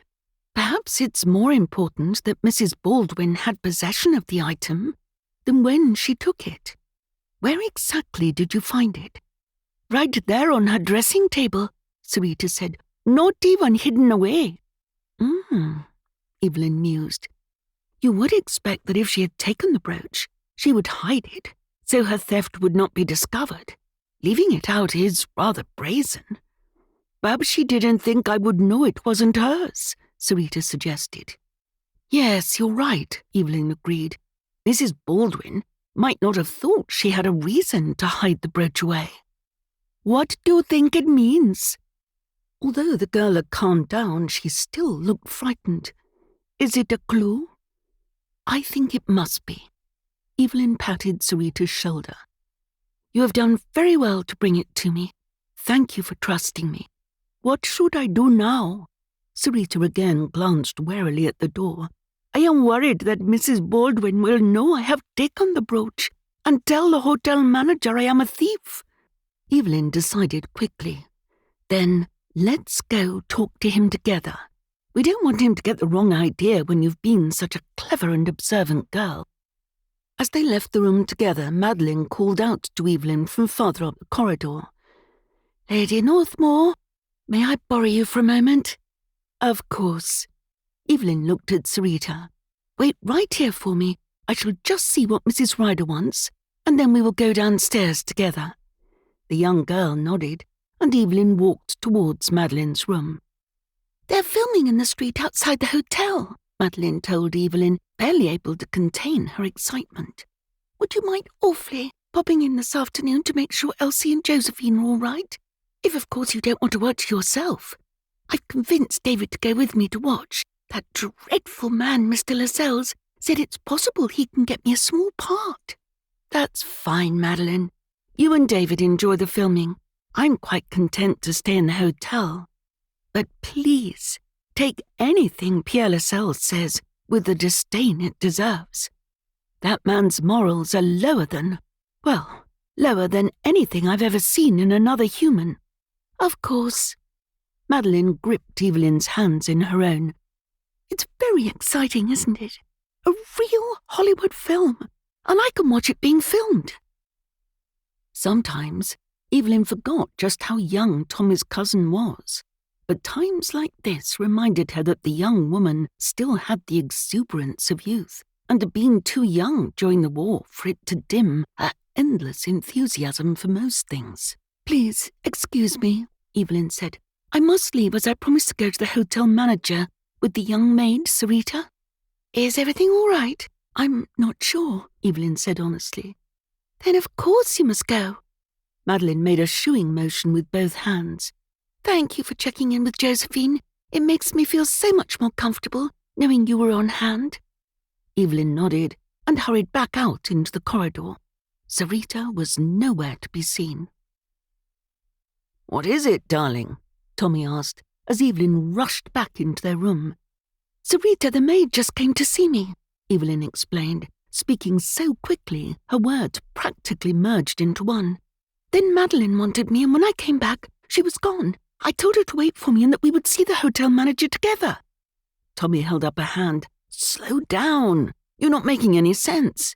We don't have time for me to explain everything properly, she said breathlessly. We need to find her. Do you think she is in danger? He crossed the room with long-legged strides. Yes. Stay here, he instructed. Lock the door and I will find her. Absolutely not, Evelyn retorted. I'm coming with you. I really wish you wouldn't. She held open the door. I know. Tommy hurried into the corridor with Evelyn following closely behind. He wished, just once, that Evelyn would put her own safety before uncovering a murderer. But he understood why she could not. Perhaps she was safer by his side.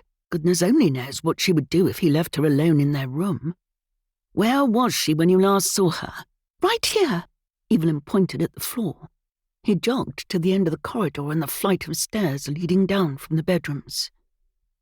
Hey, what is going on down there? What is it? Evelyn struggled to keep up with her husband's pace. He turned around. Evelyn, please be careful on the stairs. Nothing will change, no matter how long you take to get down. Hoping she listened to his plea, he ran down to the bottom as fast as he dared towards Colonel Carmichael, who was standing over the body of a girl in a maid's uniform. Evelyn hated how long it took for her to negotiate the long stairway. However, she heeded Tommy's advice. The scene at the bottom of the stairs would not alter, and falling or slipping in her condition could be catastrophic. What is it? What has happened? She asked as soon as she reached the ground floor. She's breathing, Tommy answered, his face a mask of concern. The colonel has gone to the front desk to ask for an ambulance to be sent. She stared at the prone figure of Sarita on the floor. Fingerprint bruising was already apparent around the girl's neck. The colonel? Could he have attacked Sarita? All I can tell you is that I saw him standing over the girl when I arrived at the top of the stairs. I sent him for help as soon as I saw her condition. Evelyn knelt on the floor on the opposite side to Tommy. He had already placed the hotel maid in the recovery position. She ran a hand across the maid's hair and looked up at Tommy with tears in her eyes. Sarita told me that a brooch belonging to Mrs. Lascelles was on Marie Baldwin's dressing table this morning. She was going with me to see the hotel manager when Madeline called out to me. I blame myself for leaving her alone in the corridor. Stop. Tommy held up a hand. It will not help you blaming yourself, Evelyn. The person to blame is the perpetrator of this vile deed. I understand what you are saying, Evelyn said. However, it doesn't change the fact that me being called away left poor Sarita open to attack. Whoever this murderer is, they are getting more desperate. It is definitely a brazen attack. Tommy ran a hand through his hair. We must redouble our efforts and get to the bottom of both Anna's murder and this attack before anyone else is injured, or worse. A commotion sounded farther up the corridor, and ambulance personnel rushed to Sarita's side. Can you tell me what happened? Evelyn hated the look that the newcomer gave Tommy, as though he was somehow to blame for the maid's condition. My husband came across the poor girl in this state. Tommy reached out and put a hand on Evelyn's. Please don't distress yourself, darling. It is as Lady Northmore said. I was coming down the stairs and I saw Colonel Carmichael standing over the girl. As you can see from her visible injuries, it appears someone has tried to strangle her. Whether the colonel interrupted the perpetrator, or is, in fact, the perpetrator himself, I cannot tell you. I suggest you save those explanations for the police. All I am interested in is the facts, so that I can properly treat my patient. Then I'm afraid I cannot tell you any more than I already have. I did not see the incident, so I cannot tell you how long the attack was. Tommy stood, helped Evelyn to her feet and moved back out of the way.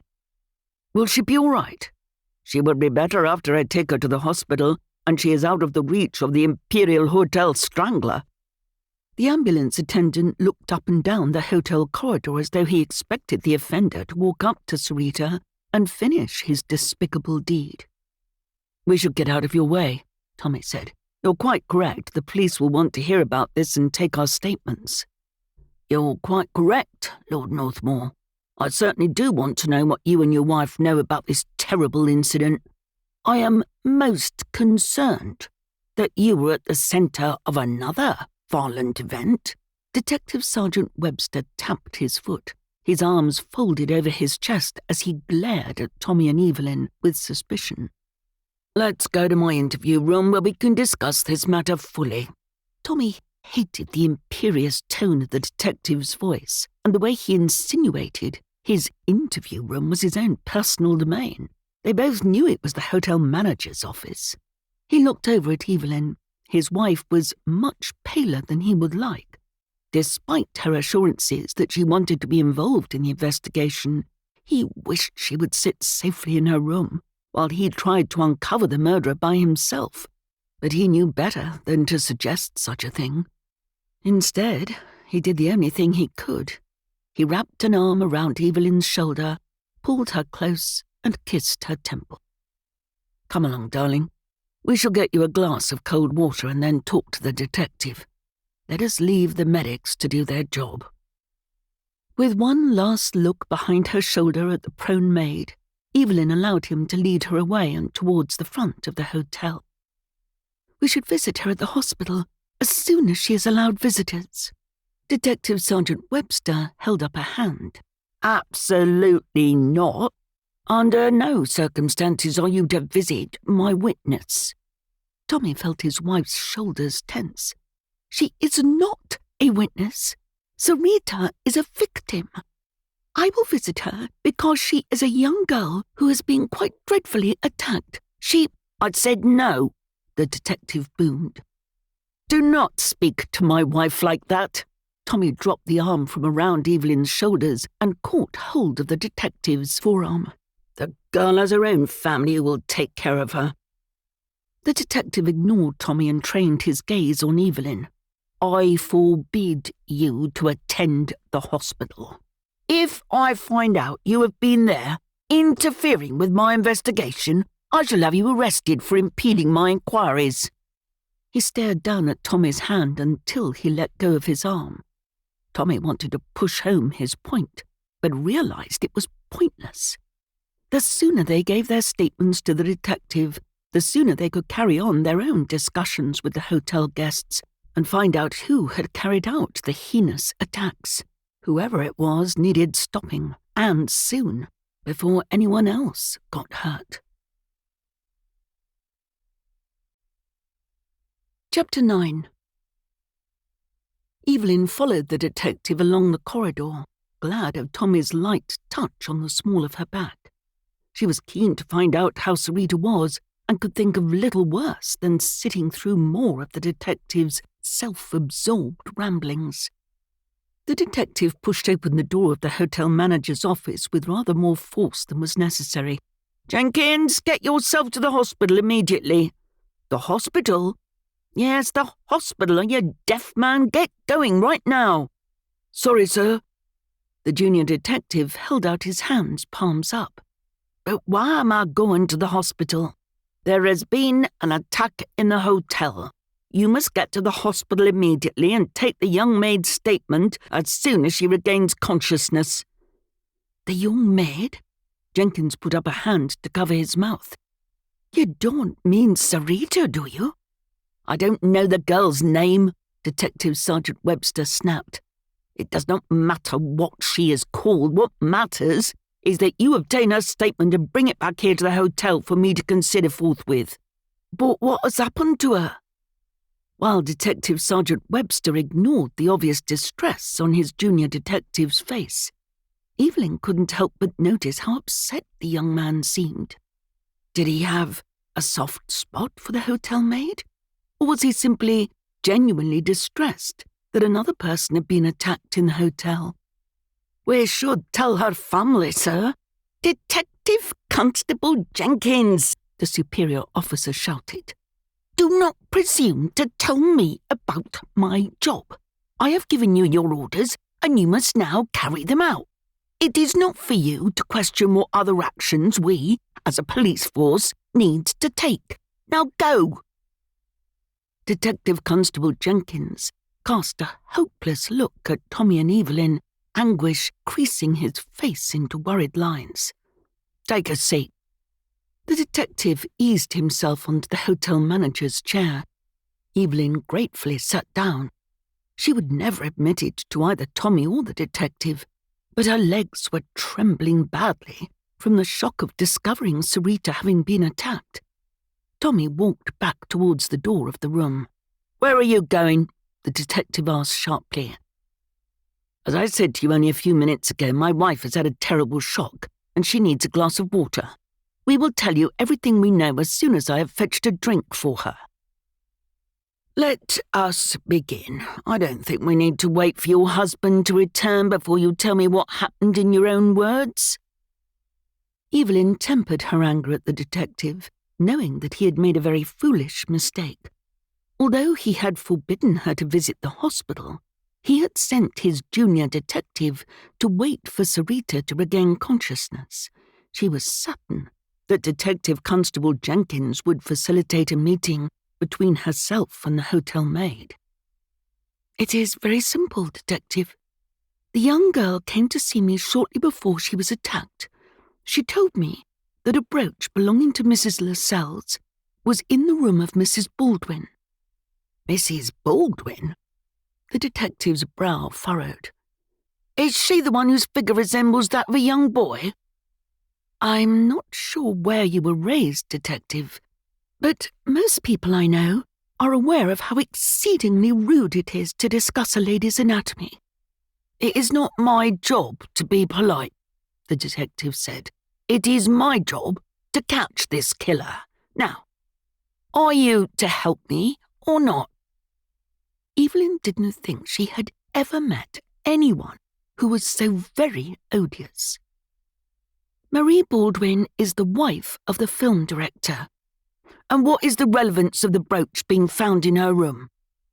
"I would have thought that was obvious," Evelyn said. "The brooch does not belong to Mrs. Baldwin, and, therefore, should not be in her room." "Ladies are always sharing their jewellery and clothing," the detective shrugged. "I'm sure this brooch has no relevance to the investigation whatsoever. It seems logical to me that the item was loaned to Mrs. Baldwin before the unfortunate death of Mrs. Lascelles." "I am sure you are right," Evelyn said, even as she was positive the very opposite was true. The man was incredibly foolish. If he could not see the relevance of the dead woman's jewellery being found in another woman's room, she would not point it out to him. Tommy returned to the room and put a glass on the desk in front of Evelyn.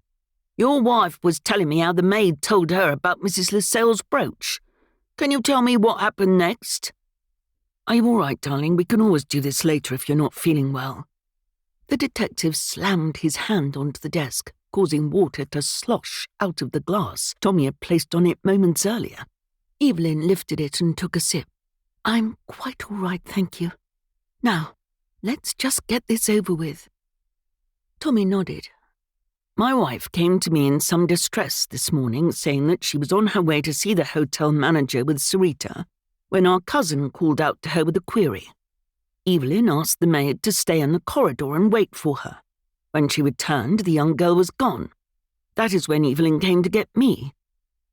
"Why were you so worried about Sarita?" he asked. "Well, that is very simple to answer," Evelyn said. "One lady has been strangled to death in this hotel. The girl came to see me with what she thought could be a crucial clue. I worried about her safety, and, as it turns out, I was right to do so." The detective swirled his hand in the air to indicate Tommy should continue his account of events. "Go on." "I hurried along the corridor in the direction Sarita would have taken to go to the hotel manager. When I reached the top of the stairs, I could see the colonel stooping over. I then realised that he was actually bending over Sarita." "Thank you, Lord Northmore. That seems a straightforward account of the incident." The detective folded his hands on top of the desk and leaned back in the chair. "I'm not sure why Colonel Carmichael would want to strangle the girl to death, but it certainly seems that is what happened. Perhaps he has a penchant for young girls and killed both Mrs. Lascelles and then attacked the maid because they refused his advances." "That seems like rather a jump," Tommy said. "Perhaps to you it does, however, as an experienced detective, it seems to me it is the most likely explanation for what has happened. I shall send for reinforcements and make arrangements for the colonel to be formally arrested immediately." "Is that it?" Evelyn took another sip of the cold water. "May we leave?" "Yes," he said. "Off you go. If that is all you know, then you may go about your day." Evelyn got to her feet and Tommy hurried to open the door for her. As soon as they had closed the door behind themselves, he turned to her. "It sounds as though he will question the colonel at the police station rather than here. That means we have little time to speak to everyone regarding the attack on Sarita before he returns. We need to make the most of his absence." Evelyn smiled. "Did you also realize that he has left that rather sweet detective constable at the hospital? I'm sure he will let me speak to Sarita." "Now, Evelyn, I can't believe I'm going to say this, but I do agree with the detective sergeant on this matter. You should not think of going to the hospital. If someone wants to finish what they started, they may attack Sarita at the hospital. I don't want you near danger." "I must talk to her. You must see that. She could have crucial information. What if she saw her attacker? I would much rather know who the person is than walk about the hotel not knowing." "Darling, this is just too dangerous. I insist." Evelyn shook her head. "Don't do that. I am your wife, not your property. You cannot tell me what to do." "I would never wish to do such a thing. However, I could not bear it if something happened to you. Please, on this occasion, do as I ask and allow me to speak to our suspects." "Absolutely not. Now, I believe it will make sense if you speak to Pierre and find out if he noticed anything is missing from their room. I did ask him about that before, and he said he thought nothing was missing. However, now he has had some time to think about what has happened, and now the shock of his wife's death has worn off a little, he may reconsider." "Whom will you speak to?" Although the frustration and worry was clear to see on her husband's face, he seemed to have accepted that she would not step aside, but would carry on investigating alongside him. "I should speak to Marie and find out if it is, as the detective suggested, and Anna loaned the brooch to Marie before her death." "Please be careful, darling." Evelyn reached up and kissed the side of Tommy's jaw. "I always am. I will go nowhere secluded, but will stay in public spaces. We shall meet soon to discuss what we've learned." They parted ways. Although it was quite obvious Tommy was not at all pleased about her insistence in continuing with their investigation, he must understand that she felt personally responsible for what happened to Sarita. She would seek justice for both the hotel maid and for Anna Lascelles. Tommy found Pierre Lascelles having a late breakfast on the patio. Although he wore sunglasses, the actor also held a hand across his eyes as though trying to hold his head together. "Rough night?" he asked. Pierre gave a harsh laugh. "The worst, I think. I may have overdone the brandy." Tommy nodded, trying to establish a rapport with the man. "I know the feeling well." Pierre raised an eyebrow. "Do you?" "Of course," Tommy said. "There are few pleasures greater than enjoying a glass of fine brandy." "Indeed." "Am I disturbing your breakfast?" Tommy pointed at Pierre's half-eaten meal. Pierre pushed the plate away. "Not sure I'm up to eating any more. Join me. Perhaps we can enjoy a brandy together." Tommy glanced at his watch. "It's too early for me." The actor scrubbed a hand across his unshaven jaw. "I probably shouldn't. We're filming in a couple of hours, but perhaps a tipple will help me regain my equilibrium." It seemed doubtful that more alcohol was what Pierre needed, but perhaps actors regularly had a strong drink before performing. It wasn't the sort of thing he knew anything about, nor was ever likely to.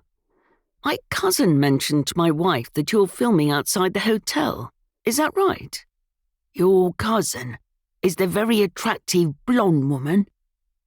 "My cousin is Mrs. Ryder," Tommy said stiffly. "Her husband will accompany her." "Of course." Pierre gave a lopsided grin. "I didn't mean nothing by it. Can't help but notice a fine filly in the very hotel in which I'm staying." "I'm not sure I would even notice what day it was had my wife just been murdered," Tommy replied. "Got to carry on." Pierre glanced behind Tommy. "It's what Anna would have wanted. There's never a bloomin' waiter around when you want one." "I think my wife suggested to you that there was a possibility your hotel room was burgled. and your wife was killed when she disturbed the thief." Tommy pushed on despite his skin prickling with dislike for the actor. "Have you had time to think more about this?" Pierre shrugged. "As I said to her when she asked me, I suppose it is possible." "Have you noticed anything missing?" "Anna had so many trinkets and clothes, I wouldn't notice if something had been taken." Tommy couldn't find fault with this.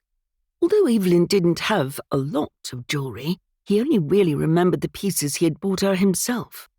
If he were faced with Evelyn's jewellery box and had to see if there was something missing, he didn't think he would do a very good job of identifying any items that were not there.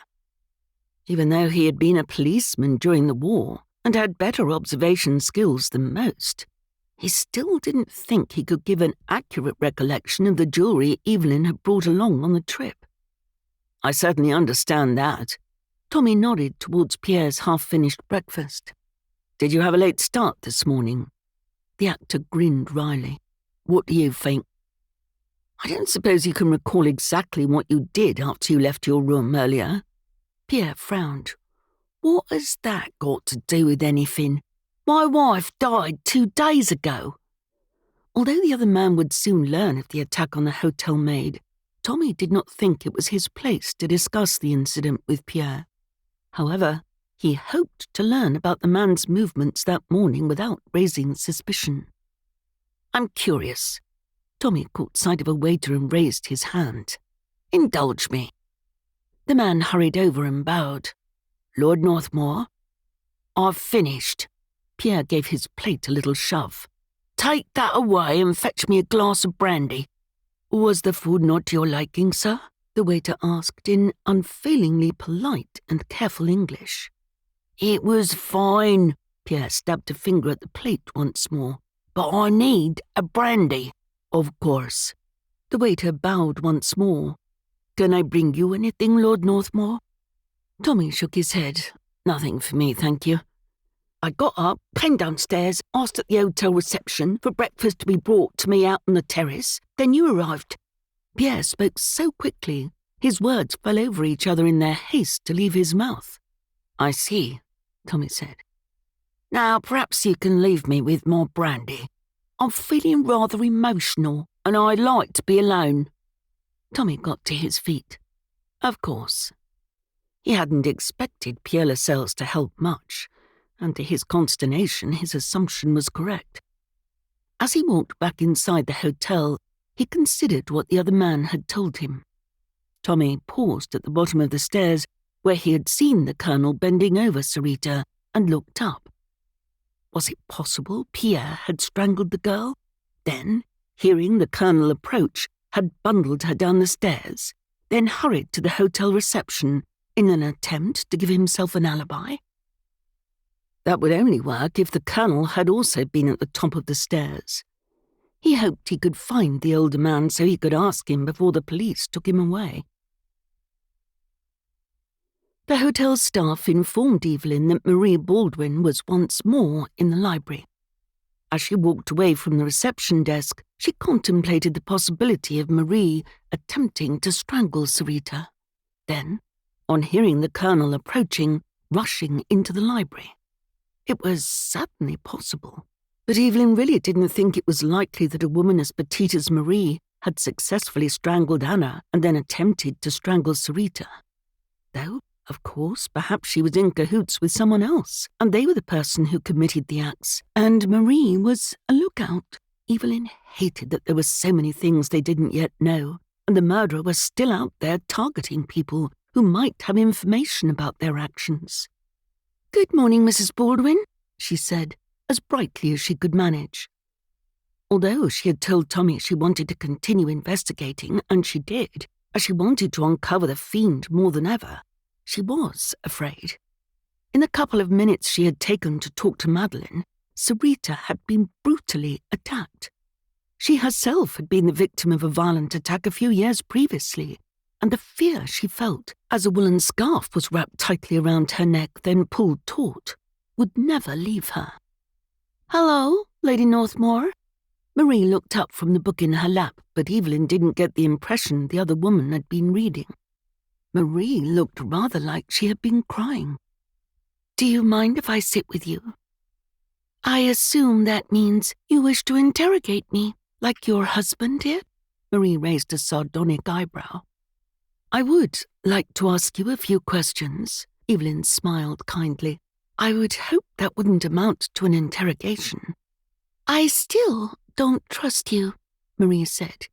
"You and your husband can ask as many questions as you like, but as far as I am concerned, that could be an elaborate ruse to hide your involvement in the death of poor Anna.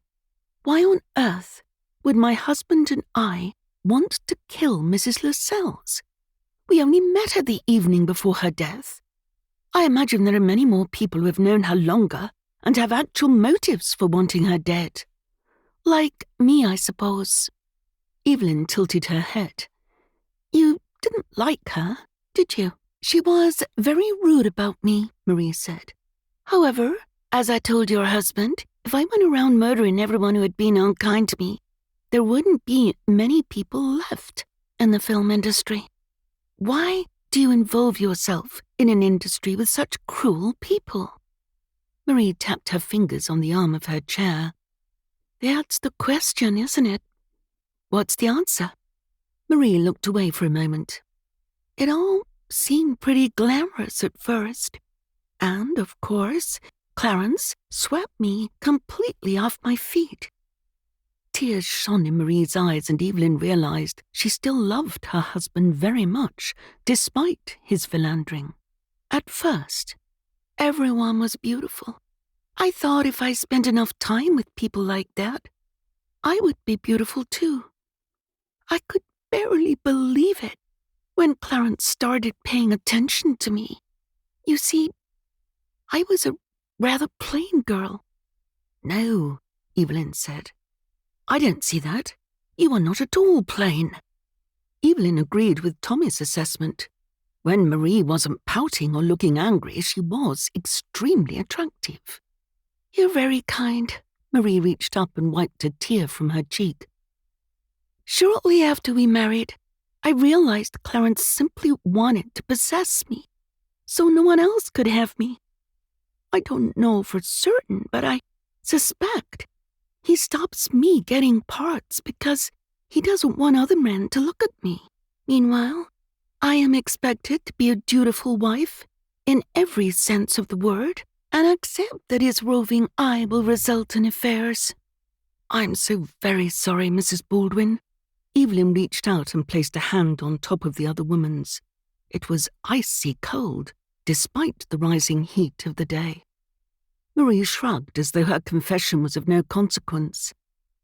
"I can't change it. We are married, and that is until death do us part. Understand this, Lady Northmore. If I were to kill anyone, it wouldn't be someone like Anna. It would be my husband. So I could have my freedom." Evelyn shivered at the force of the venom in Marie's voice. "You love him very much, don't you?" Marie's head fell forward and the sound of her weeping filled the large room. "Desperately." "Perhaps you should leave him. Go back to America," Evelyn suggested. "Didn't you hear what I said?" Marie raised her tear-stained face to look at Evelyn. "I love him, and our marriage is until death do us part. I cannot leave him." "You could go back to America without him," Evelyn suggested. "Perhaps the shock of it would bring him to his senses, and he would realize how much he loves you, too." Evelyn was startled at the bark of laughter that came from Marie. Her face altered into a mask of pain and self-loathing. "You are much too innocent to give romantic advice to someone like me. What you suggested may well work in your world, but in mine, it would have no effect at all. In fact, it would only leave Clarence free to pursue more women, and be even less discreet in doing so." "Surely. What questions did you want to ask me?" Marie's voice was devoid of any emotion. She wiped furiously at the tears on her cheeks. "I wondered if Mrs. Lascelles might have loaned you some of her jewelry. Why would she do that? We were not friends. A rather pretty brooch of Anna's is missing from her room. Evelyn crossed her fingers and hoped God would forgive her lie. The butterfly one? Yes, that's the one. She had it on the night before she died, Marie said. Didn't you notice? She certainly did her best to make sure everyone saw how lovely it was and how expensive it looked. I didn't notice, Evelyn admitted. Some detective she was, not noticing that the brooch Sarita had found had been worn by the victim right before her death. You can be certain she wouldn't let anyone even touch that brooch, let alone allow them to wear it. I do apologize for my next question, Evelyn said regretfully, but can you think of any reason that brooch would be in your room? Absolutely not, Marie retorted. Are you suggesting I took it? Not at all, Evelyn soothed. Would you remember if it was on your chest of drawers this morning when you got ready and came downstairs? It wouldn't be the type of thing I would overlook. Marie got to her feet. Now, please, excuse me. I must get ready in case I am needed for filming. Marie Baldwin strode from the room wearing her anger like a protective cloak.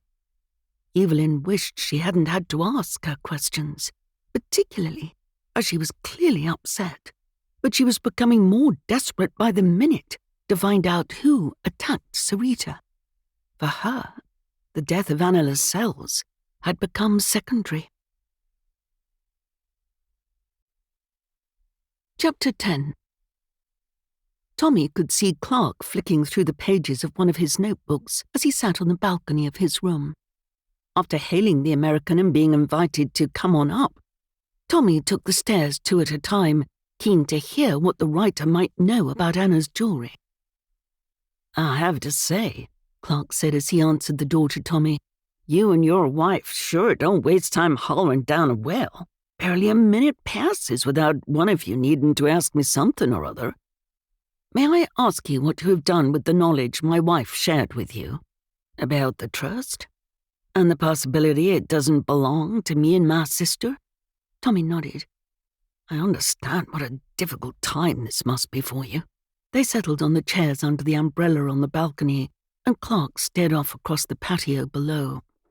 Well, yes and no. Yes and no, Tommy repeated. It's difficult because I'm rather in limbo. Anna paid for my travel out here to India and my stay at the hotel. Of course, my fare home is already covered. But after that, I don't know what I shall do. Do you have a home of your own? Clark shook his head. No. As I told you, I was Anna's little pet. I wrote positive reviews of everything she did, and she paid me to follow her around and say nice things about her. I don't know what I shall do when I get back to America, especially if there is no money for me to access. Is that why you are writing so furiously? It is, Clark agreed. If I can get a publisher interested in the authentic story of the life of Anna Lascelles, then I could perhaps get an advance. Otherwise, I shall have to return to Texas and throw myself at the mercy of my brother-in-law. Will he take you in? There is no question of that. Clark smiled at Tommy. But nothing ever happens out on their ranch in the middle of nowhere. I don't know what I would do. I certainly ain't no cowboy. Isn't it a little mercenary to use the death of your cousin for financial gain? It sure enough is, Clark agreed amiably. But it isn't really any different from what I've been doing for years. I've written for my keep, so I could travel with Anna. At least now I can actually enjoy the story I'm writing. Tommy raised an eyebrow. Enjoy? That sounds rather unkind, doesn't it? I don't mean that I'm enjoying writing about Anna's death. As much as I disliked her, I didn't want anything bad to happen to her.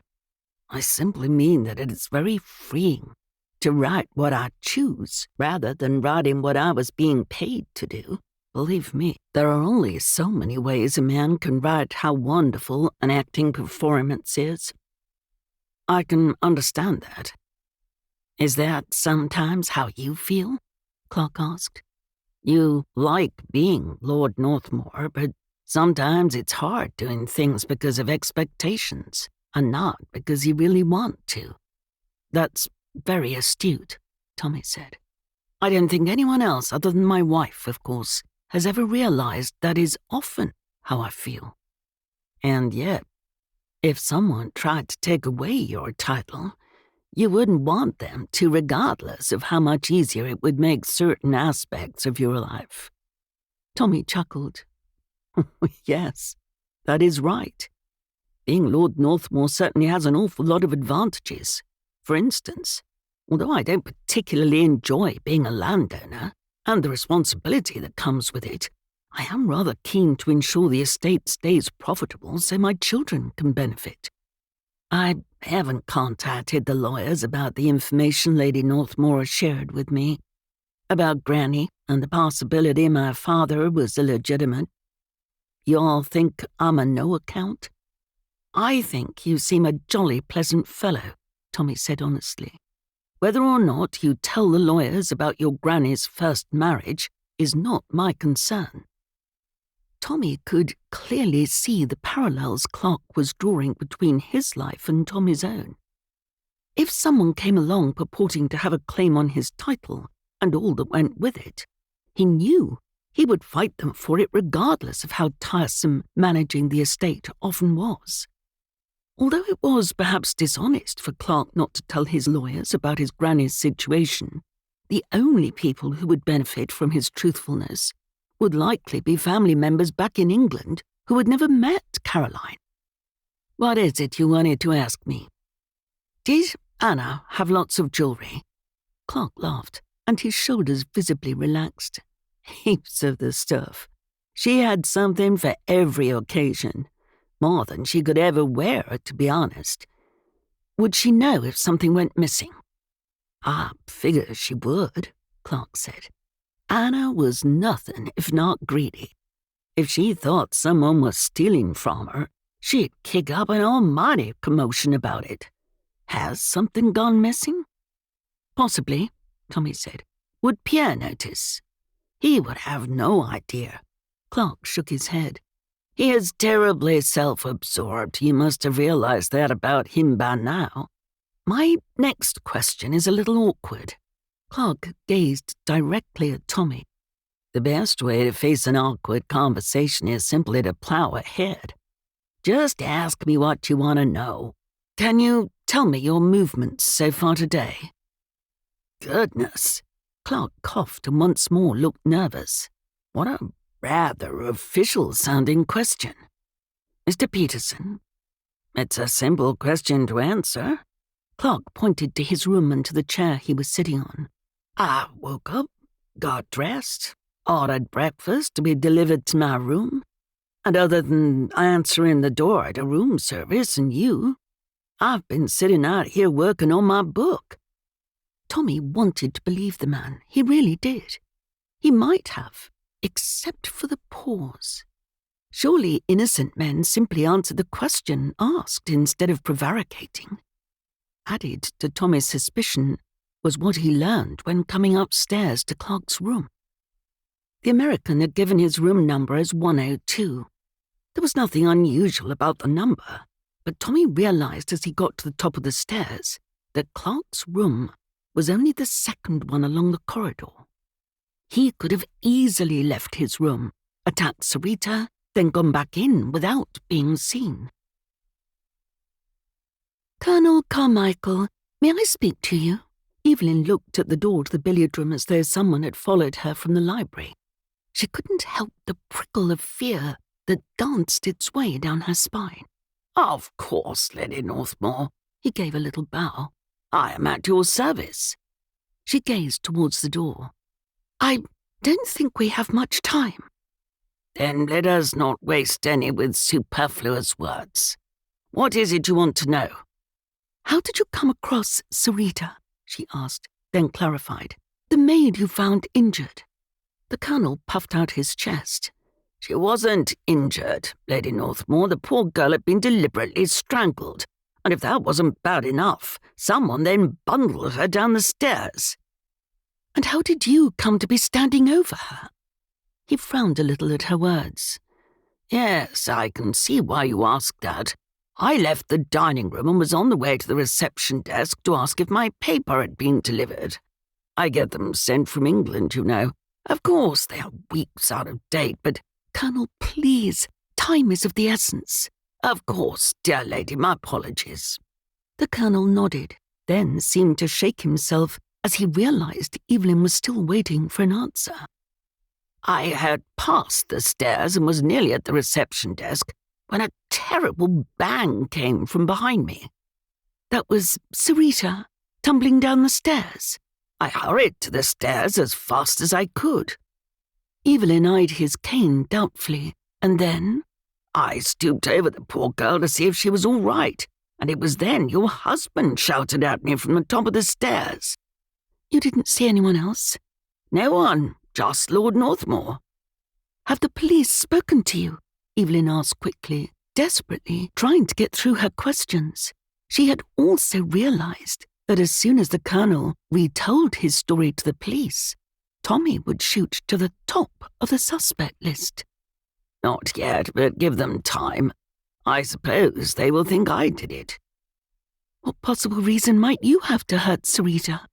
I have no reason, but that doesn't mean that fool Webster won't make something up. Evelyn thought back to what the detective sergeant had suggested, that the colonel had made advances to Anna and Sarita and then hurt them when his attentions were rebuked. She had no reason to doubt the colonel's story, but no one else had heard Sarita falling down the stairs. Perhaps that part of the story was a fabrication, and the colonel accosted the maid at the bottom of the stairs and put his hands around her throat and, when disturbed, pretended he was concerned for her. I'm afraid you might be right, Colonel. I think the police will wish to question you.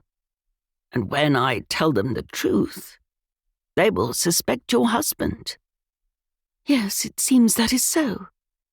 I apologize, Lady Northmore, he said. You seem like nice people, but I must tell them precisely what happened. I understand that. Evelyn turned to the door as the sound of running feet came from the corridor. 2 uniformed police officers hurried into the billiard room. Colonel Carmichael? I am Colonel Herbert Carmichael. The older man stood tall and proud as the police officers rushed over to him and put him in handcuffs. Is that really necessary? Evelyn picked up the colonel's cane from where it had fallen onto the floor when they grabbed his hands. We are arresting him, so yes, it is necessary. He is a distinguished colonel in the British Army. Surely you can allow him to accompany you to the police station without the indignity of handcuffs. We cannot, the police officer replied. His colleague, however, looked rather doubtful and looked sadly at the old man. Here, Evelyn held the cane out to the more pleasant of the 2 officers. Please see that Colonel Carmichael's walking cane goes with him. He can't have that where he's going. The other officer slapped it out of his colleague's hands. He could use it as a weapon. Evelyn shook her head and took a deep breath to quell her rising anger. He is a rather frail man in his 80s, I'm certain. With all due respect, we are arresting this man for attempted murder. The handcuffs stay on. The cane stays here. I am very grateful to you, Lady Northmore, the colonel said as he looked around at her. His eyes flashed angrily, but he bore his arrest with dignity, keeping his chin high and his posture as rigid as he could manage without his cane. Lady Northmore, the unpleasant police officer repeated, and looked at Evelyn with some trepidation. Are you the woman that Jenkins has been bleating on about? I may be, Evelyn said in an imperious voice that Aunt Em would have been proud of. He's telling everyone who would listen that you and your husband are famous for solving murders. I wouldn't say famous, Evelyn replied demurely, but we have had some success. Which will not happen here in India. Detective Sergeant Webster came into the room behind his officers. I might have known you would be the one holding up the arrest of our chief suspect. We are taking him now, sir. The officers hurried from the room with the colonel between them. I'm right behind you. He gave Evelyn one last lingering stare that she was certain was supposed to intimidate her before he strode from the room after his prisoner. Was it possible the colonel had tried to strangle Sarita? Did he even have the strength to carry out such an attack, given how unsteady he had been on his feet without his cane? More to the point, what possible motive could he have had? Lillian was in exactly the same place she had been in when Evelyn had spoken to her the previous day. She was practically caressing the drinks trolley in the drawing room, one hand on a tumbler full of clear liquid, the other holding a long black cigarette holder. It might have been rather old-fashioned of him, but Tommy didn't like to see women smoke. It didn't seem right. "Cousin Tommy," she cried in an overly loud and excited voice. "You've come to take me up on my offer, I assume." "You presume incorrectly," he replied dully, stepping far enough away from Lillian that she couldn't reach out and touch him. Simply being in her presence made him feel as though he needed a good scrub in the bath. "What a shame. I understand you were acting this afternoon."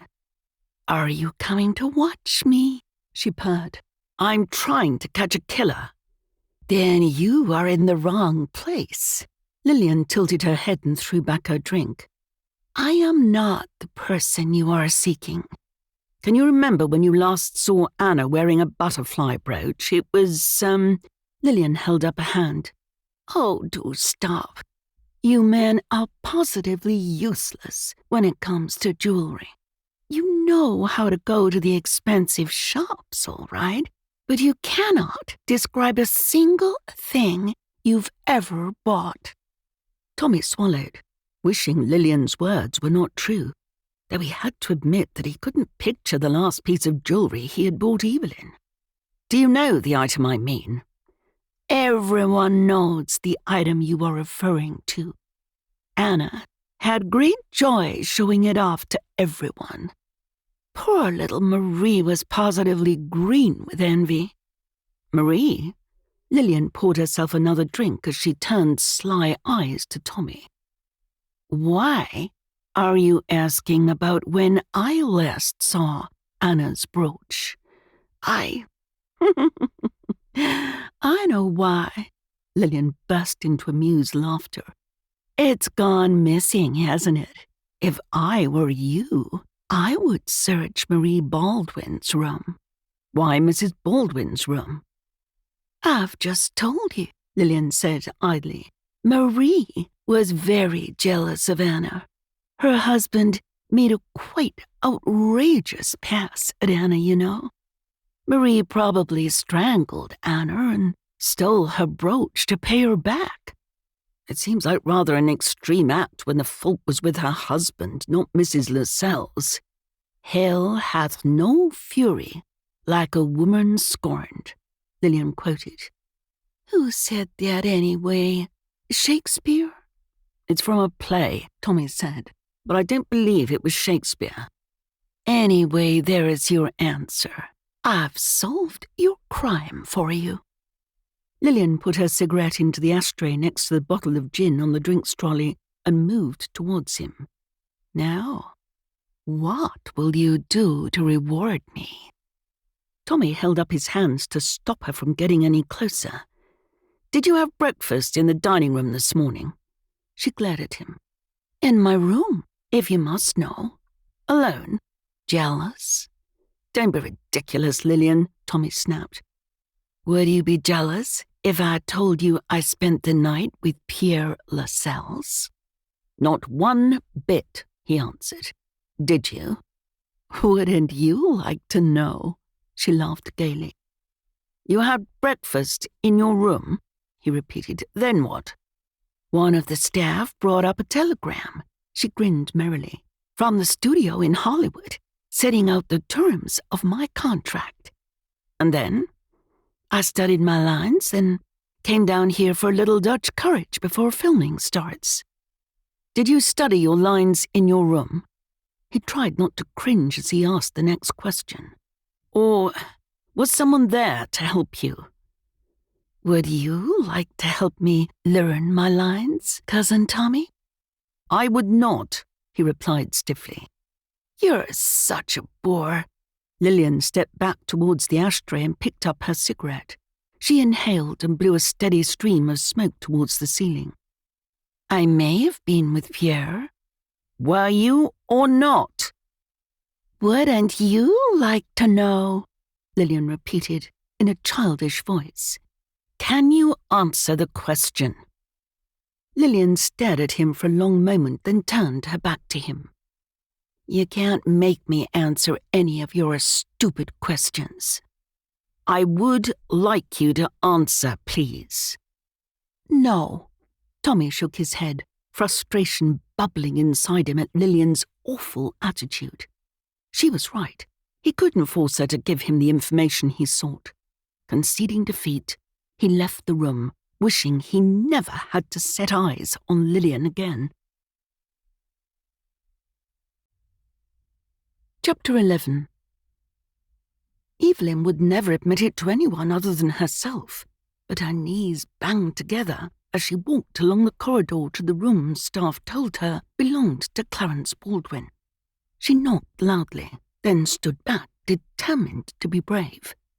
Tommy would be furious that she was intending to interview a man by herself in a private space, let alone a bedroom. She hoped she would never have cause to admit her folly to him. Come.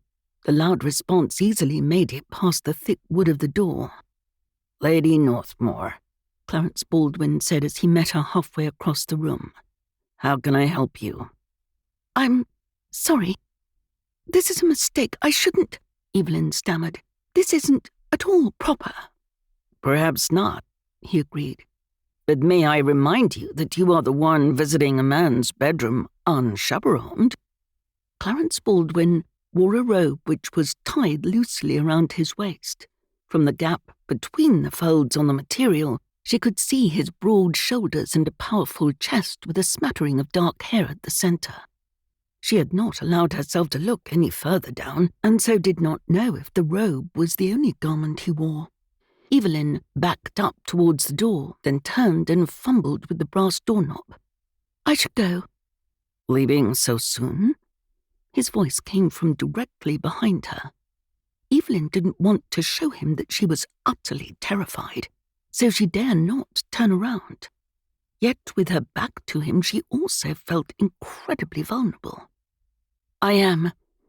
Why are you here? She opened the door and made it only halfway through before he caught hold of her arm. She glared down at the offending limb and then all the way back up to Clarence's face.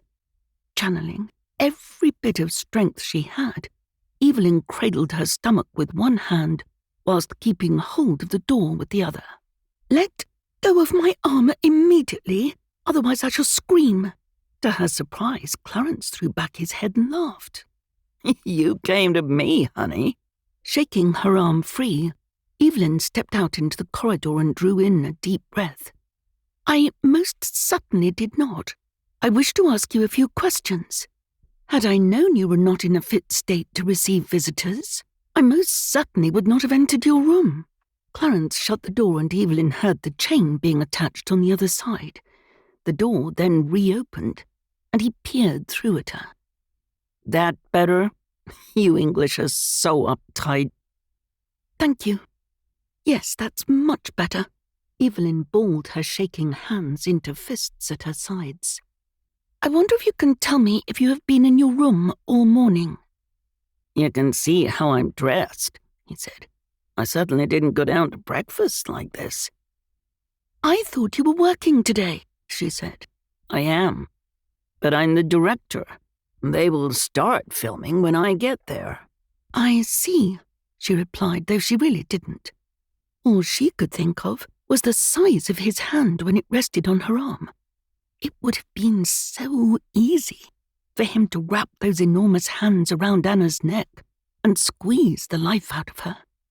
As for poor Sarita, Clarence's room number was 101. His was the first room along the corridor, and so, suitably clothed or not, he could have easily attacked Sarita, yet Evelyn could not think of a motive. Was it possible he had discovered his wife's theft and wanted to keep the maid quiet, so she didn't tell other people?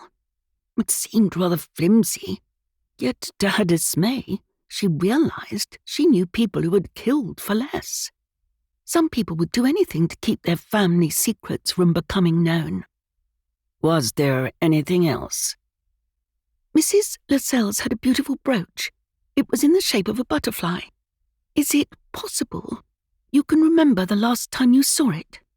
She had it on the night before she died, Clarence answered promptly. It was a considerably flashy piece, so there was no missing it. It caught the light quite spectacularly.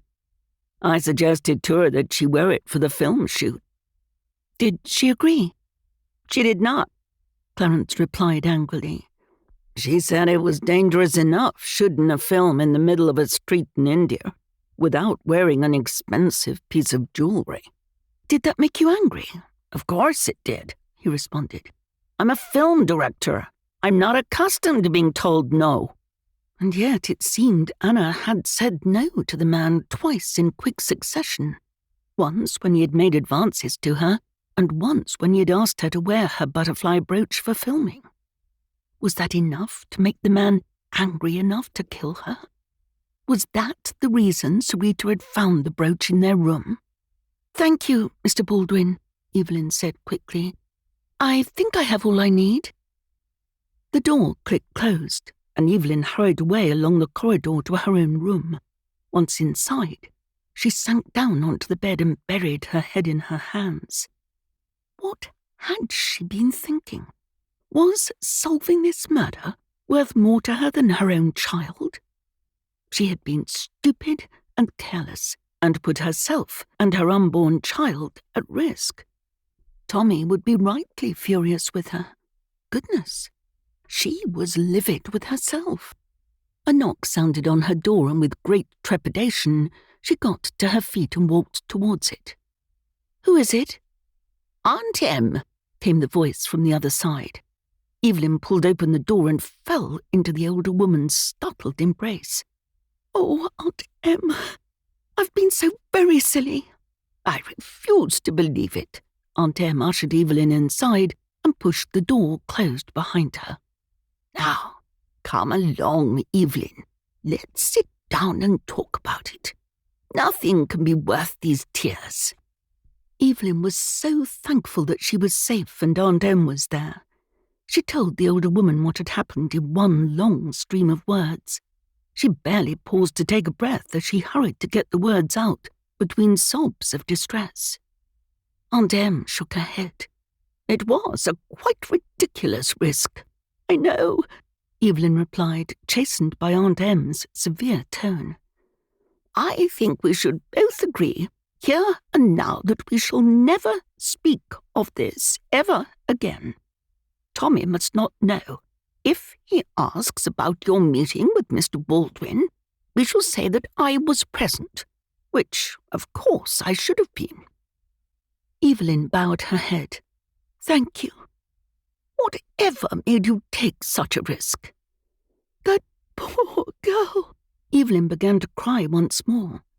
She's such a lovely girl and works hard to help her family financially with her wages from the hotel. She didn't deserve what happened to her. My dear girl, Aunt Em said in her wisest voice, no one deserves to be murdered, no matter how terrible their character is. Now, promise me you shall do nothing so foolhardy ever again. I promise, Evelyn nodded. That is the easiest promise I have ever made. The lock on the door clicked and Tommy strode into the room, closely followed by Colonel Carmichael. He rushed to his wife's side, her distress clear from her flushed and damp cheeks. "Evelyn, what is it? Is it the baby?" She accepted his embrace. "No, the baby is fine. I am fine." "Now, Thomas," Aunt Em said, "don't embarrass your wife in front of the Colonel. You must be well aware by now that a lady in a delicate condition often has bouts of uncontrollable emotion. Evelyn is, quite understandably, upset that a second person has been attacked. Are you sure you were all right, darling?" He gazed worriedly into Evelyn's face. "Goodness me," Aunt Em snapped. "Aren't you listening? Everyone is fine. Now, let us take our guest into the sitting room. It's terribly unseemly for you to bring the Colonel through your bedroom, let alone stand in it discussing private matters." Yes, of course." Tommy looked at the Colonel with dismay. "Forgive me. I seem to have quite forgotten both my manners and all propriety." Aunt Em opened the door to the sitting room, which sat in between Tommy's and Evelyn's separate bedrooms. Not that he ever used the room that had been allocated for him to sleep in, but only the hotel staff and his wife needed to know about that. "I thought the police had arrested you, Colonel." "Fastest interview in all of police history, I believe." The Colonel twirled his moustache. "However, I'm afraid they will come for you next, old boy." "Me?" Tommy asked. "Whatever for?" "You were at the top of the stairs when I heard the girl fall down. The police are now convinced you strangled her and then threw her down to finish her off." "Oh, for goodness sake." Tommy pulled a hand through his hair. "Not again." "Again?" the Colonel echoed. "It won't be the first time my great-nephew has been arrested for murder," Aunt Em said. "Now, in case they come for me after Tommy, there are some things I would like to ask you, Colonel." "I've already spoken to Lady Northmore." "You have not answered the questions I wish to ask," Aunt Em said. "Now, let us all sit down." "How may I be of assistance, my lady?" he asked solicitously, as soon as everyone was seated in the comfortable sitting room. "A few evenings ago, before we were interrupted by that dreadful woman, you were telling me about the time you served in India during the mutiny." "That is correct." Colonel Carmichael looked up as he recalled the conversation. "I believe you wanted to know what regiment I served in." She waved a hand. "I did ask you that. Now, I simply wish to get to the point. Can you tell me if you knew a fellow named Matthew Collins?" "This man was important to you?" the Colonel asked gently. "Colonel?" "Yes, Lady Emily, I did." Aunt Em exhaled loudly. "What can you tell me about him?" The Colonel leaned forward, his expression full of regret. "You know that he died during the mutiny?" "I do." Aunt Em lifted her chin and Tommy marvelled at his great-aunt's strength of character. "I received word from his parents that Matthew had died. That is all I know. For years I have wondered." "Wondered what?" the Colonel asked. "How can I help?" "What happened to him?" Aunt Em's eyes shimmered with unshed tears, but she did not look away from the Colonel. "Are you able to tell me?" "He was shot," Colonel Carmichael answered. "It happened so quickly I doubt he would have been aware of what was happening. My apologies for my bluntness, Lady Emily, but it is my belief that he was dead before he hit the floor." Aunt Em closed her eyes. Her lips trembled. Tommy moved towards his great-aunt and knelt on the floor beside her. He grasped her shaking hands in his own. "I'm so sorry, Aunt Em." She shook her head. No. Although tragic, this is the best news I have ever received. He didn't feel any pain." "You are Lady Emily Christie of North Yorkshire?" the Colonel inquired. "I'm afraid I often confuse the names of titles with surnames. Of course your surname is not Northmore." "That is correct." Aunt Em's voice was strong despite the slight quiver. "I should have realized sooner." The Colonel shook his head sadly. "At my age, my memory is not what it was. Sometimes it needs a little jog before it works properly. Matthew spoke of you often." "Thank you, Colonel Carmichael." Aunt Em opened her eyes. "You will never know what this means to me." One tear rolled down her cheek as she smiled tremulously at the Colonel. "I think I have a good idea." "Yes," she said. "I believe you do." "You know, my wife, Caroline, married someone else, believing I was dead." "I do." "She called her daughter the name of my mother." The Colonel sucked in a deep breath. "I like to think that means she never forgot me." "I think that is correct, Colonel." He turned to face Tommy directly. "I could never hurt that girl. She was very cruel to me, but she was my link to Caroline. I would never break that." Another loud knock reverberated through the room, and Tommy exchanged a look with Evelyn. "I should go." The Colonel got to his feet. "I shall come with you. They are taking me to the police station for questioning. I don't imagine that they will allow me to take a friend." "Didn't I mention?" the Colonel asked with a wolfish grin. "Before I left England to serve in the army, I was a qualified criminal barrister. Consider yourself legally represented." "Isn't it rather unusual to have a barrister representing one at this early stage?" Tommy quirked an eyebrow.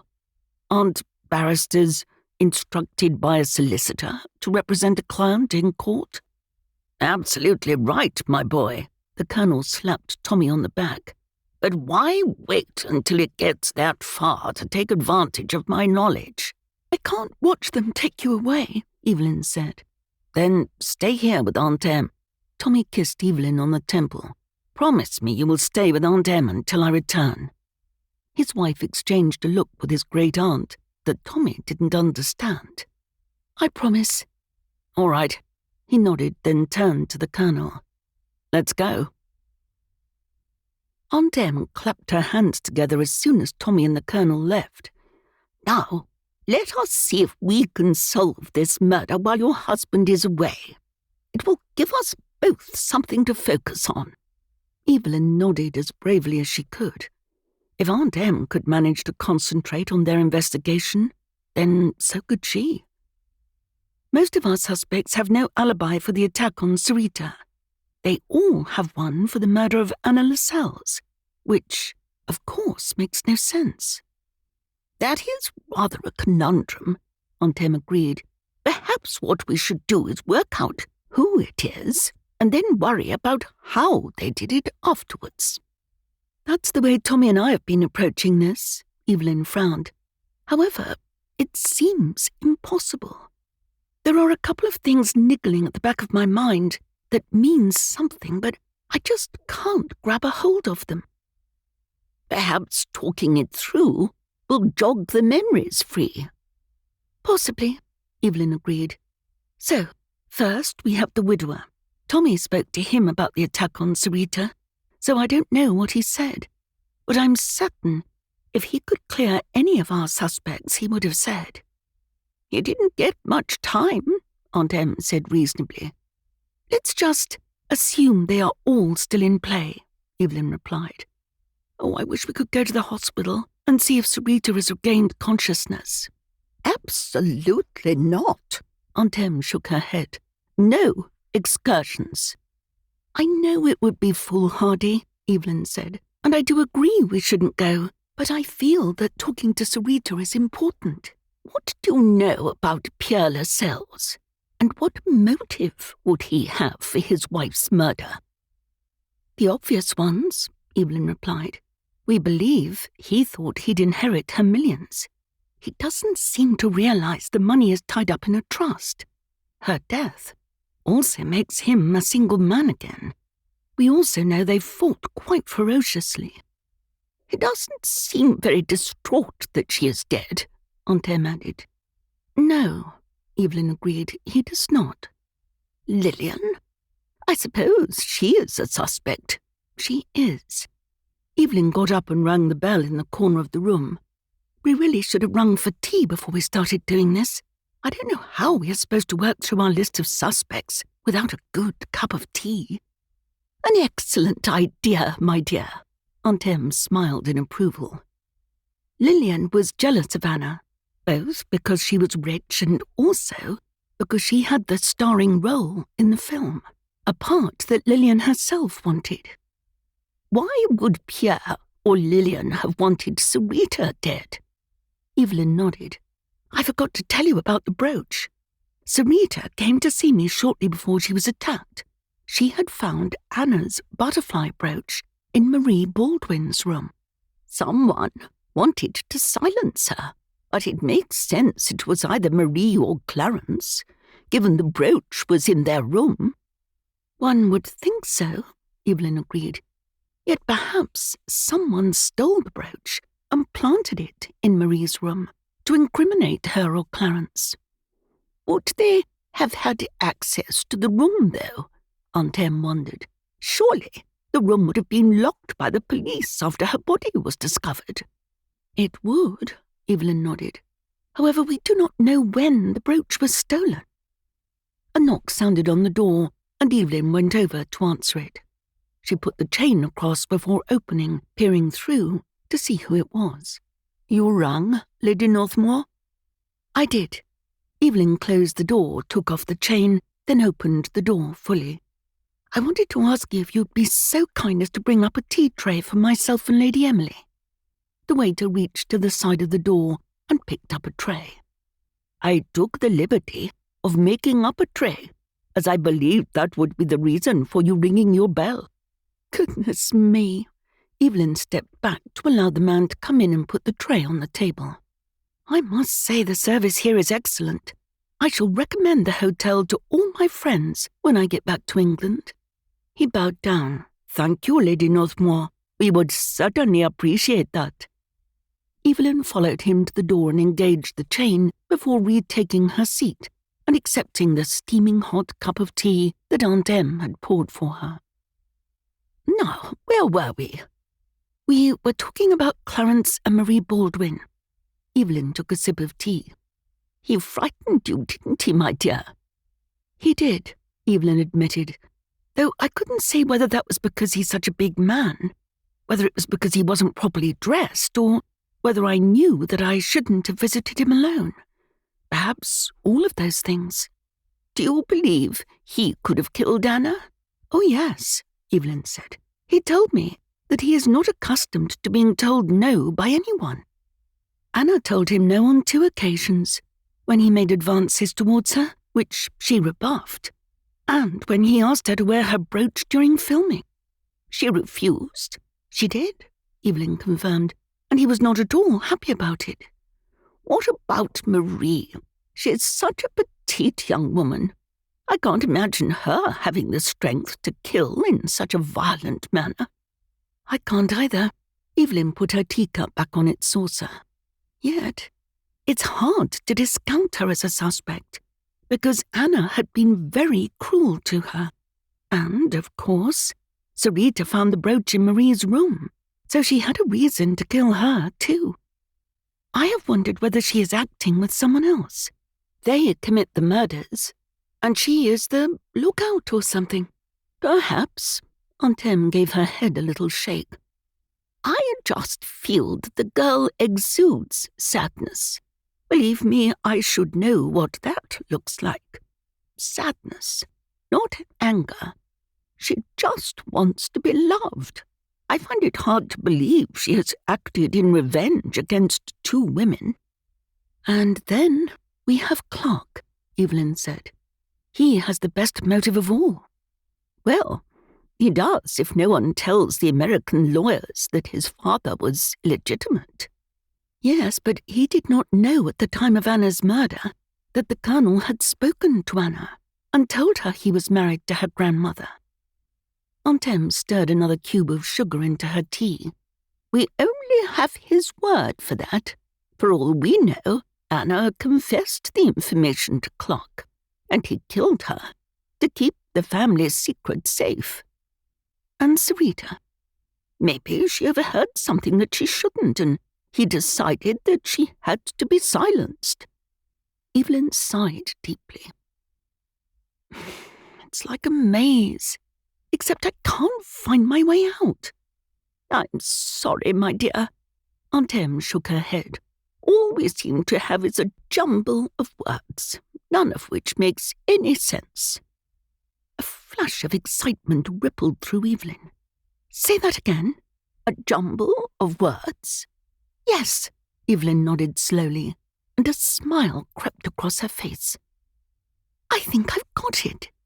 Oh, Evelyn, Aunt Em said proudly, you are so clever. Not at all, she beamed at the older lady. In fact, you provided both of the clues that finally gave me clarity. Did I really? Evelyn got to her feet, then stooped to kiss Aunt Em's cheek. Yes, you did. Chapter 12. When they had finished their tea, Evelyn again pulled the bell. She asked the attendant to ask David and Madeline to come to her room. Although she had promised Tommy that she would stay in her room with Aunt Em, she didn't think he would object to David helping her to put her plan into action and taking care of her safety. At least, she hoped he wouldn't. After she had executed her plan, the four of them exited the hotel and stood in the roped-off area for spectators. Although Evelyn had no interest in the film shoot, a frisson of excitement ran through her as she anticipated her carefully laid plan. The crowd gasped as Pierre Lascelles swaggered onto the set.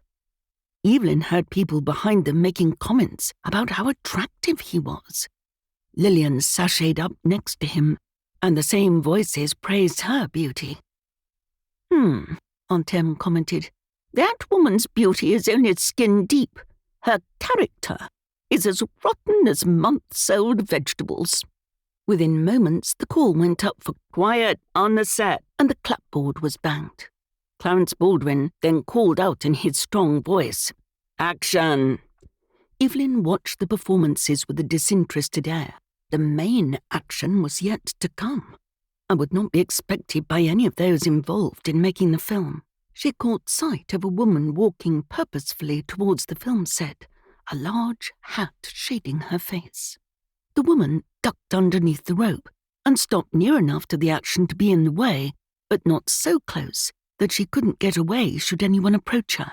Cut! Cut! Clarence shrieked. Get her off my set!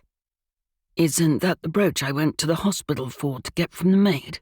David asked, as he looked between the woman and Evelyn. It is, she whispered. Now, watch. Why? The woman called in a loud, clear voice.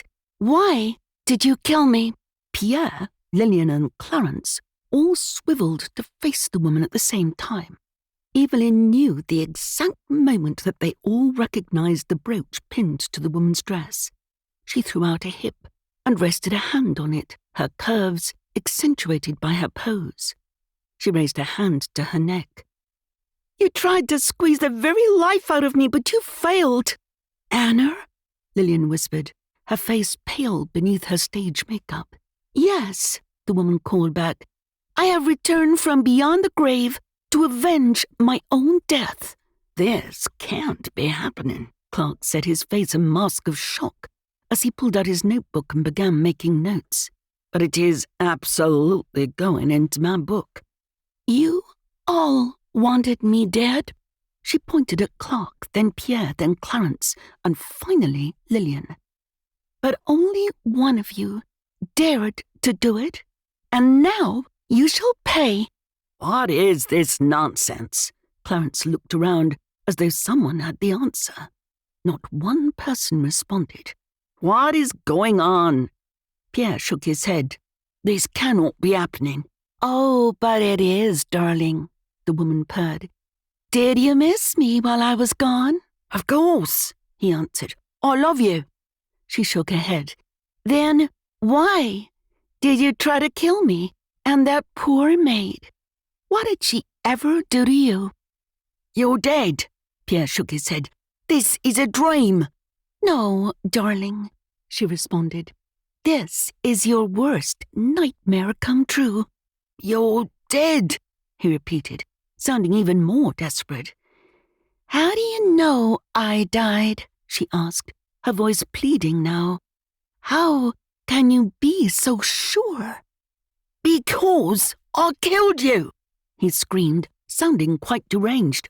"I stood over your body and watched your life ebb away. I felt the breath leaving your body as my hands tightened around your throat. You're dead." She shrugged. "And yet, here I am." With a sudden movement, Pierre launched himself towards the woman. Expecting his attack, she ducked back under the rope and positioned herself behind David. Clark moved over and also blocked Pierre's access to the woman. "Show yourself." The woman stood slightly to the left of David and took off her hat. "Marie?" Clarence moved forward and stared at his wife in disbelief. "I think I just proved that I'm a much better actress than any of you gave me credit for," she said smugly. Clarence threw out a hand and indicated the dress. "But this isn't you." "Padding, darling," she told him, turning to face Evelyn. "How did I do?" "You were excellent," Evelyn told her. "Absolutely first class. You did everything I asked and more. I'm very proud of you." Pierre dropped his head into his hands as he finally seemed to remember what he'd done. Before he could do anything else, Clarence moved with a speed that belied his enormous frame. He pinned Pierre's hands behind his back. "You're nicked. Isn't that what you English say?" David laughed. Yes, it is." "I still don't understand how you knew it was Pierre," Madeleine said. "It was something Aunt Em had said right at the very start, shortly after Anna's body was discovered, in fact." Aunt Em frowned. "Which was?" "You suggested that Anna could have been dead before everyone left for the excursion." "But that can't be how it happened," Clark said. "Everyone heard Anna and Pierre arguing before we left." "Sarita, the maid, gave me my other clue," Evelyn said. "She said that there was so much shouting she could barely discern one voice from the other, let alone what the words were." "Are you telling us that Pierre killed Anna and then somehow argued with himself?" Clark frowned in disbelief. "Precisely," Evelyn nodded. "He used his acting skills to play both himself and Anna. As Sarita said, there was so much noise it was hard to hear what was actually being said. And, as everyone was accustomed to hearing Pierre and Anna arguing, no one really saw the argument as anything but usual." "What about poor Sarita?" Madeleine asked. "Pierre was quite careless in putting Anna's brooch in Marie's room. Sarita realized immediately it didn't belong there. He was, of course, trying to frame Marie or Clarence, or both of them. It was a clumsy attempt when he realized it hadn't worked, because Sarita came out of the Baldwins' room with the brooch. He had to try and silence her. Fortunately, that did not work and he didn't have time to finish his assault." "What have I missed?" Tommy crossed the drawing room and took Evelyn into his arms. "Only the part where your wife has solved the mystery," Madeleine exclaimed. "Oh my goodness," Tommy shook his head in disbelief. "Have I really been gone that long?" "Long enough," Evelyn murmured. "Wonderful news," Jenkins cried as he entered the room behind Tommy. "The Northmores triumph again, and Sarita has regained consciousness. She remembers nothing about the attack, but the doctors have said she will make a full recovery." "That is the best news," Evelyn said. "No," Tommy shook his head. "The best news is that I am back here with you where I belong. Pierre has taken my place in the cells, and peace has been restored to the Imperial Hotel." "Here, here," the Colonel called. "Now, I need to know everything that has happened while I've been gone." Evelyn sighed. "I have just gone through everything." "But, darling, I missed it." "I will explain later," Evelyn promised. "But for now, I want nothing more than to sit on the patio and enjoy a nice cup of tea." "That sounds perfect, my dear," Aunt Em said. "I think I shall join you." The end. You have been listening to Murder in India, a 1920s cozy mystery. A Tommy and Evelyn Christie Mystery Book 7. Written by Catherine Coles, narrated by Alex Lee. Copyright 2022 by Catherine Coles. Production copyright by Catherine Coles.